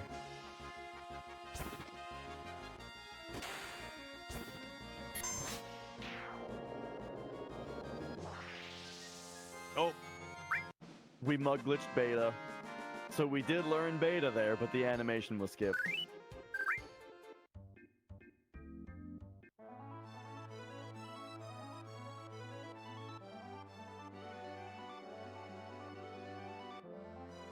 All right, next E skill on our cleanup list here is Choco Buckle, which we can get by casting level 4 Suicide on any Chocobo that's in this area.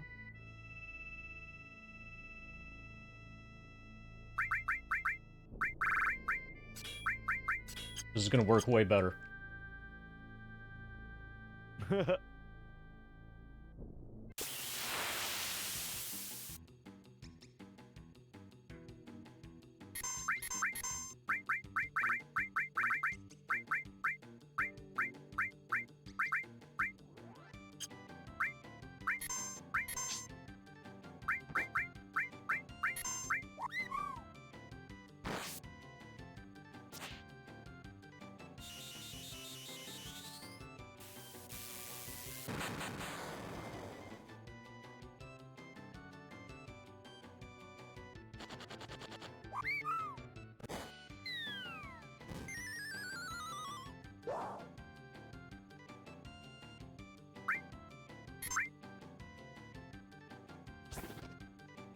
And there we go. We have learned Choco Buckle on all 4 E skills here. And then, of course, we have to finish the battle to actually learn the E skill, as I'm sure you guys went over earlier. And now we've got a bunch of shopping to do over in Medill.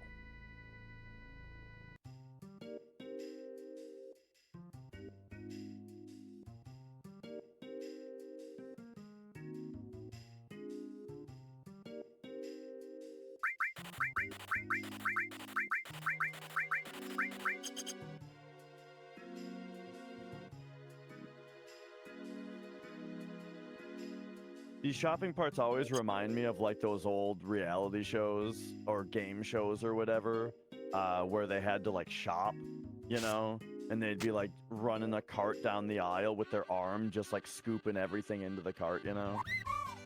Supermarket sweep or something. I want to say super sweeper, but that's just an item.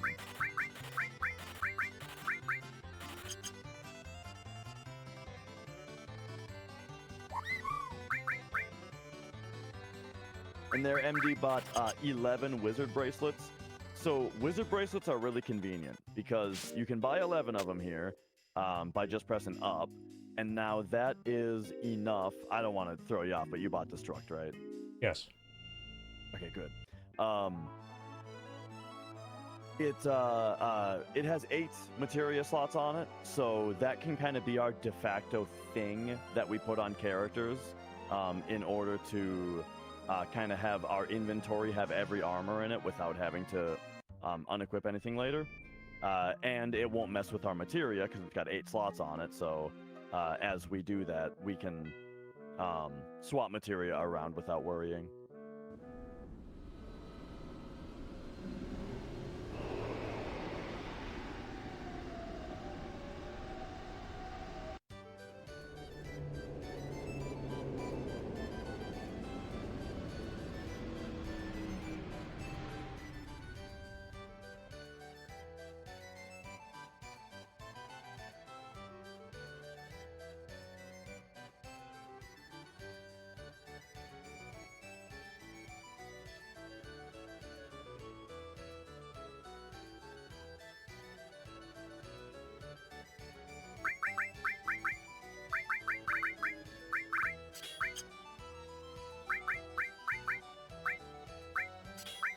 Alright, so if you liked Battle Square, welcome to Special Battle.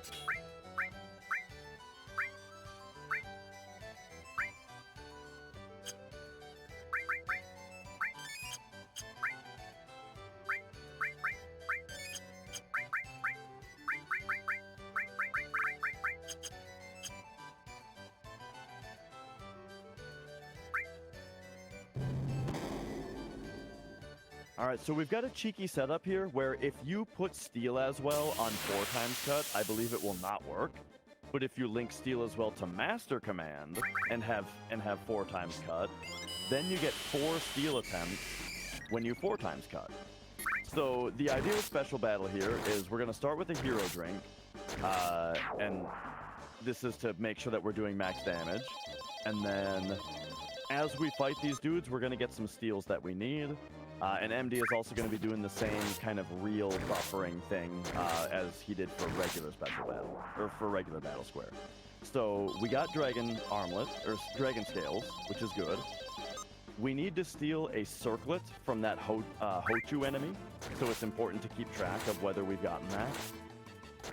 And then there's 2 more things that we need to steal as well. Well, actually, one of them is Wargone, and we already have that, so that's good.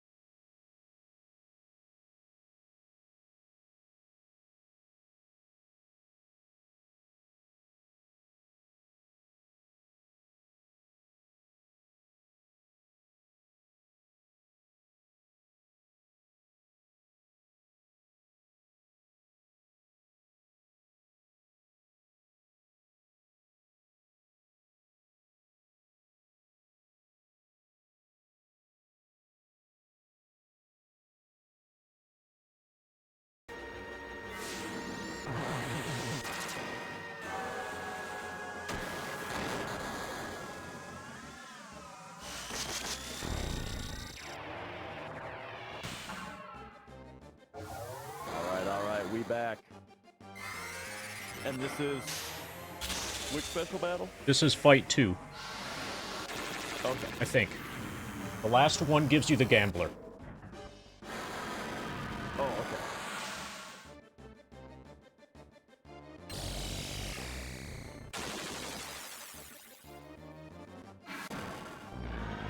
Alright, very nice. And so yeah, the reason for using Knights of the Round here is that this enemy has, I believe, double the health that he has when he's a normal boss.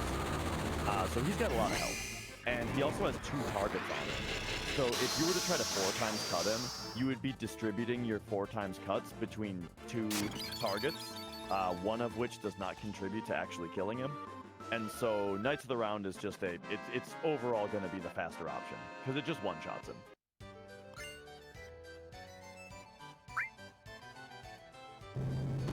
Layout's fine. Autograph, I think that's what I was missing when I was trying to name the items earlier.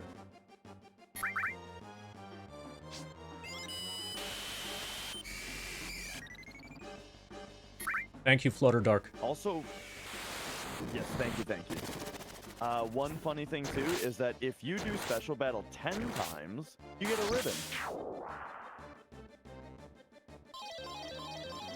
But it's a bit easier to just morph one from a Hochu, which is in this special battle, if you really want an extra ribbon. This enemy right here morphs into a ribbon.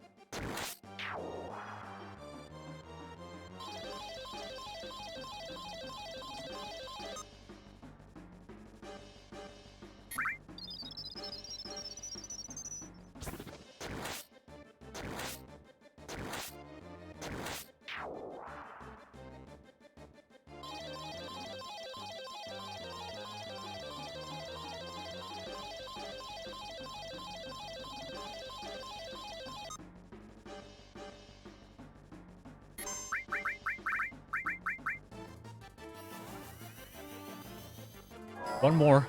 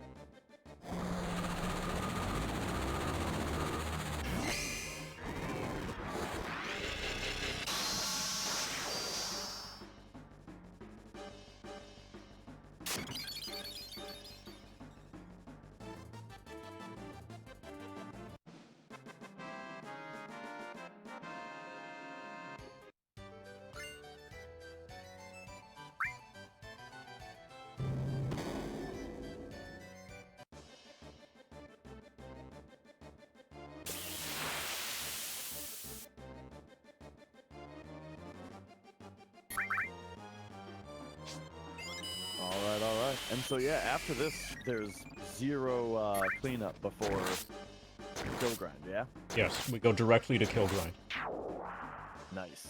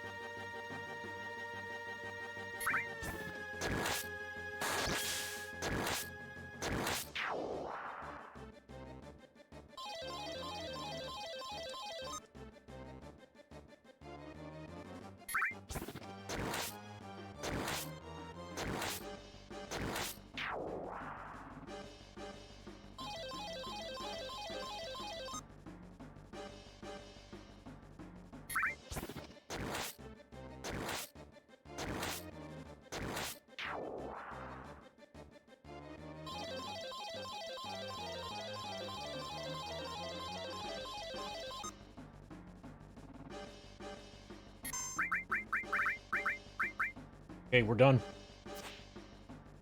Very nice. Man, the steel as well, Master Command tech, I still just find so cool.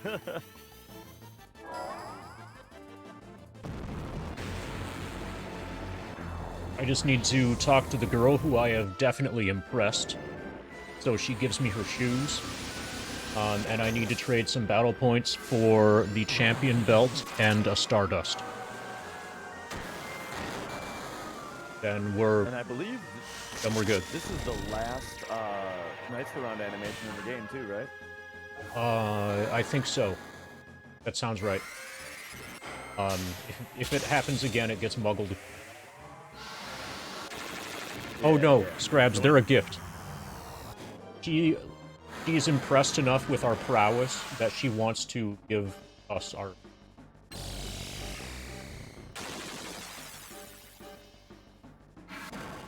It's a term of endearment in the gold saucer area of the world.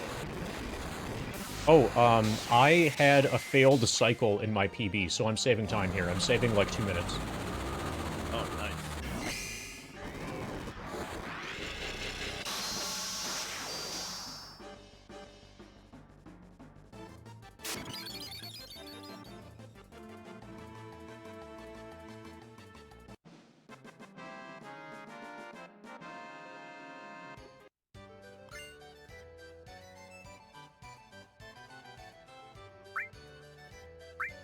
Alright, so that special battle completes, and as we mentioned,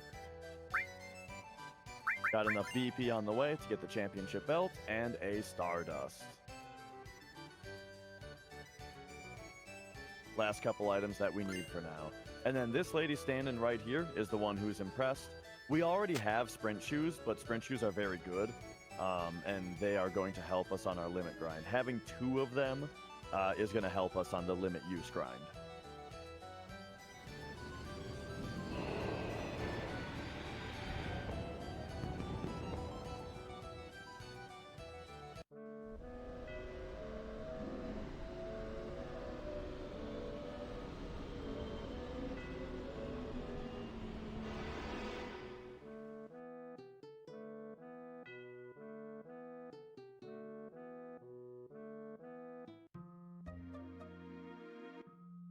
Okay, and so as we alluded to earlier, we are able to move straight to the kill grind now. And yeah, that kill grind, it is the same as we did for Cloud earlier, where we need to unlock all of the characters' next limit levels, which all we need to do that is to get a high number of kills with those characters. We need to get each character high on number of kills.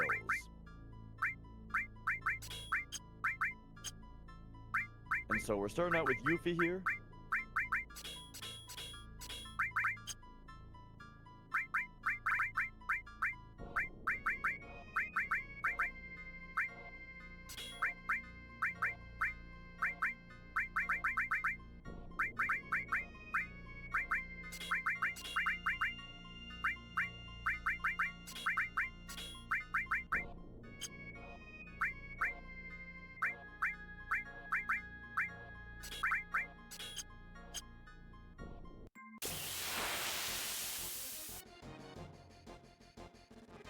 And there you go. So there's the setup, right? Is the character has Choco Bracelet and Fury Ring. So they automatically attack at the start of the fights, and they're very fast. And then Slash All gets rid of all enemies. And 2 speed pluses, 2 preemptives, and 2 enemy lures is kind of self-explanatory. So this is the kill grind setup. And now we go to this room, which, as we discussed earlier, has the best average number of enemies per fight for every field in the game. And so, yeah, here we go. Now we just do this on every character. Once Yuffie has learned her 2 limits, we move the Choco Bracelet and Fury Ring to the next character. We move that materia setup of the Speed Plus, Preemptive, Enemy Lure, Slash All. We move that to the next character as well. And that's it. This is the famous Hundo kill grind. We'll be here for a little bit, you know. It goes by not too long. It helps that we already did Cloud, and it helps that we're on PC.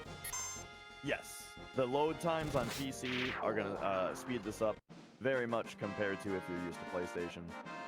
And yeah, I was saying earlier, Cloud takes the most kills out of anybody, so him already being done is great. Some of these characters go very quickly. Kate Sith, for example, only has 1 limit to learn instead of 2, and it's a very low kill count.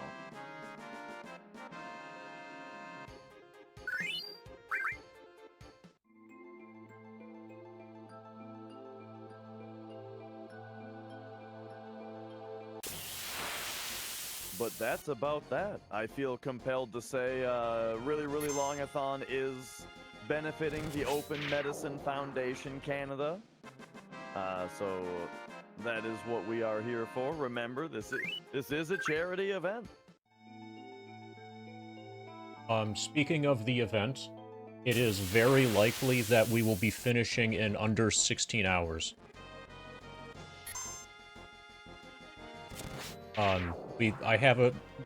This currently is with a 17-hour time block, but, you know, whoever is scheduled after this, I think they mentioned that they were interested in possibly starting early, that very, very likely can be done.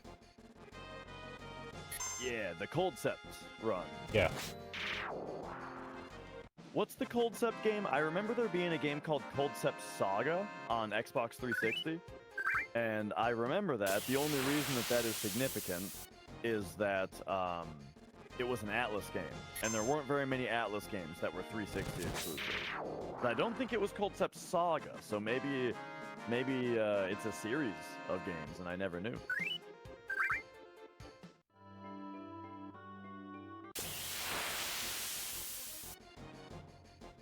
Thank you, Amelie. Or is it just Amy? Okay, it might just be Amy. My vision is all blurred right now. This started at like 9 p.m. yesterday. You have been looking at Final Fantasy VII PC for about 13 to 14 hours. Yeah, after having been awake for basically a full day.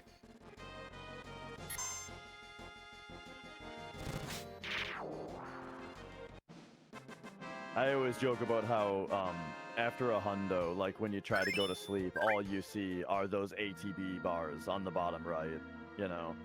Because like that's what if you ever wonder like what part of the screen we're focusing on during a battle, 90% of the time in a battle we are looking at the bottom right of the screen at our ATB bars. Yeah, basically we're looking at where it says activate Windows almost the entire time.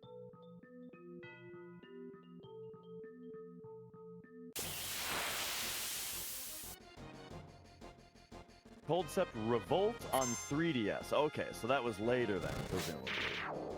Thank you, Puffin, for the $15 donation. Yeah, I'm a big fan of Atlas in general. I never, you know, I have no idea what the Coldcept games are like though. But I like Atlas a lot.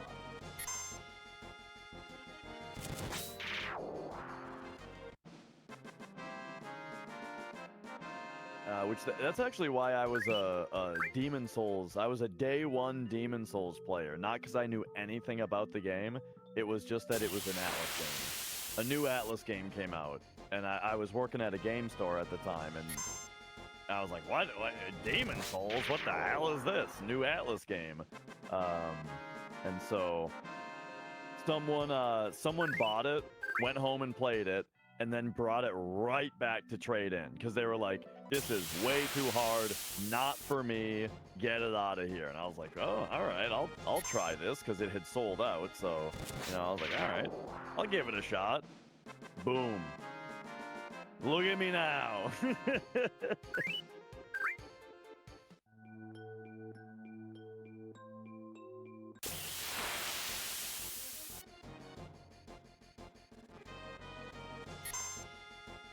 I mean, it's crazy how different the landscape of games was back then, right? This was 2009, where it's like you had games like Uncharted 2, right? That came out the same year. If you play that game on crushing, it's hard, right? Uncharted 2 is pretty tough, but when you die, you just restart the same exact thing that you were just doing immediately, right? It's like the Super Meat Boy type of difficulty, where you just try again at the same thing immediately, instead of like having to be patient, right? With something like Demon Souls, where you die, you get sent back to the start, and then you get punished if you're unable to make it back to where you died, by losing your bloodstain. And so that patient type of game, I feel like, was something that was really going out of style at the time. And as we see, it never really went out of style. It was just not a popular thing for more bigger name games.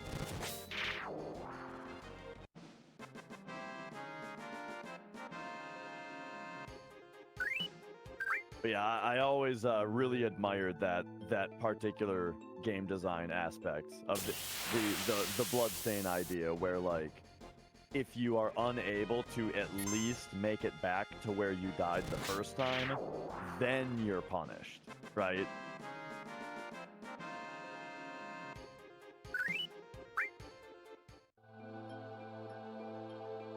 Personally, I think I like the fast-paced ones more. I think Sekiro has the best combat of all the FromSoft games, in my opinion.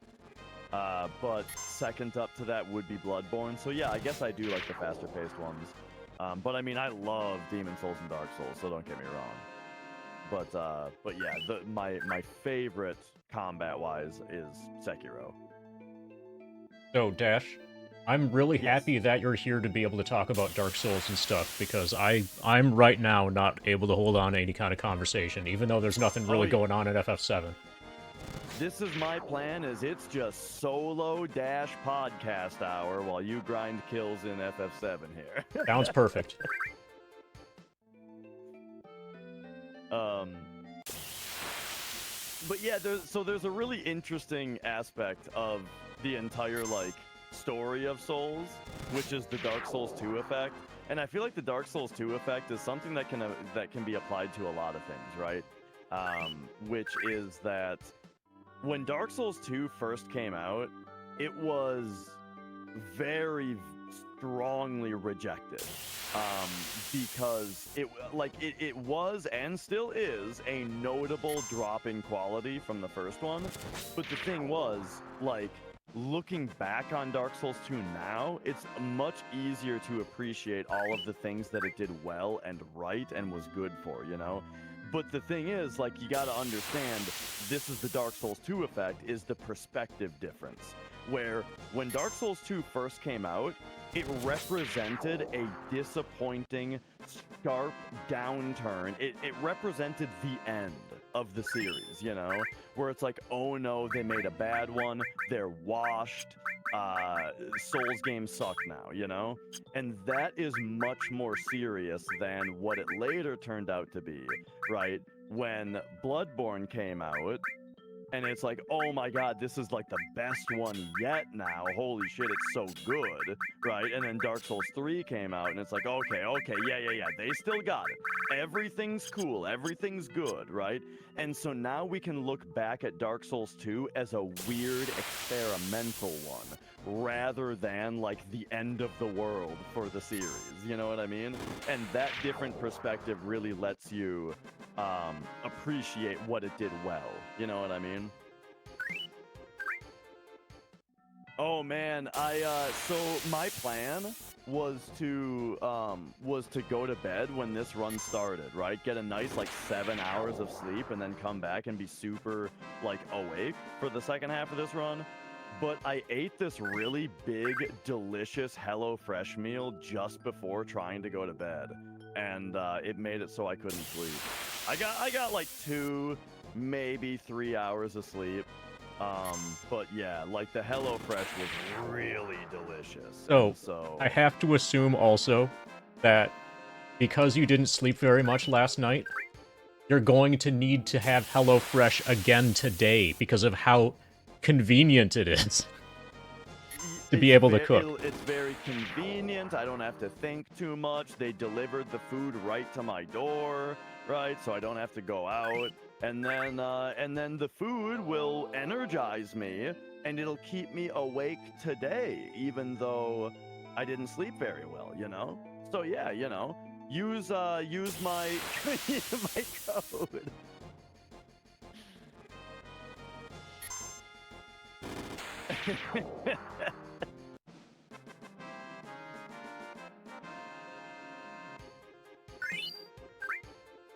So anyway, I think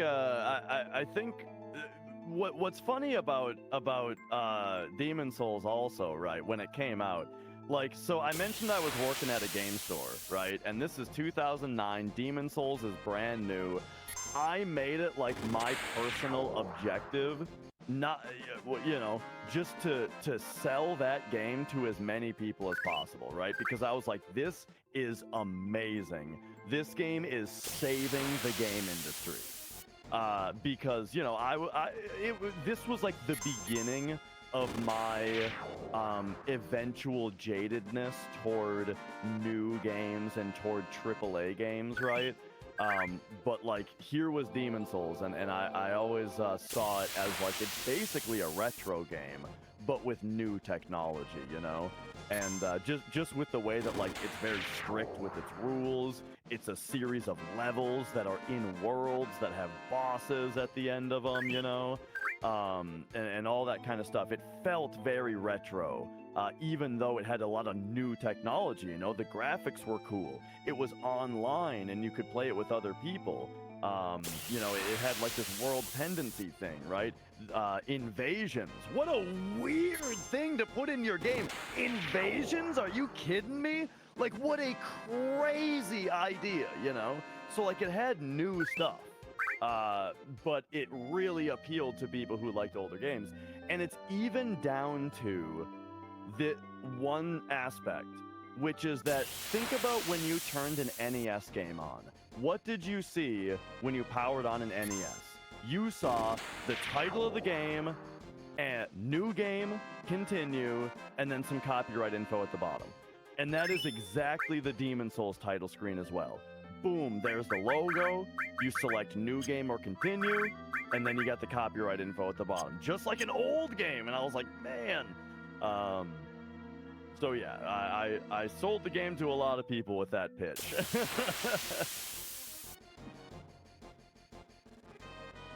And as the years have gone on since then, FromSoft has continued to be like the exception to my general, you know, interest in only retro games. But I mean, there's a lot of indie games that are great too. But yeah. Anyway, that's the FromSoft discussion. They're great, and they're still doing it, man. Like, I am ready. Anyone, like, okay, let me put it to you this way, especially because we're playing Final Fantasy VII, quite possibly the greatest game ever made. This game came out in the golden age of Squaresoft, you know? Like, you know when a company has a golden age, when they're putting out games like Final Fantasy VI, Final Fantasy VII, Chrono Trigger, you know? Just like banger after banger after banger. And it's like, this company is incredible. I'll buy anything that has their name on it, you know?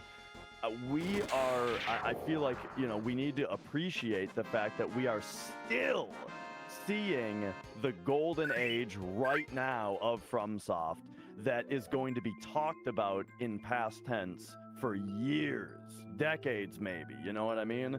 Like, the way that we talk about Squaresoft right now is the way that people are going to talk about FromSoft 20 years from now, you know? Demon Souls, Dark Souls, Bloodborne, Sekiro, Elden Ring. And like, I've been ready for one of their games to suck, you know?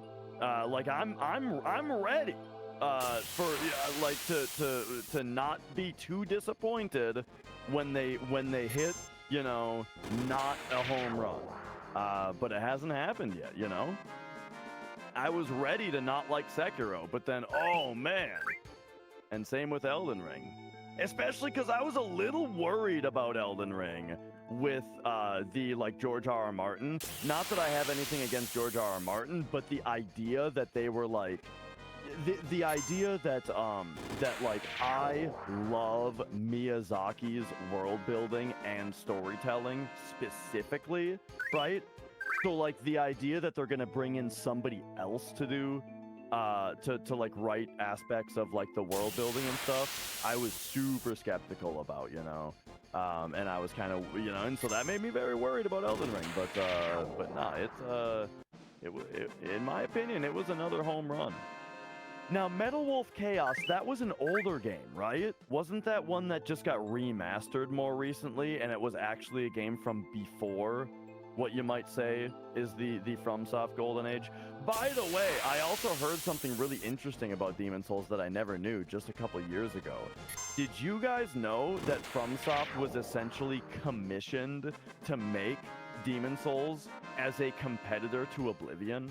Specifically, Oblivion was Xbox 360 exclusive as far as consoles went when it first came out, and Sony was like, man, we need an Oblivion. Well, we've got these guys from FromSoft that made Kingsfield. That's kind of similar, right? Let's commission them to make an Oblivion competitor for PS3. And so that's what got the project going. But then famously, the project was not going very well. Development on it was like super slow, super just not productive. And it was borderline about to be canceled, right? And then Miyazaki, though, who had been recently hired to work on a couple, like, Armored Core games or something, really, really wanted to do fantasy, you know? And kept asking about this fantasy project that they were apparently working on. Until eventually, right, after he did a good job with Armored Core, they were like, all right, Miyazaki, that fantasy project, why don't you just go do what you want with it, right? Get that thing finished and get it out the door. It's already a failure, essentially, so just get it out the door, right? And he turned it into Demon Souls, and it changed video games forever, really. No exaggeration. But anyway, we all kind of know the latter half of that story, right? Oh, by the way, Miyazaki now is the president of FromSoft, so, like, if ever there was a success story in the video game industry, that's one, right? Where it's like, apparently he played Ico, right? And was like, oh my gosh, Ico, what an artistic, wonderful, excellent game. And he was, like, inspired to get into making games because of that. Went to FromSoft, and now look at the guy. Yeah, Kuon is awesome. I really enjoyed Kuon as well.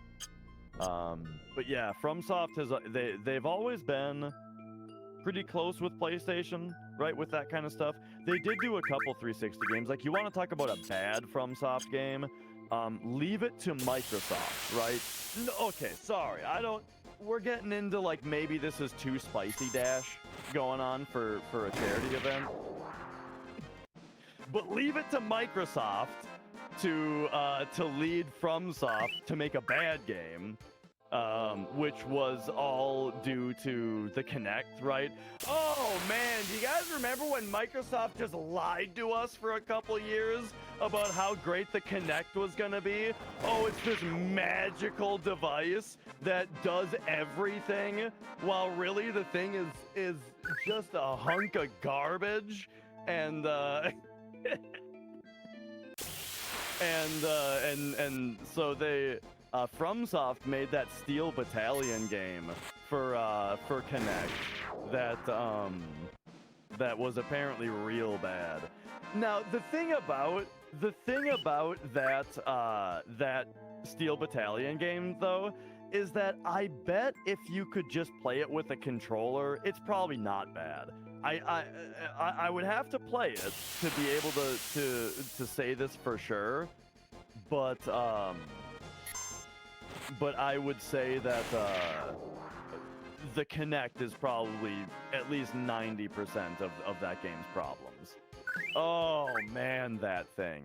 I remember, so I was also working at a game store when the Kinect came out, right? The 360 PS3 generation is when I was like super deeply ingrained into new video games. You know what I mean? I was on Giant Bomb every day watching the new Quick Looks, right?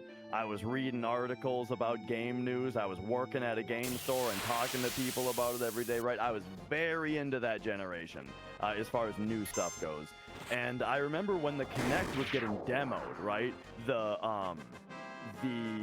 Microsoft representative, right, brought a Kinect for people to try out, and I tried Kinect bowling on it, right? And the district manager, right, kind of like the first step into like out of touch bigwig territory. You know what I mean? Like you got your store managers who understand what it's like to work in a store because they do.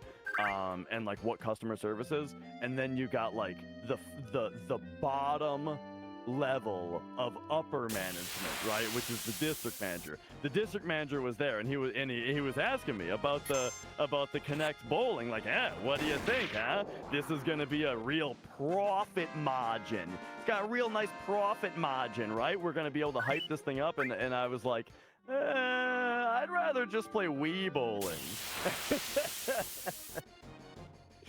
And I think, yeah, I think he was not super happy with my answer on that. But I was right. I was right.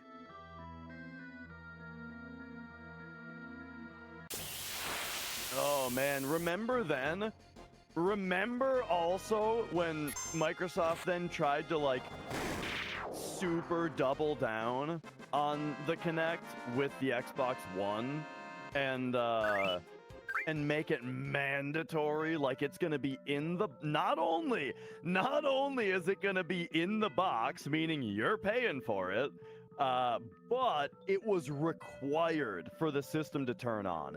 It was like the Kinect for the Xbox One was like part of the power supply or something. There was some engineering reason like that where they were saying that like the Kinect was literally required.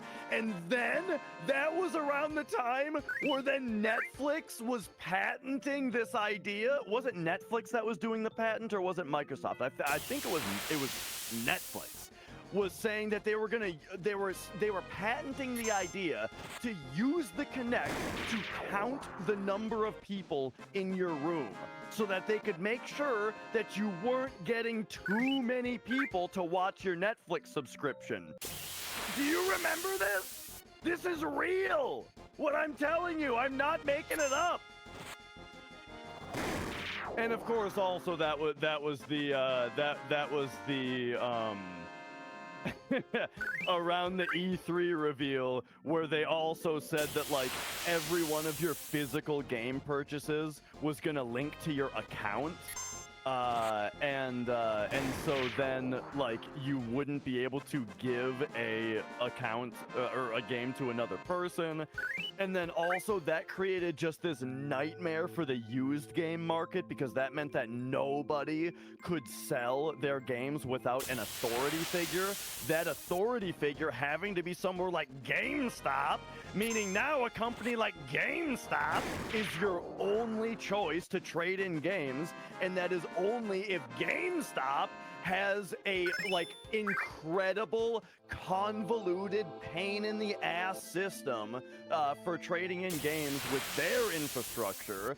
And who knows what'll happen when GameStop decides to stop supporting the trade-in of Xbox One games. Like, imagine if any of this went the way that Microsoft wanted.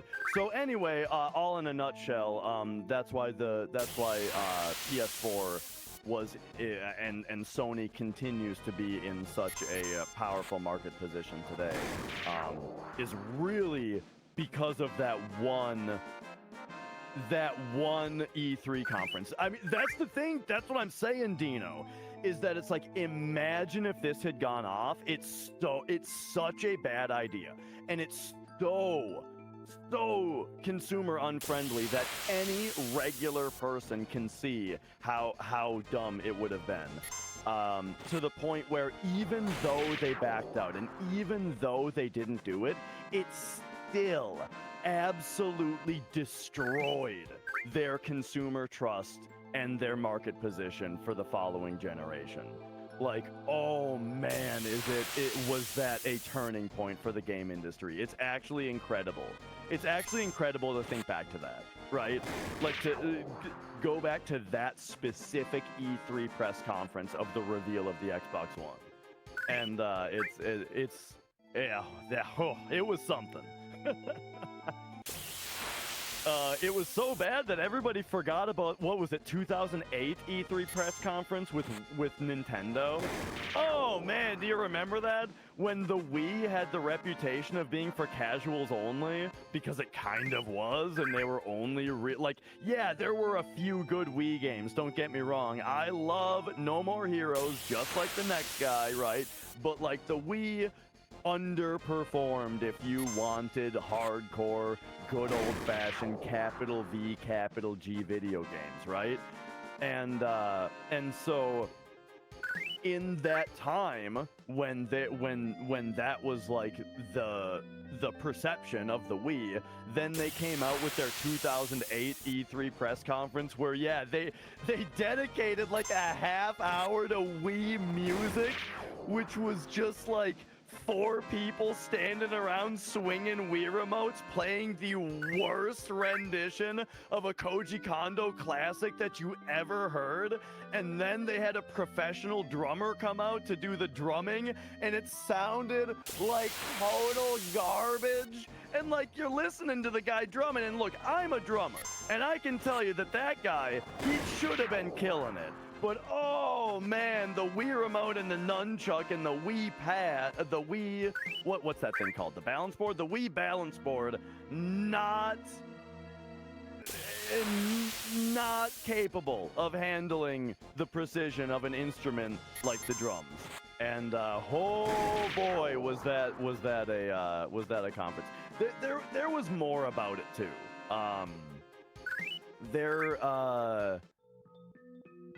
There was more about that conference that I don't remember. Wii Music was just the big one.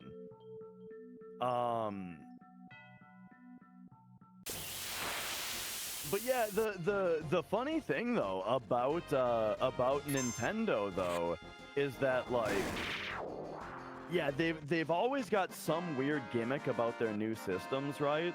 And boy, oh boy, did they nail it with the Switch, you know? Like with the Wii, I remember when they first revealed the Wii remote, I was like, what are you guys doing, right? But then they showed they showed a hyped up trailer, you know, about it, and I was 14 or whatever at the time. 15, 6, I don't remember. I was a teenager at the time, right? And so I got pretty hyped up for the Wii anyway, but still, in the end, it turned out to just be that, oh, it's a controller shaped like a remote, and one of the potential buttons is replaced by it detecting motion, is essentially what that system ended up being. So it's like, oh, hey, you want to play Zelda, except you have to shake your controller to attack?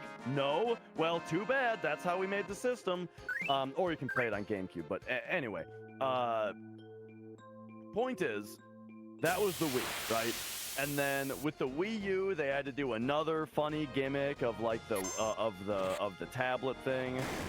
The tablet thing had a little bit more practical use, you know? Like, I can definitely see the idea of like you're sitting next to someone on the couch, they're watching TV, you're playing Wii U on your tablet, right? I understand. But I think it was still just a little too weird, and also the name Wii U a little too confusing, right? But then, lastly, though, we got the Switch. But don't forget also, though, that they did the 3DS as well, you know, with 3D. That was the gimmick for the 3DS, was that it's going to be 3D without glasses and stuff. And it's like, yeah, that's novel, but, like, no one really cared about it. But then... we got the Switch. And the funny thing about the Switch is that don't think that Sony isn't gonna get its moment in Dash's gaze of ire here. Remember that the Switch has the incredible function of docking to play on TV, undocking to play handheld. And it is 100% truly seamless. You literally pick the thing up off the dock, and then the thing that you were doing is on the handheld screen. It's perfect. It's exactly what everybody wants. And everybody loves, like, here's the thing. Here's the funny thing. Is that everybody loves the idea of when a handheld game becomes a console game, and when a console game becomes a handheld game. You know what I mean? Like, that's why we all really liked how the Super Game Boy on the Super Nintendo, right? You slam your Game Boy into your Super Nintendo and play it on the TV? Are you kidding me? Right? It's awesome. And then, of course, we had the Game Boy Player as well. A slight side note, by the way, I don't know why we never got a DS player for the Wii U. I think probably the reason is that the Wii U just didn't sell well enough. But it's crazy to me, right? That there wasn't a DS player add-on to the Wii U that would put the touchscreen on the tablet and then the top screen on the TV, right? Isn't that crazy? It would have been perfect. But anyway, what was I saying? Oh yeah, everybody loves the Game Boy player, right? Because they get to play their Game Boy games on the TV. Likewise, everybody loves when you get like a console game that's now been ported to a handheld, right? Dragon Quest coming out on the Game Boy Color, so I can play it on my Game Boy now? Wow! You know, everybody loves that. And then the Switch is geniusly a system where that very fundamental concept is built right into the hardware, and it works for everything, which is the same concept that Sony promised, and if you remember, was that exact concept. Sony was class action lawsuit sued for failing to deliver with the Vita. Because remember, the Vita, they advertised somebody playing a game on PlayStation 3 and pausing it, and then picking up their Vita and unpausing it and playing it on their Vita. And because of that function, because they never even got close to that kind of functionality on the Vita, you know, they never even got close to that on the Vita. You heard me lean forward into my mic there? Yeah. Sony actually got class action lawsuit stewed for false advertising for that, and then boom, here comes the Switch that actually does it and does it well. So so TLDR, the Switch is, I love the Switch, it's great. And I hope that Nintendo's next console is also going to be like, here's what I'm saying. Nintendo, they love to shake things up, and they love to come up with a new gimmick all the time, but I feel like the Switch is the gimmick where they nailed it, and now they need to just do a Switch 2. That's my opinion, especially because backward compatibility, I feel like, is more important than ever with the Switch to the Switch 2, because I feel like Nintendo has been developing their games for Switch 2 lately. Do you know what I'm saying? Like, if you look at the performance problems of something like Pokemon or Tears of the Kingdom, right? Do you guys get this impression also where it's like they're developing for the Switch 2 secretly, where these games are going to run better in backward compatibility? I don't know. Maybe I'm being too optimistic about that, but I kind of feel like that. But then also the fact that every Wii U game that's worthwhile, for the most part, has been ported to the Switch, also kind of means that then if the Switch 2 is backward compatible, then it'll also play all those Wii U games, right? And so it would be really, really nice if they did that. But anyway, yeah. So that's that's the Nintendo Switch. Speaking of class action lawsuits against Sony, there was another one. Do you guys remember? Regarding the PlayStation 3, and it was when they removed the other OS functionality. When you first got a PlayStation 3, it had a built-in functionality to be able to install any operating system on it, and but then because of like piracy concerns and stuff, they later removed that functionality, and then they got class action lawsuited against for that as well, because you know, people bought it to be able to put Linux on it and use it as a machine. Speaking also of the PS3 doing things that aren't PS3 things, do you guys remember that thing that you could do with your PS3 where you could leave it running to run code for like hospital research or something? Do you guys know what I'm talking about? It was like a program that you downloaded off the PlayStation Store and you could run on your PlayStation 3. And the idea was that, like, when you weren't playing PlayStation 3, you would run this program, and yeah, it was called like PlayStation Folding at Home. There you go. Yeah, and it like ran computing for other things, right? Which is pretty interesting that they did that, and it makes me think about you know, the kind of things that we've seen more recently about that. Like, the funny thing is, like, not everybody, but a lot of people are doing that same kind of concept now, except they're Bitcoin farming, right? They're mining crypto now with the same concept. But it's funny that kind of a very similar concept was on the PlayStation 3, right? That's just a very interesting time in history, you know. There was also PlayStation Home. Do you guys remember? Not to be confused with Folding at Home, but there was also PlayStation Home. You guys remember? Where like you could. I remember logging into PlayStation Home exactly one time. Here's what I did. Ready? I made my character. And then when it was like, okay, now you can customize your room. Oh, you want a piece of furniture? That'll be $1 real world dollar, please. And then I logged out and I never logged back in again. I was like, oh, well, that's that. I didn't realize I was going to have to pay for every little thing, and and so that was that. But yeah, apparently you could like go bowling with people and stuff. It was supposed to be a big deal. But I feel like, at least for me, at least for me,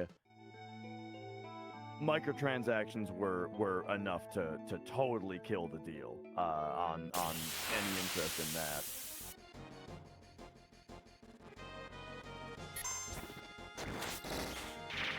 So anyway, that's what I think about all that stuff.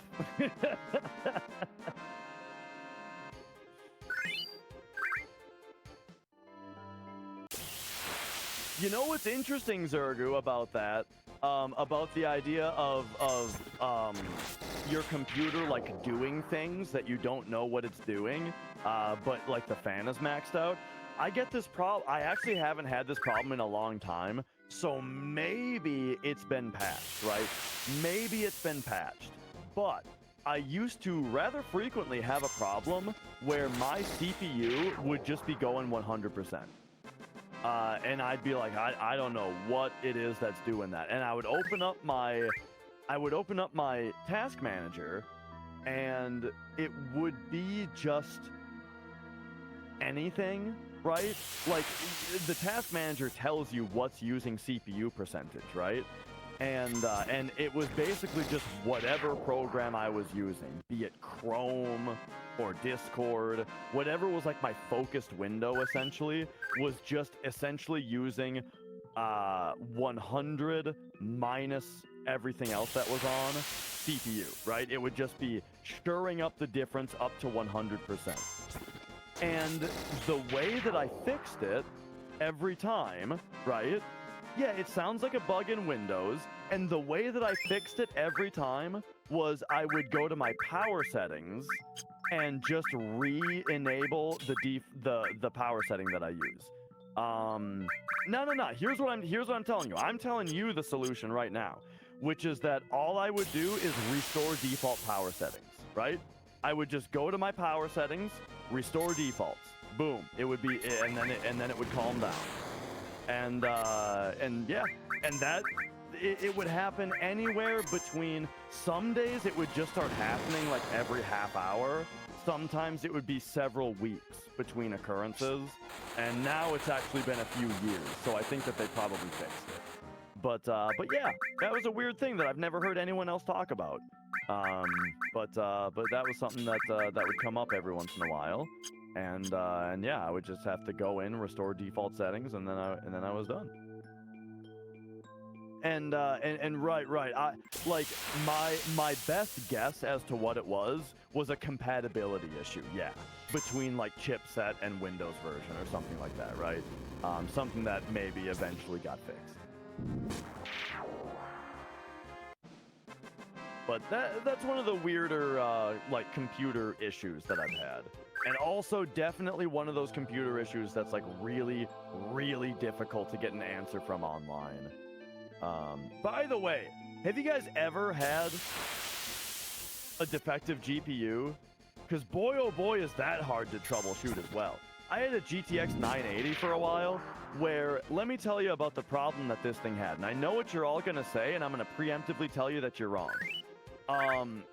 I had a GPU that every once in a while I was playing a game, the screen would just go black. And that's what it would do. And that's it. And the only way to fix it, the only way to get the screen back, was I had to hold the power button to power off the system and turn it back on. And that was going to be the only way to fix it. And it was really, really difficult to diagnose because the problem happened about once every 3 months is how often it happened. Unless I was playing certain games. Doom 3. Get this. Doom 3,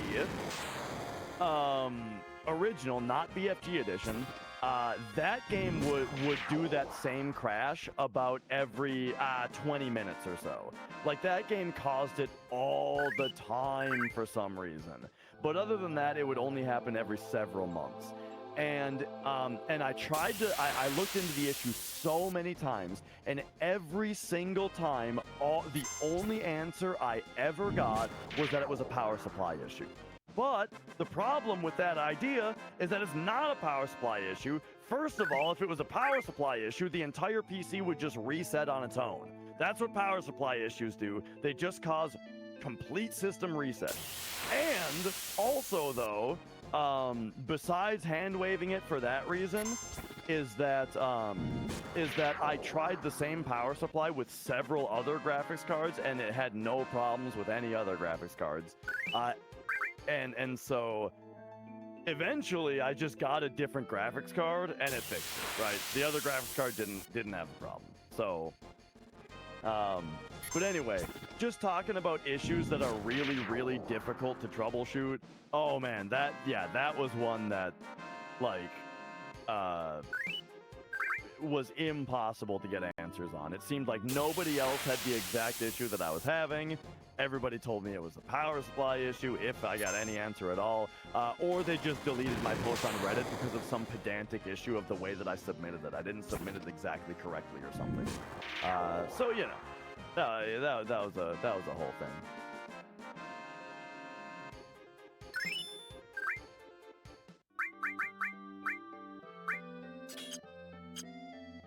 Oh hey, we just learned the limit break. Which one was that?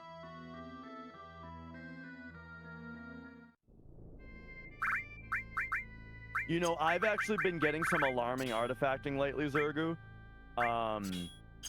It might just be Chrome, though. Every once in a while, for like a couple frames, I get like a black and dark gray checkerboard over my screen for like a couple seconds. But I'm pretty sure it's only over Chrome. And by a couple seconds, I mean a couple frames. So, you know, I don't know what the deal with that is, but I'm keeping my eye on it.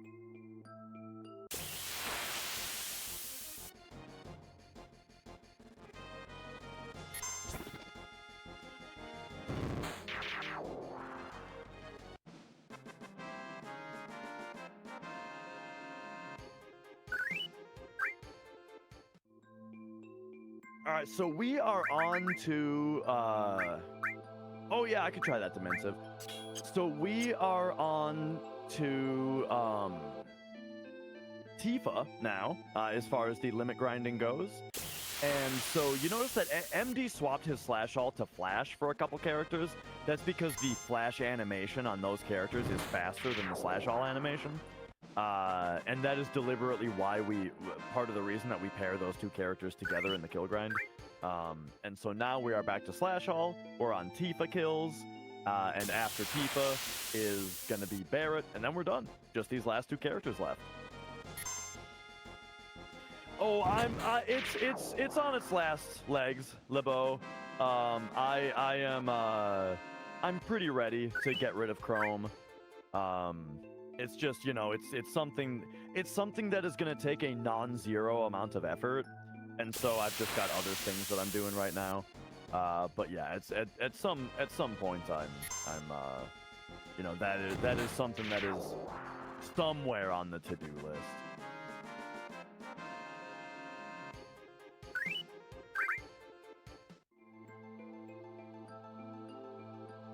It's been kind of funny to see like the rise and fall in public perception of Google over the years, you know?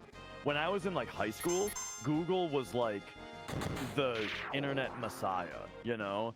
Of like, oh my gosh, they do all this great stuff, right? Their search engine is the best, and it doesn't have ads on the main page. You know, they do their email service is the best. And all of it is free to use, quote unquote free, because you know, it's just ad supported, but like the ads aren't particularly annoying, you know. And then they were doing a bunch of other stuff too, like they were I don't remember exactly the details, but Google was like, they were involved in other stuff as well. That was like, wow, what a great company, Google. And then over the years, yeah, it's just been like, I feel like there's been a very slow deterioration of public perception of Google over the years, and yeah, it's been interesting to see, is all.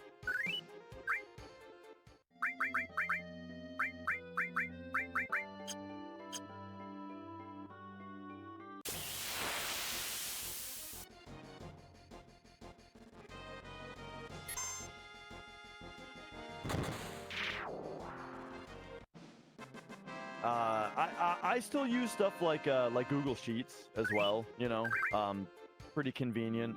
But anyone use Open Office? I feel like I hear about Open Office being nice, and I am a fan of open source software. Being a everyday OBS user, you know, of course.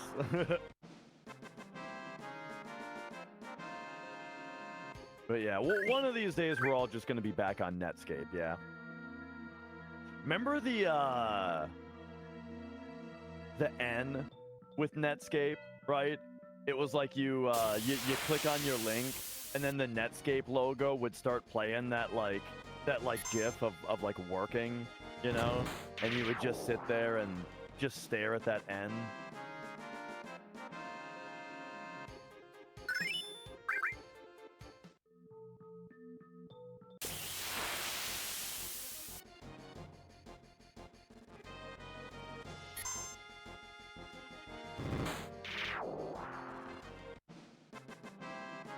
And yeah, Ultima Zero, that's kind of been one of my issues with Windows over the last several years, getting worse and worse, right? Is that like Windows itself is sort of becoming more and more of pesterware, right?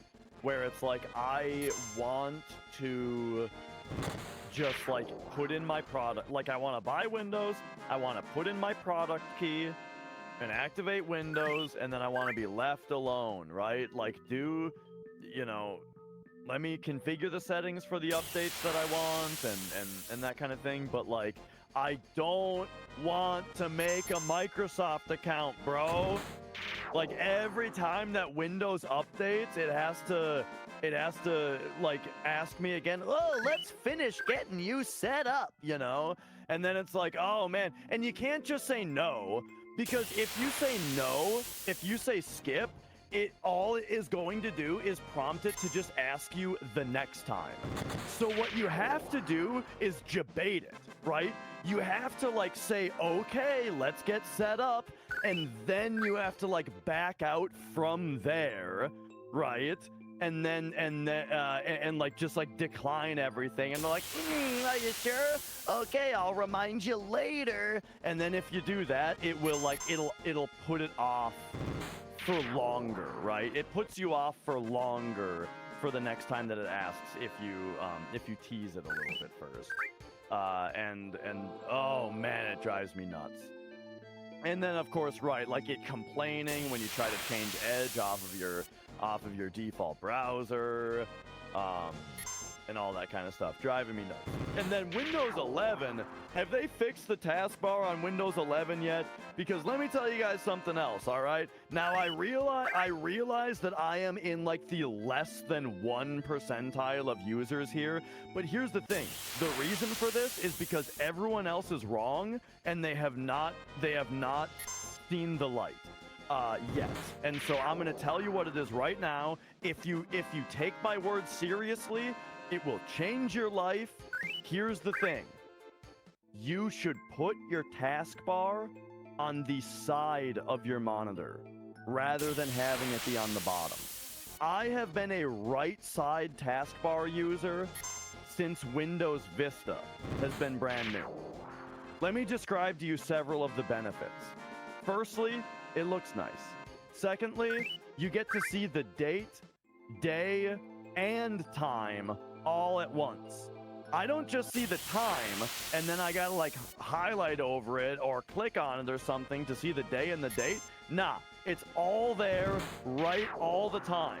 The other thing is that you guys gotta understand, when you speedrun Final Fantasy VII, particularly something like Hundo or any percent, and you do world map manips, and you have a notepad document for every one of your world map manips, bro, you are opening like 13 notepad documents when you start your run.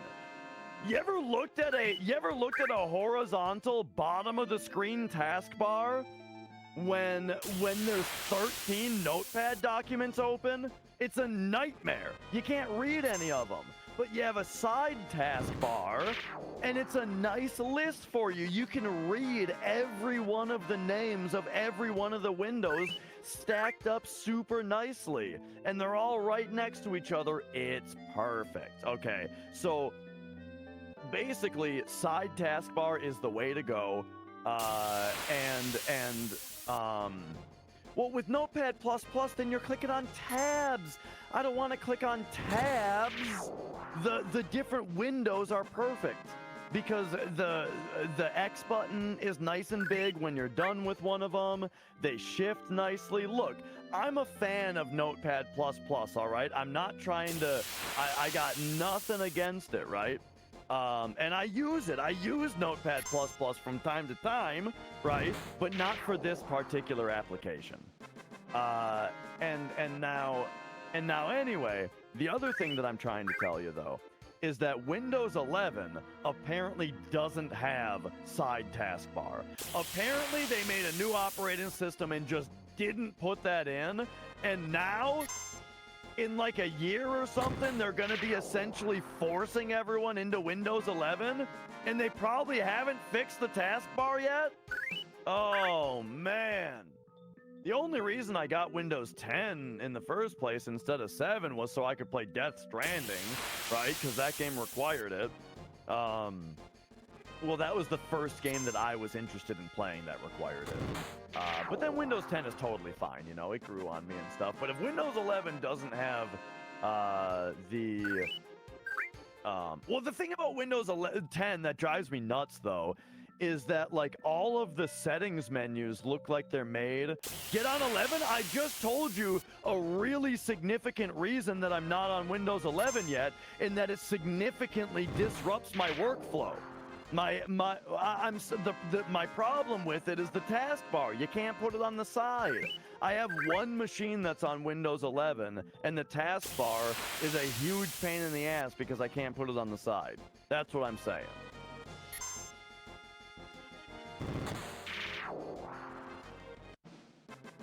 But anyway, speaking of Death Stranding, oh man.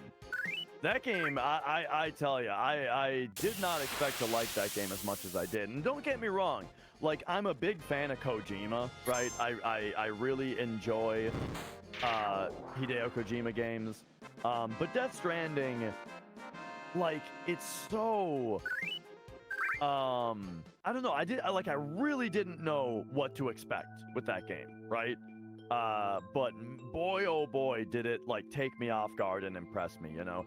There are aspects of it that I don't like, not every aspect of the story do I find to be particularly, interesting, but, like, weirdly enough, just the walking, transporting gameplay of that game, really took me off guard with how much I enjoyed it. Just the way that, like, the slow progression of, like, the technology of getting better gear and all that, plus, like, the team effort of like building the world, like the way that in Death Stranding, the more players who walk through the same area, it will, like, do you guys know about this?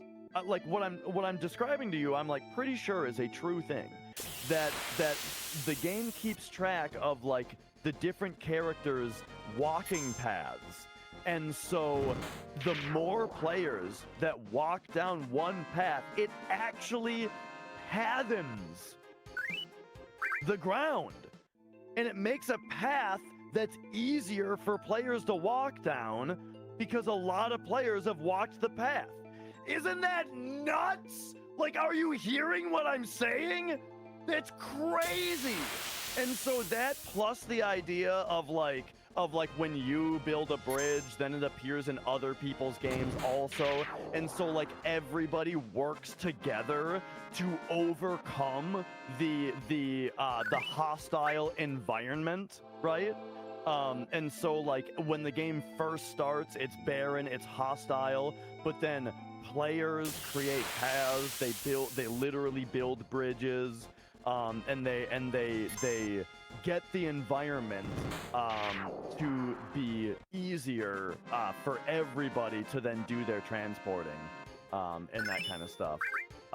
And so, yeah, like that, man, like the way that game did that asymmetrical kind of world co-op kind of thing was really, really interesting, you know? Like, it takes me back to, like, the Souls conversation, right? Where it's like you get to... Remember Demon Souls? Where you would go to a room that you'd never seen before, and there would be, like, 10 bloodstains on the ground, you know? And you'd be like, oh no, there is something in this room that is dangerous, right? I need to be on edge here because there's something in here that's creating all these bloodstains. What a crazy thing, you know? What a revolutionary, crazy, unheard of idea for a game. Where you could see that a lot of players had died in a certain room because their bloodstains were visible to you. Man, that's nuts, right? And then I feel like Death Stranding really ran with like the next step of that type of multiplayer, right? Specifically that type of multiplayer, of that like very passive cooperation, you know? So yeah, anyway, Death Stranding, that game was really, really cool. Man, it was fun to like sneak into a mule camp, you know, and like stealth take down all the mules, right? And then steal, like, before you could make a truck. Because later in the game you can make trucks, and oh man, does the game get fun when you start trucking. But like before you can actually make a truck, the mules have them. And you can sneak into one of their camps and like take them all out stealthily, and then you can steal one of their trucks and load it up with all of their stolen goods, and then drive their truck out and use their goods to then build the roads that then help other players. And then you can use that truck in your own deliveries, like, man, the you know, people like to talk about emergent gameplay, you know, and that kind of thing.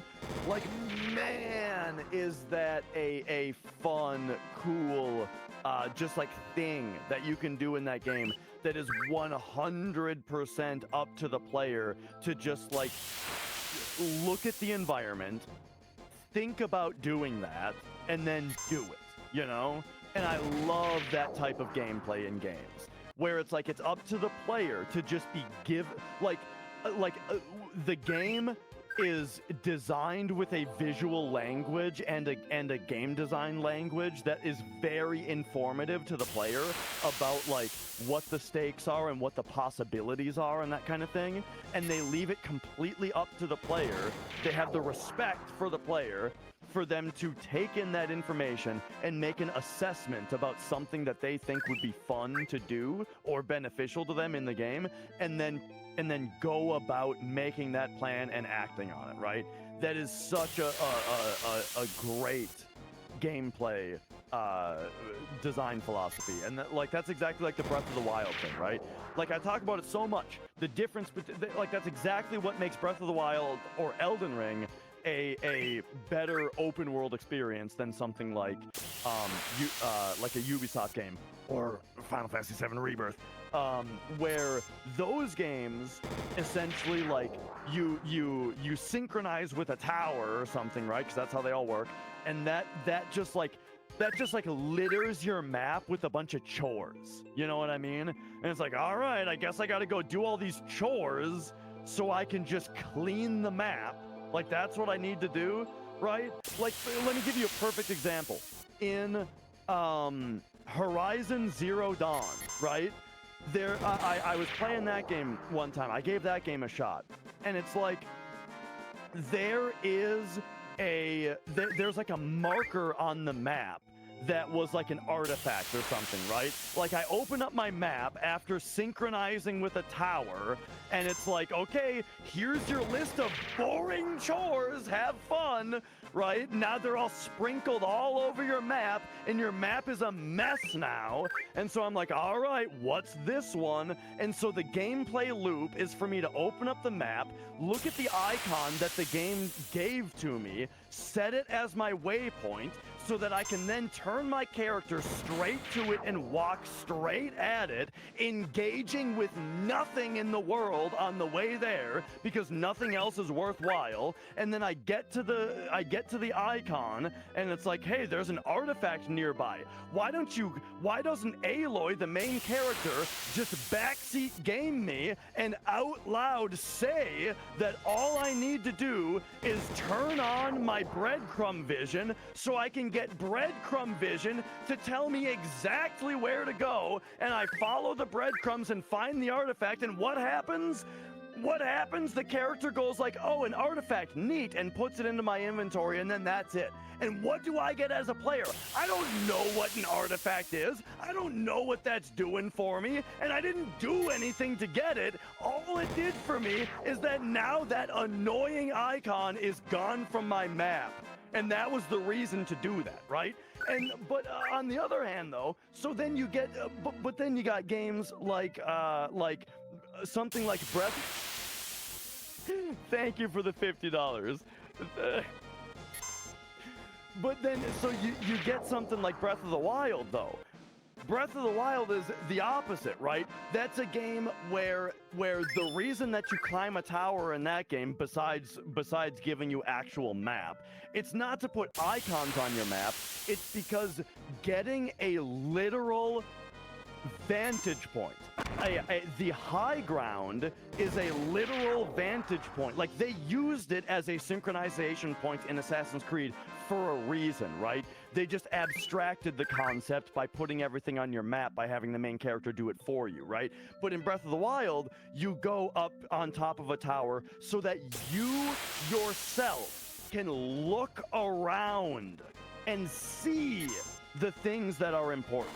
See the things that are suspicious that you want to investigate. And, like I'm saying, the visual information that's given to the player is very good, such as shrines light up a certain color and they light up a different color if you've already done them. So, right, that's visual information to give to the player. The player then uses that information to set a map marker themselves, so that then they can, by their own volition and their own interpretation of the information, they can go investigate it. And on the way there, they're also going to get distracted by like 50 other suspicious things that they spot on the way by visual information. And find all kinds of neat things along the way there. And that's fun. That's the kind of thing that I love. And getting all the way back to me talking about Death Stranding, that's the thing that I loved about that game, where it's like, you see that the mules have trucks, a vehicle that you don't have. And you see that they have a huge stockpile of resources that would be useful for you to help everybody in the world because of that cooperative asynchronous multiplayer thing. And so you make the decision personally as a player that you are going to go steal their truck, load it up with resources, and drive it to a place where it's going to help you. And man, do I love that type of gameplay. So there you go. There's my 5-paragraph essay on open world video games. So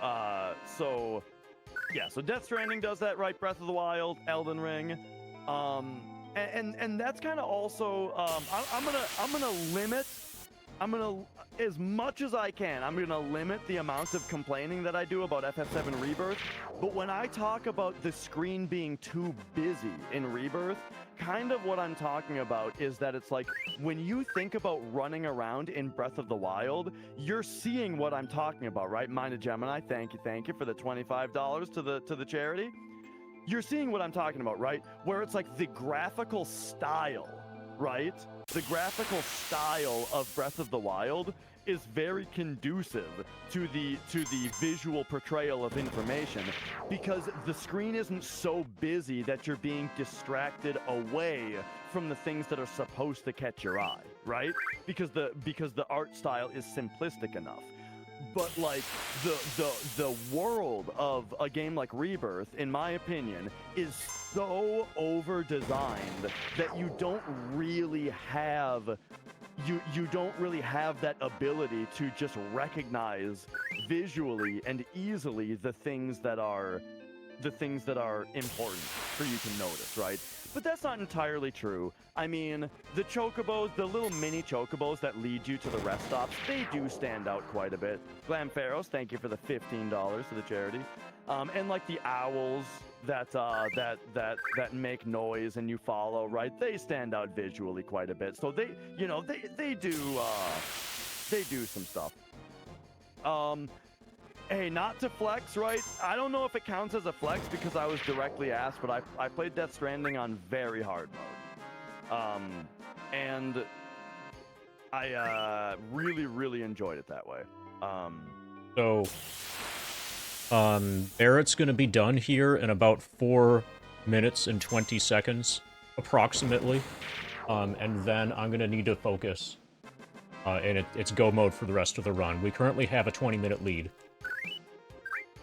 Sure. I will take that 420 to answer the question about Starfield. I have never played Starfield. I find it absolutely mind-boggling. Like, I cannot wrap my head around the idea that anybody thought that Starfield was going to be any good at all. I have been so far off the Bethesda train for so long that it's crazy to me that game had any hype whatsoever. Couldn't stand Skyrim, not a fan of Oblivion, right? Not a fan of Fallout 4. Fallout 76 was a disaster, right? Like, I don't know why Starfield was even talked about. Fallout 3, though. This is the funny thing about Bethesda, though, is that, like, I can shit talk Bethesda for a long time. However, Fallout 3 is one of my favorite games of all time. I love Fallout 3. I think that they nailed it with that game. And I recognize that a lot of people really like New Vegas, right? And I bet New Vegas is probably fine. I struggled to get into it a bit because I didn't like the setting as much. But yeah, I'm not gonna say anything. I'm not gonna say anything wrong with New Vegas, right? I didn't have any particular problem with it. I just couldn't get into it for some reason. But Fallout 3 is like one of my all-time favorites. Back on the train when they re-released Skyrim for the 69th time this year. I have not played Skyrim since the month it came out. Yeah, I put in a good few hours of Skyrim. That game kind of made me realize everything that I disliked about a lot of open world games. Like, Skyrim is the kind of game where when you want to go to a certain place, the actual gameplay loop, or not loop necessarily, but the actual gameplay for you as a player is that you just fast travel to whatever the nearest thing is, and then you turn to where your compass is pointing you, and you walk straight at it, right? And I find that to be incredibly boring. Skyrim came out the same year that a little game called Dark Souls came out, right? And I was really, really into the world design of Dark Souls, right? Dark Souls was like everything that I wanted. All right, there we go. We'll leave it there. The final sentence is Dark Souls was everything that I wanted. Yes. That was the summary. That actually is kind of where we started on the rant, too.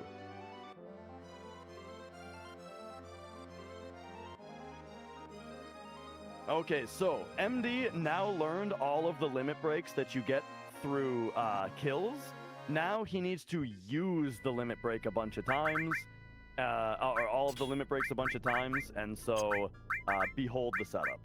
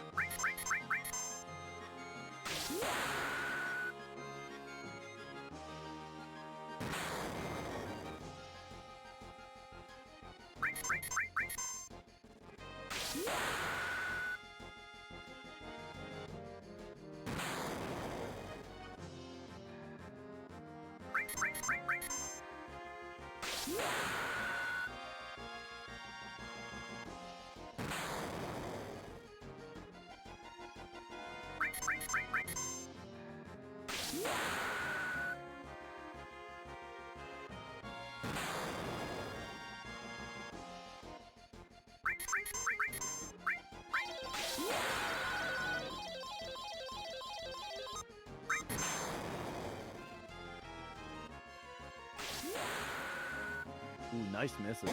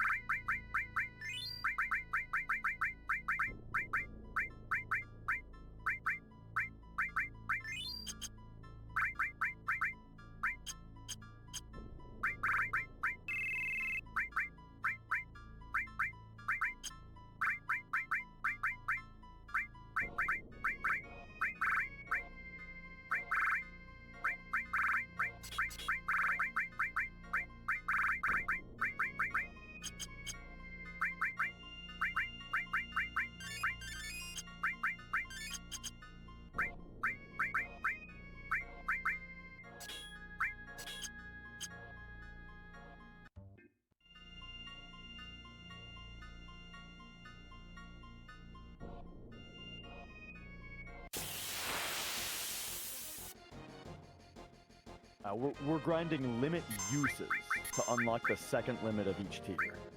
And I'm being a little quiet because there's a lot of number counting going on.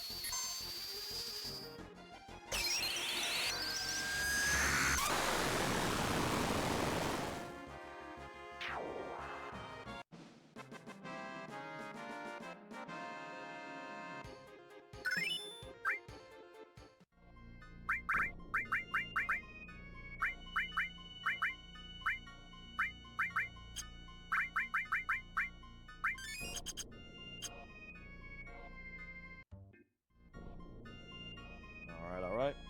Red and Yuffie again, this time limit level 2.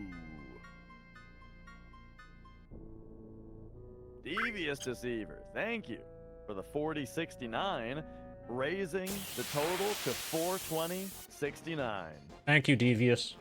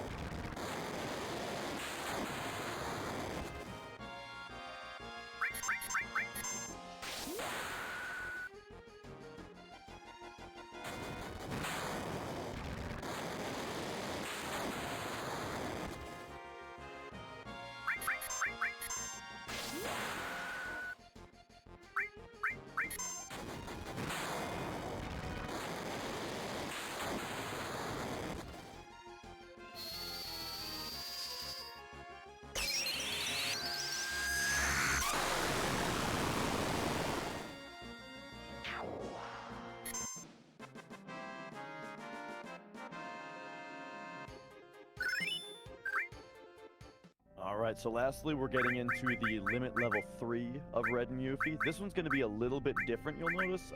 Because Red's level 3 limit break is not an attack, but rather it changes his status, which includes berserking him. You'll notice instead of shriveling Red to make him do 1 damage, we're instead going to vaccine him to prevent him from getting berserked in order to keep miming.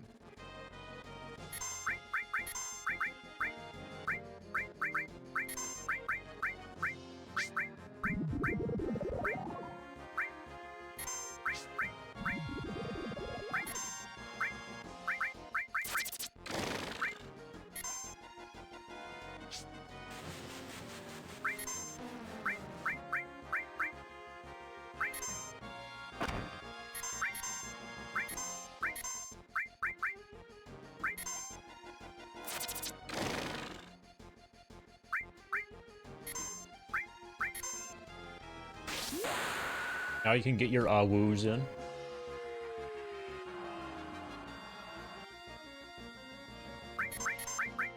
This is the wooest part of the run by far.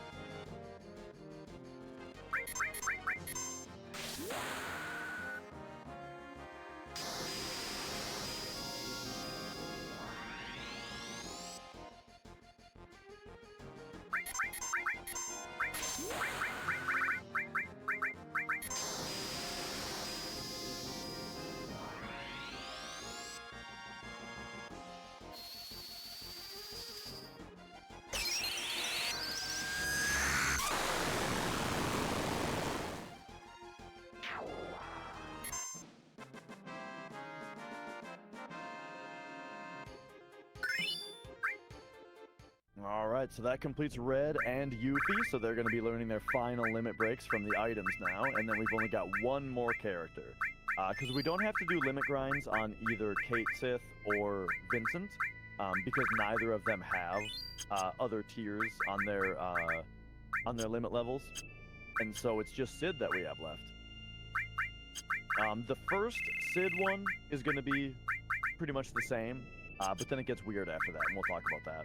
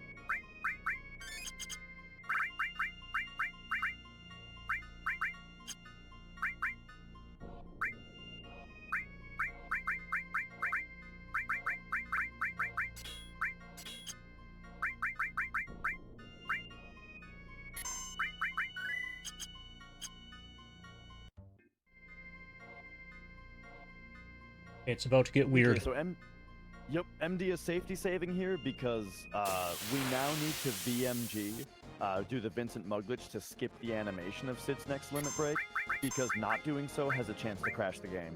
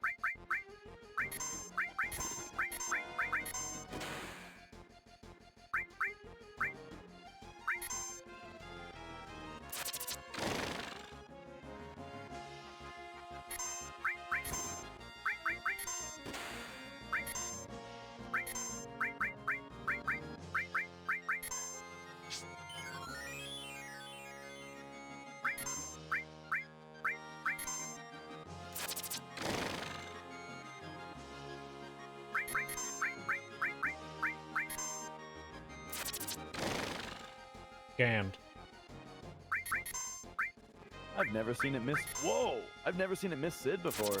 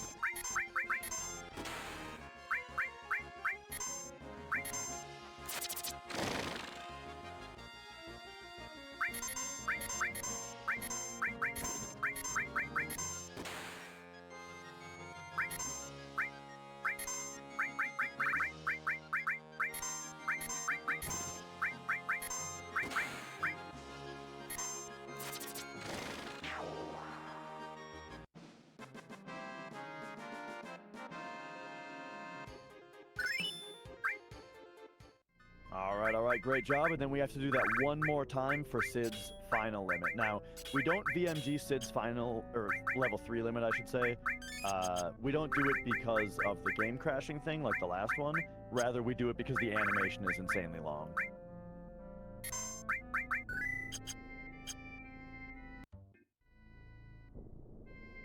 Five of these.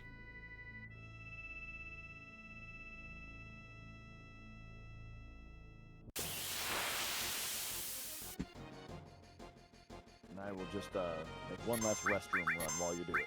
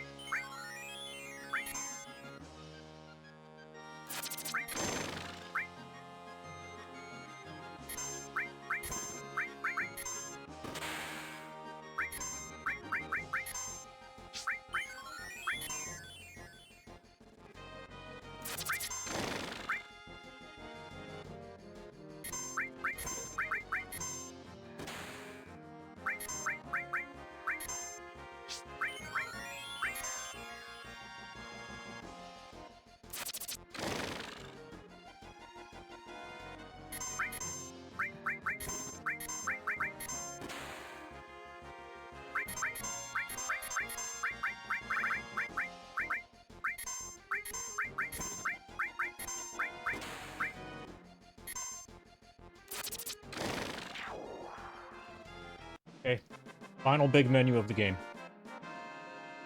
All right, all right.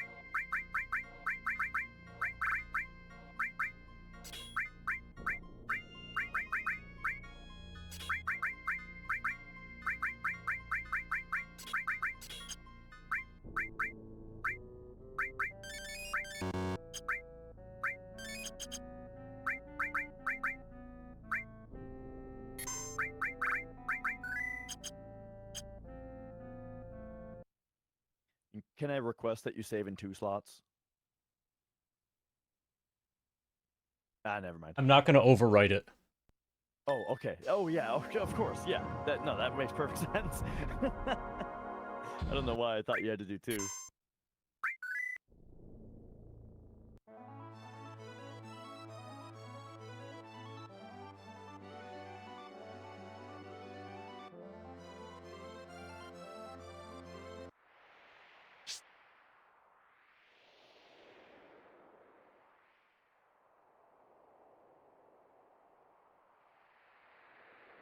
Cloud.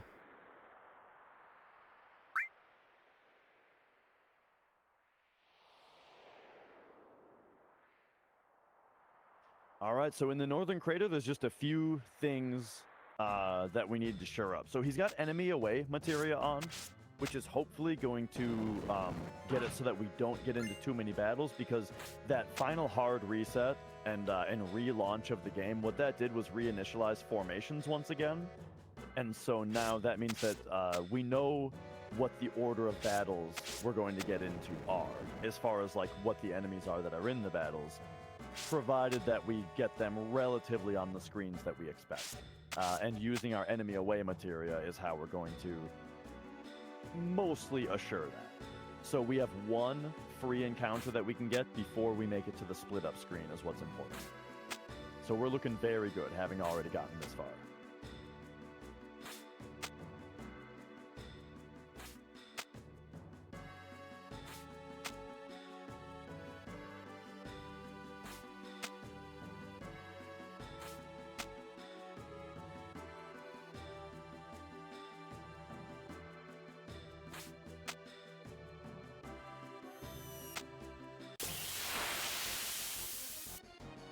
Good thing your fractions reset, so that didn't even waste steps. Yeah. But okay, so here's our one garbage encounter that we are allowed.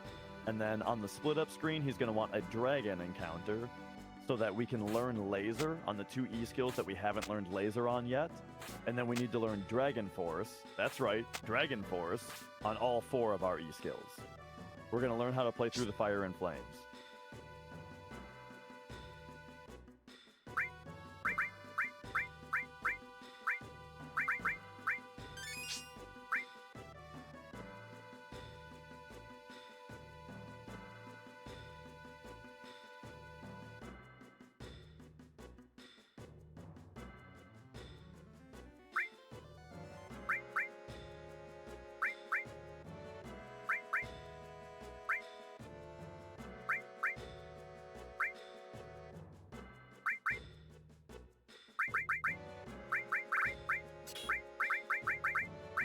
Alright, now that our party members are chosen, he's going to swap the enemy away to enemy lure so that we can real quick get this dragon encounter that we want.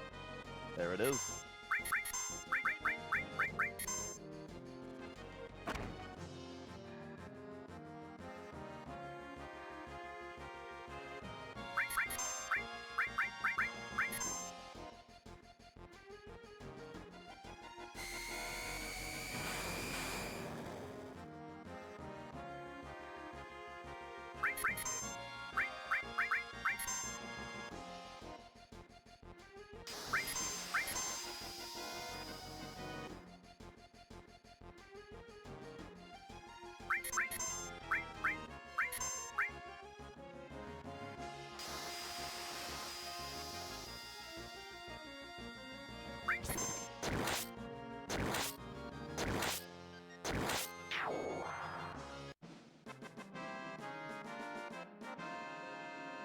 So there's the E-skills from the dragon, successfully learned.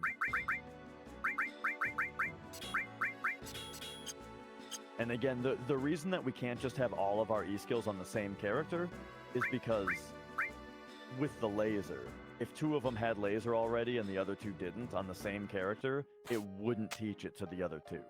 So we need one character to have both of the ones that don't have laser, so that laser will actually be learned by that character. And we're going to see that again with Magic Breath in a moment, because we still haven't learned that on all 4. But before that, there's an item called the Earth Drum that we need to steal.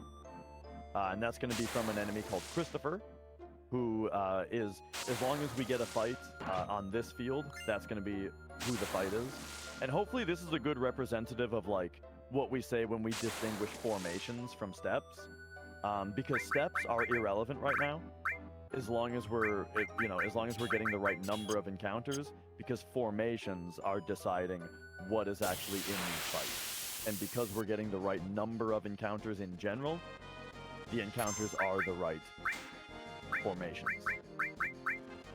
There's Christopher.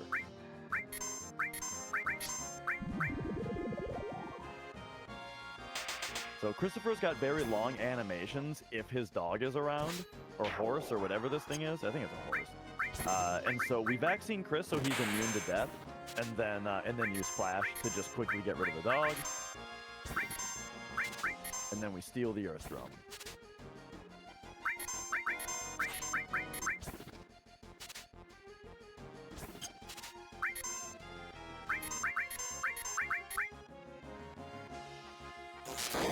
Because I crit it, I don't want to mug it again.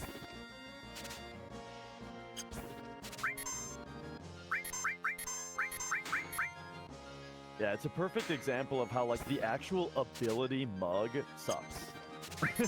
And it's the only reason it's good is because of BMG.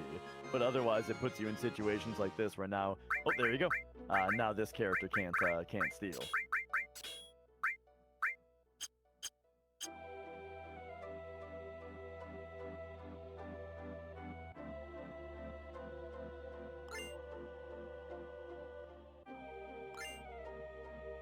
Alright, there's 2 more materia to grab in this room. And then it's kind of interesting. So we took the left and then up path. And now we're going to make our way around to the right path. Because we take the left and then up path. And then come back up the left down path. And then go the right path. So we see all 3 paths.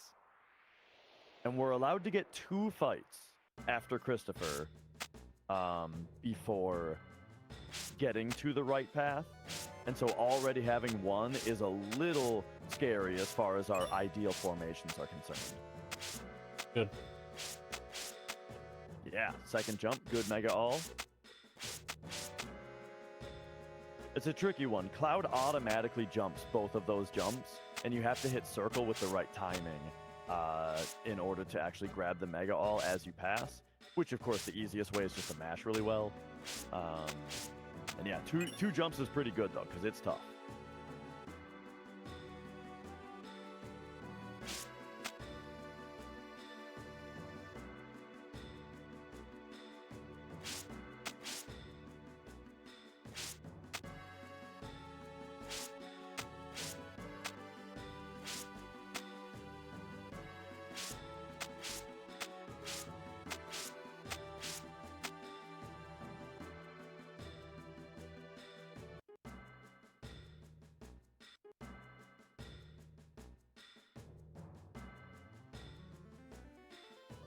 right, running in and out of that screen twice there was actually for a little bit of RNG manipulation. Yeah, that was good. Because of the hard reset that we did, rebooting the game, that reinitialized RNG, and as long as your movement is good and you get a quick Mega All grab like he did, then if you run in and out of that room twice, you can get a better Final Descent, where we should only get like one encounter on Final Descent.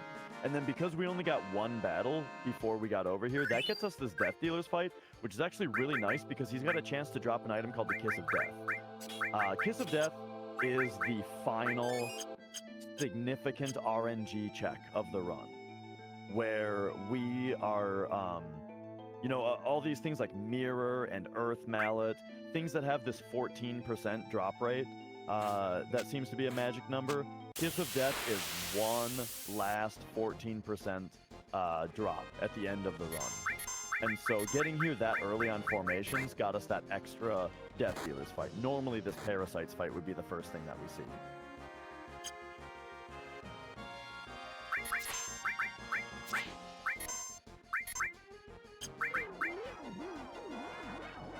And like I mentioned, here's where we finally learn Magic Breath on the other two E skills that didn't have it before. Level 5 Death will kill Cloud. He's level 60.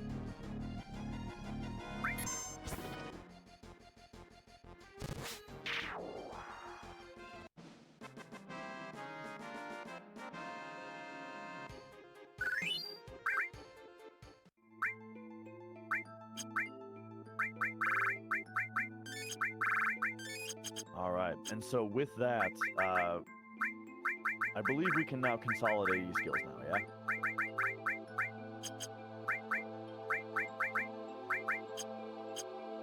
Yeah, so there we go. So now that our E skills have the exact same set of E skills on them, that now means that they can all be on a single character, and we can learn every E skill that way. And that's really good because we will soon be learning one that takes a while. But we'll get there when we get there. First, Angel Whisper is a bit of a long animation, so it's nice to only have to see this one once instead of having to cast it on two different characters.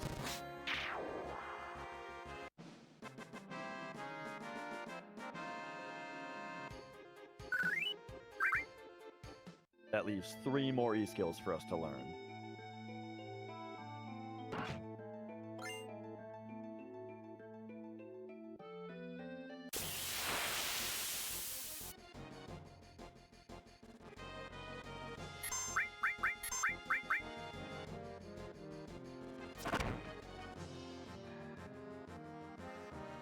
This enemy, we need 2 things. He has the item called the Cauldron that we're going to steal, and then he has the enemy skill Pandora's Box.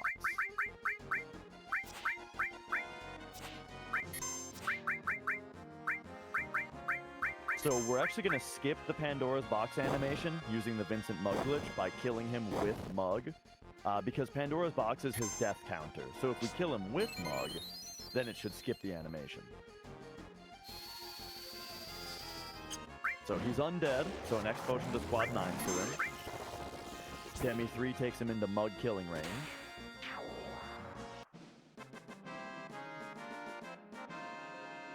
The Mug kills, and as you saw it flash on top of the screen, we learned Pandora's Box without having to watch the very long animation.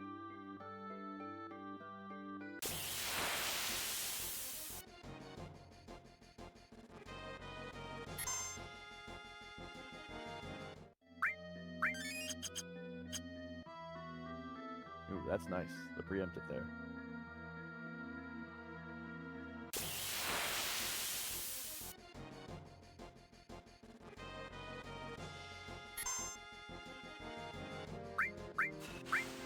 Alright, next we learn Roulette. So that's 2 more E skills to learn. One of them is Roulette right now. I think I fucked up. I'm not going to be able to... Yeah, I vaccined into it. Oh, okay. I'll do another later. Somehow. Yeah. I'll do another later. Oh, yeah, and then that doesn't even work. That's how you know the vaccine...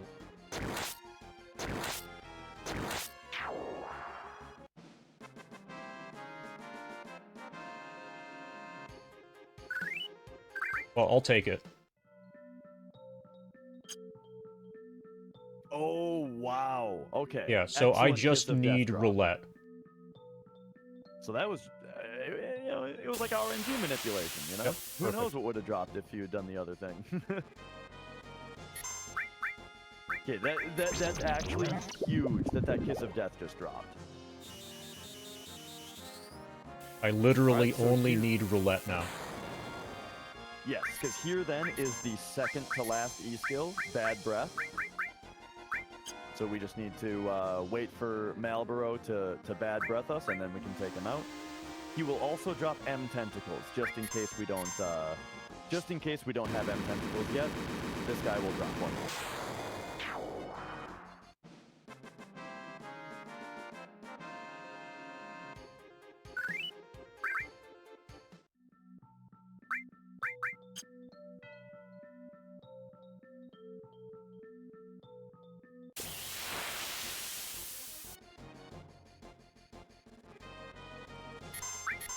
All right. So yeah, if we did get roulette, this would have been the perfect crater. I'd say Manip Vaccine Flash, yeah.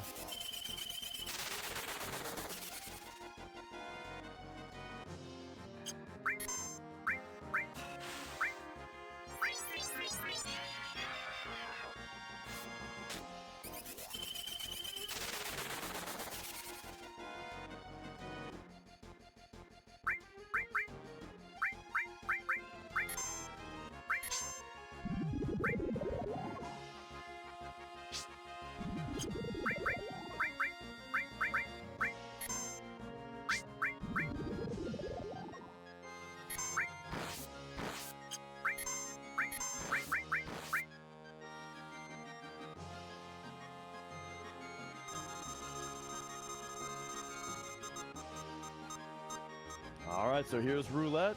We just want this to hit Cloud. All 4 E-skills are on Cloud. And he will learn it as soon as that happens. I don't think 8-inch cannon is enough to kill it. Yeah, it's kind of really awkward that killed Yuffie just there. Yeah.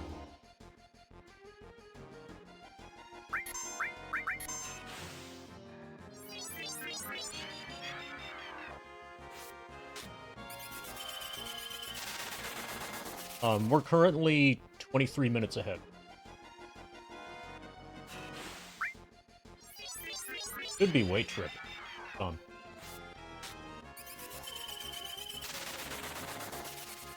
I mean, would 2 8-inch cannons kill? Probably faster than another card animation. Okay, we're good. Very nice. Yep, there Or it is. execution. All right, we got the Cloud going. So that now is every enemy skill learned on all 4 E skills. And we've got every item. That's it. That's 100%. The only thing left to do to complete the run is defeat the rest of the bosses. And you know, end the run with the final hit on Sephiroth.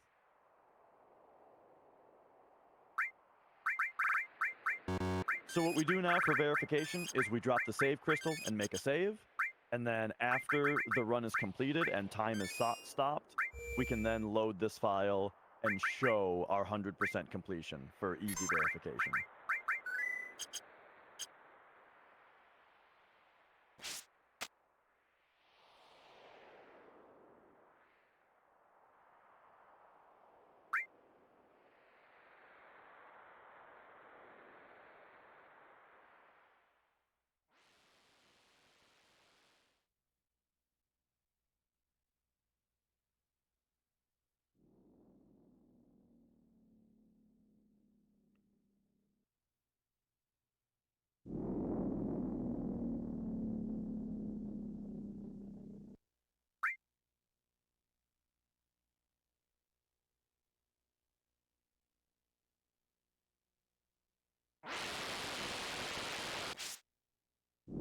All right, and now we are entering into the final descent. So there are 13 stones. Each one of them has a random chance to produce a battle. But as I was alluding to earlier, because of the restart on the game that we did, that put us into a known RNG state, the starting position, and then that little manipulation that MD did meant that we should expect one battle here if everything. This is not the 1 ink. This is either 2 or 3. I think it's a 2.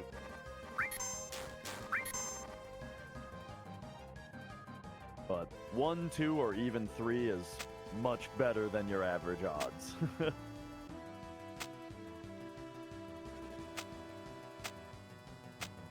Oh, okay. I'll take it. Nice, yeah, there you go. There's the 1. I haven't seen that one before.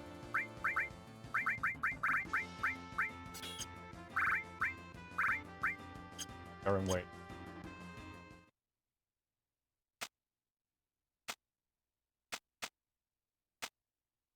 All right, so these last 2 bosses are mostly pretty simple.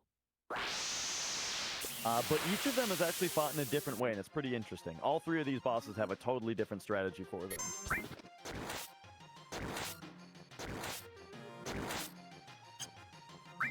So for Genova, Cloud's got the Fury Ring on, and so we just wait trick with the Fury Ring, which I like to call Fury tricking.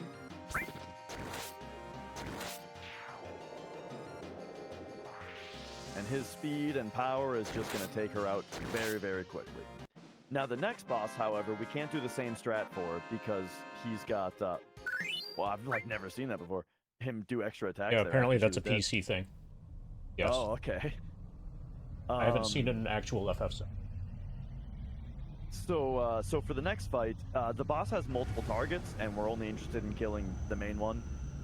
And so he'll be taking off the Fury Ring from Cloud, and we'll see a good old-fashioned strategy, one that you're familiar with for that fight. We're looking for like a 31 or a 32. 1531, 1532, something like that.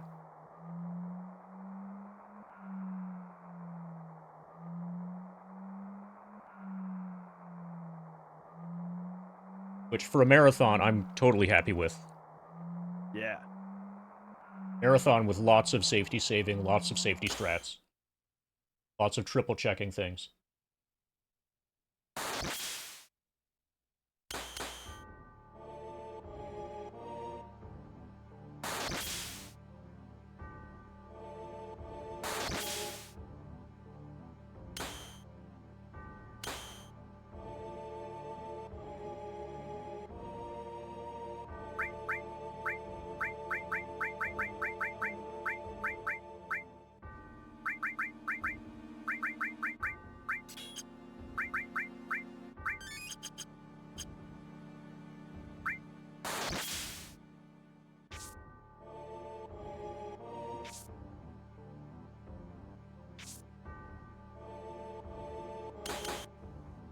Also, this is like the perfect time, because if something went wrong, let's say I forgot something, I can very easily beat this any day. So it's not like...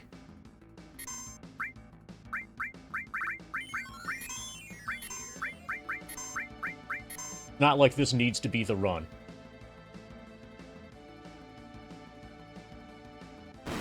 Oh, just pretend that I'm dancing, by the way.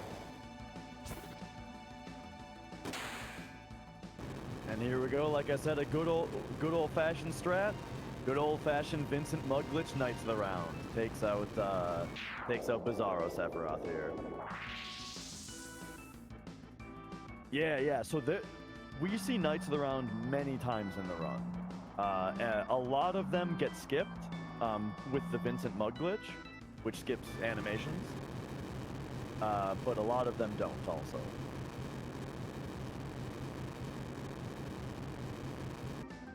And now we get to see my favorite use of the Vincent Mugglitch. So just as a very quick refresher, after Vincent uses Mug with the weapon that he has equipped, it skips the next battle animation. And we're going to see a very creative use of it right here.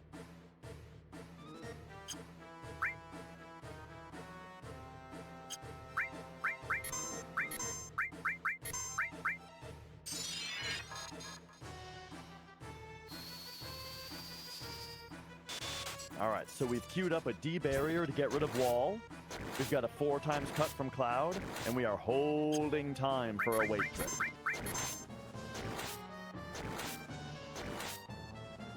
Weight trick that second 4 times cut. Put in the mug from Vincent. Sephiroth did get his first turn out, though. Well, his second turn, technically. It's possible to get in front of this, but on PC menuing, I struggle with it. But here comes the mug. The mug kills, and it skips his entire death animation. Normally, Sephiroth spends a good minute slowly, epically dissolving away. But the Vincent mug glitch skips his death animation. And there we have it. Instantly out of the last boss. We're expecting a 1532. Yes, time is when Cloud hits Sephiroth. Now, I don't want to spoil anything, but just for the purposes of like them being able to end time at the right time, what are the plans here?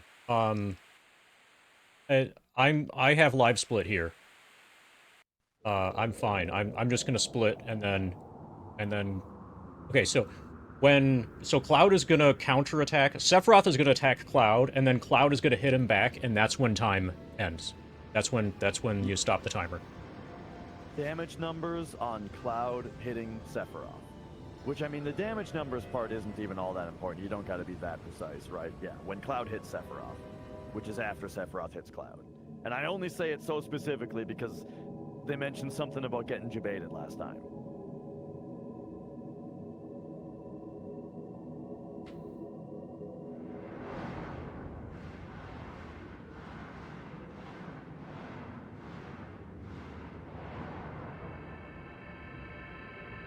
All right, well, GG, congrats, MD. Oh, and congrats then on the new we're gonna have to world decide record on this how much. category. We're gonna have to decide how much ending to watch before we verify. Yes.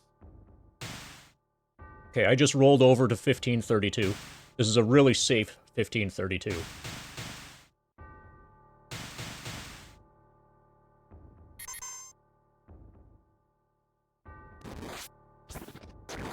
GG. 1532-14. I'm gonna go to the There it bathroom. is. Very nice. All right, yeah. So congrats, GG. That is a record for non-turbo hundo on PC. That is fantastic. What a great run. All right. Yeah, great run. And with all the safety strats and everything as well, very, very impressive. And with the time slot as well. Like, I mean, look, I chickened out of this time slot.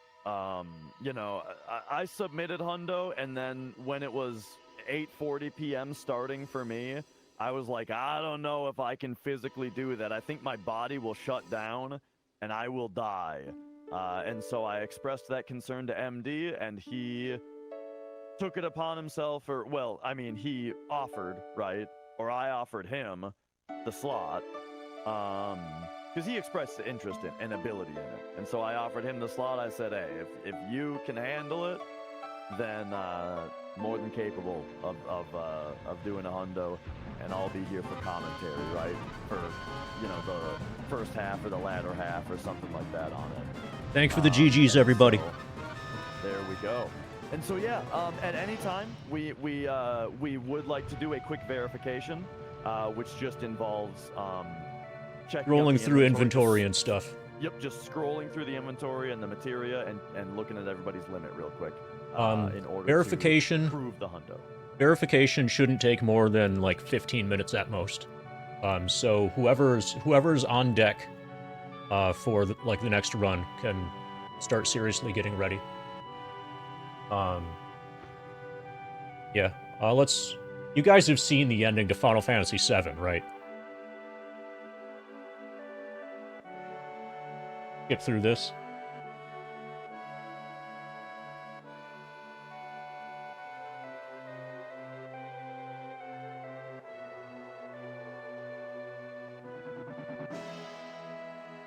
Okay. I was gonna say, Apparently so, nobody has seen it. all you have to do is arrange by type and scroll through, right? Are you fine with that for VOD verification stuff later Oh, purposes? absolutely, yeah. Okay. Just like flash all the limits on the screen and then do the Okay. arrange by type. Yeah, I'll and do just limits scroll from down. outside the crater. Yep. I'll do that first. Yeah.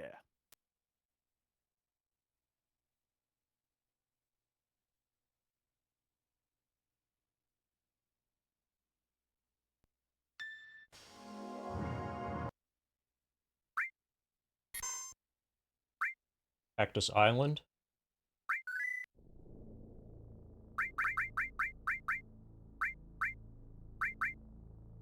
The optional characters are good. Yep. Avalanche next. Avalanche is good.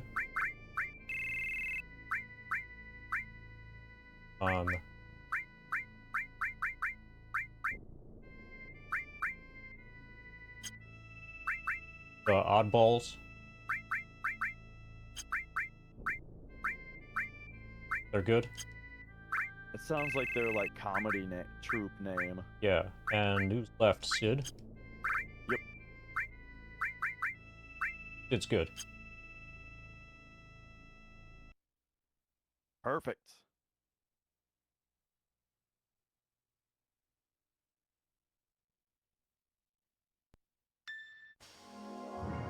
I'll scroll, or I'll sort, and scroll.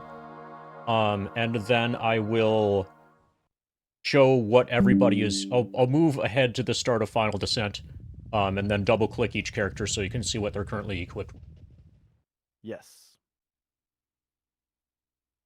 And we'll see your current party will see while you take your accessories off also. Yeah. And put wizard bracelets on.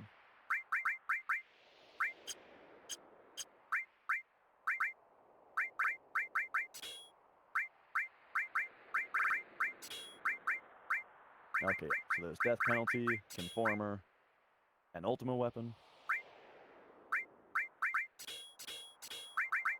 Okay, for materia.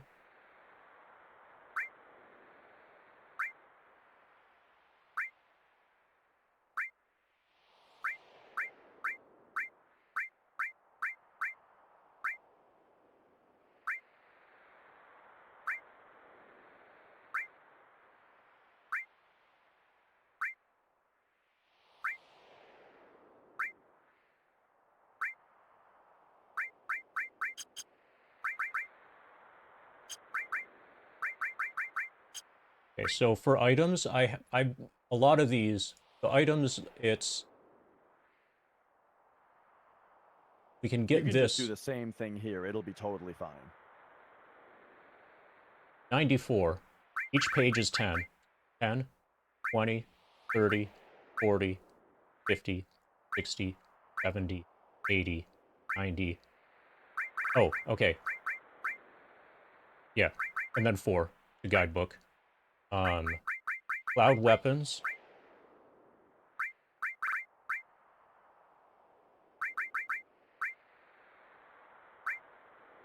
Yeah, I'll just scroll through like this.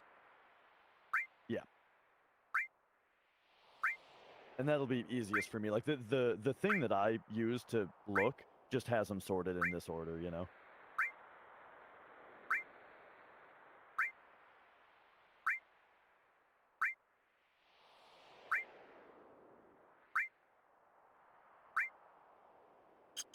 Okay, now I'll look at what's equipped.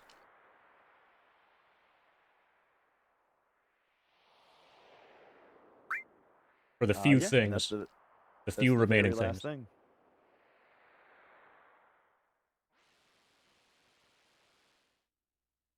thing. I'll also check this later and let you know if I find something that's... But... Yeah.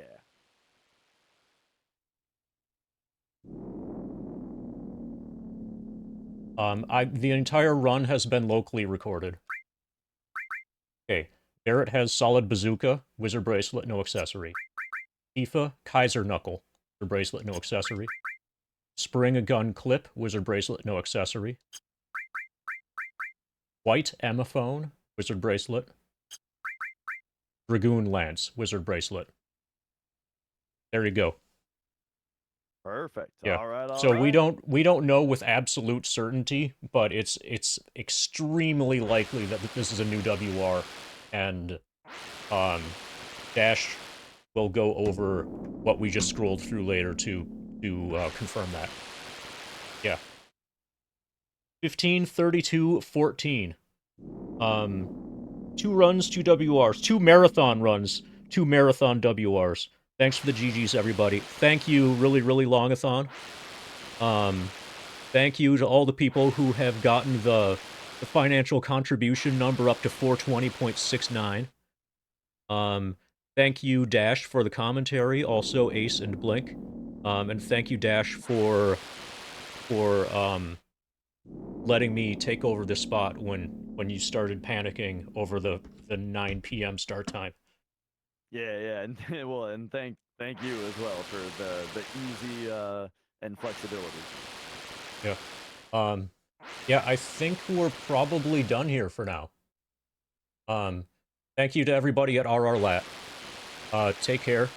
Have an awesome, fantastic rest of your festival.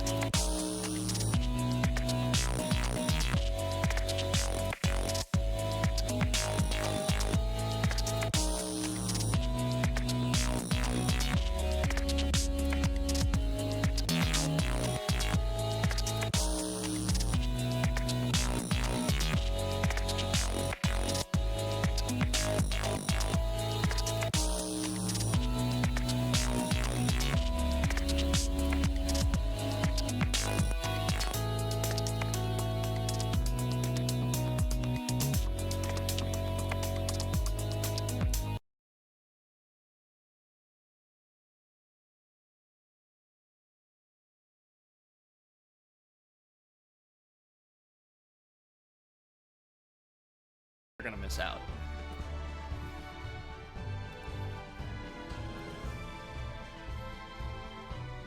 Oh no, I can do that. Okay, there we go. I see it. I'm live. So if I'm just mumbling, sorry about that. Appreciate people bearing with me if I've just been staring at nothing for a second here. I think we're good to go. So, hi. This is Concept Revolt. As far as I know, it's never been in any kind of speedrun event of any kind. There's a good reason for that. It's an extremely frustrating game to deal with on the whole. We're just gonna have ourselves a cozy little time. What we're doing here is first credits. That might sound like nonsense. It kind of is nonsense. I set up the board for this game. I am the only person who's done a speedrun of this game. And the game gives you 3 credit sequences if you play through the whole story. So I thought it would be accessible to create a category that goes up to the first time you get a credit sequence. We can call that an any percent. And then you can just get more story if you want and keep playing the game. I have left it up to the discretion of the event holders if they want me to keep playing when we finish the first credits in order to fill in the time slot. So we might end up just getting some bonus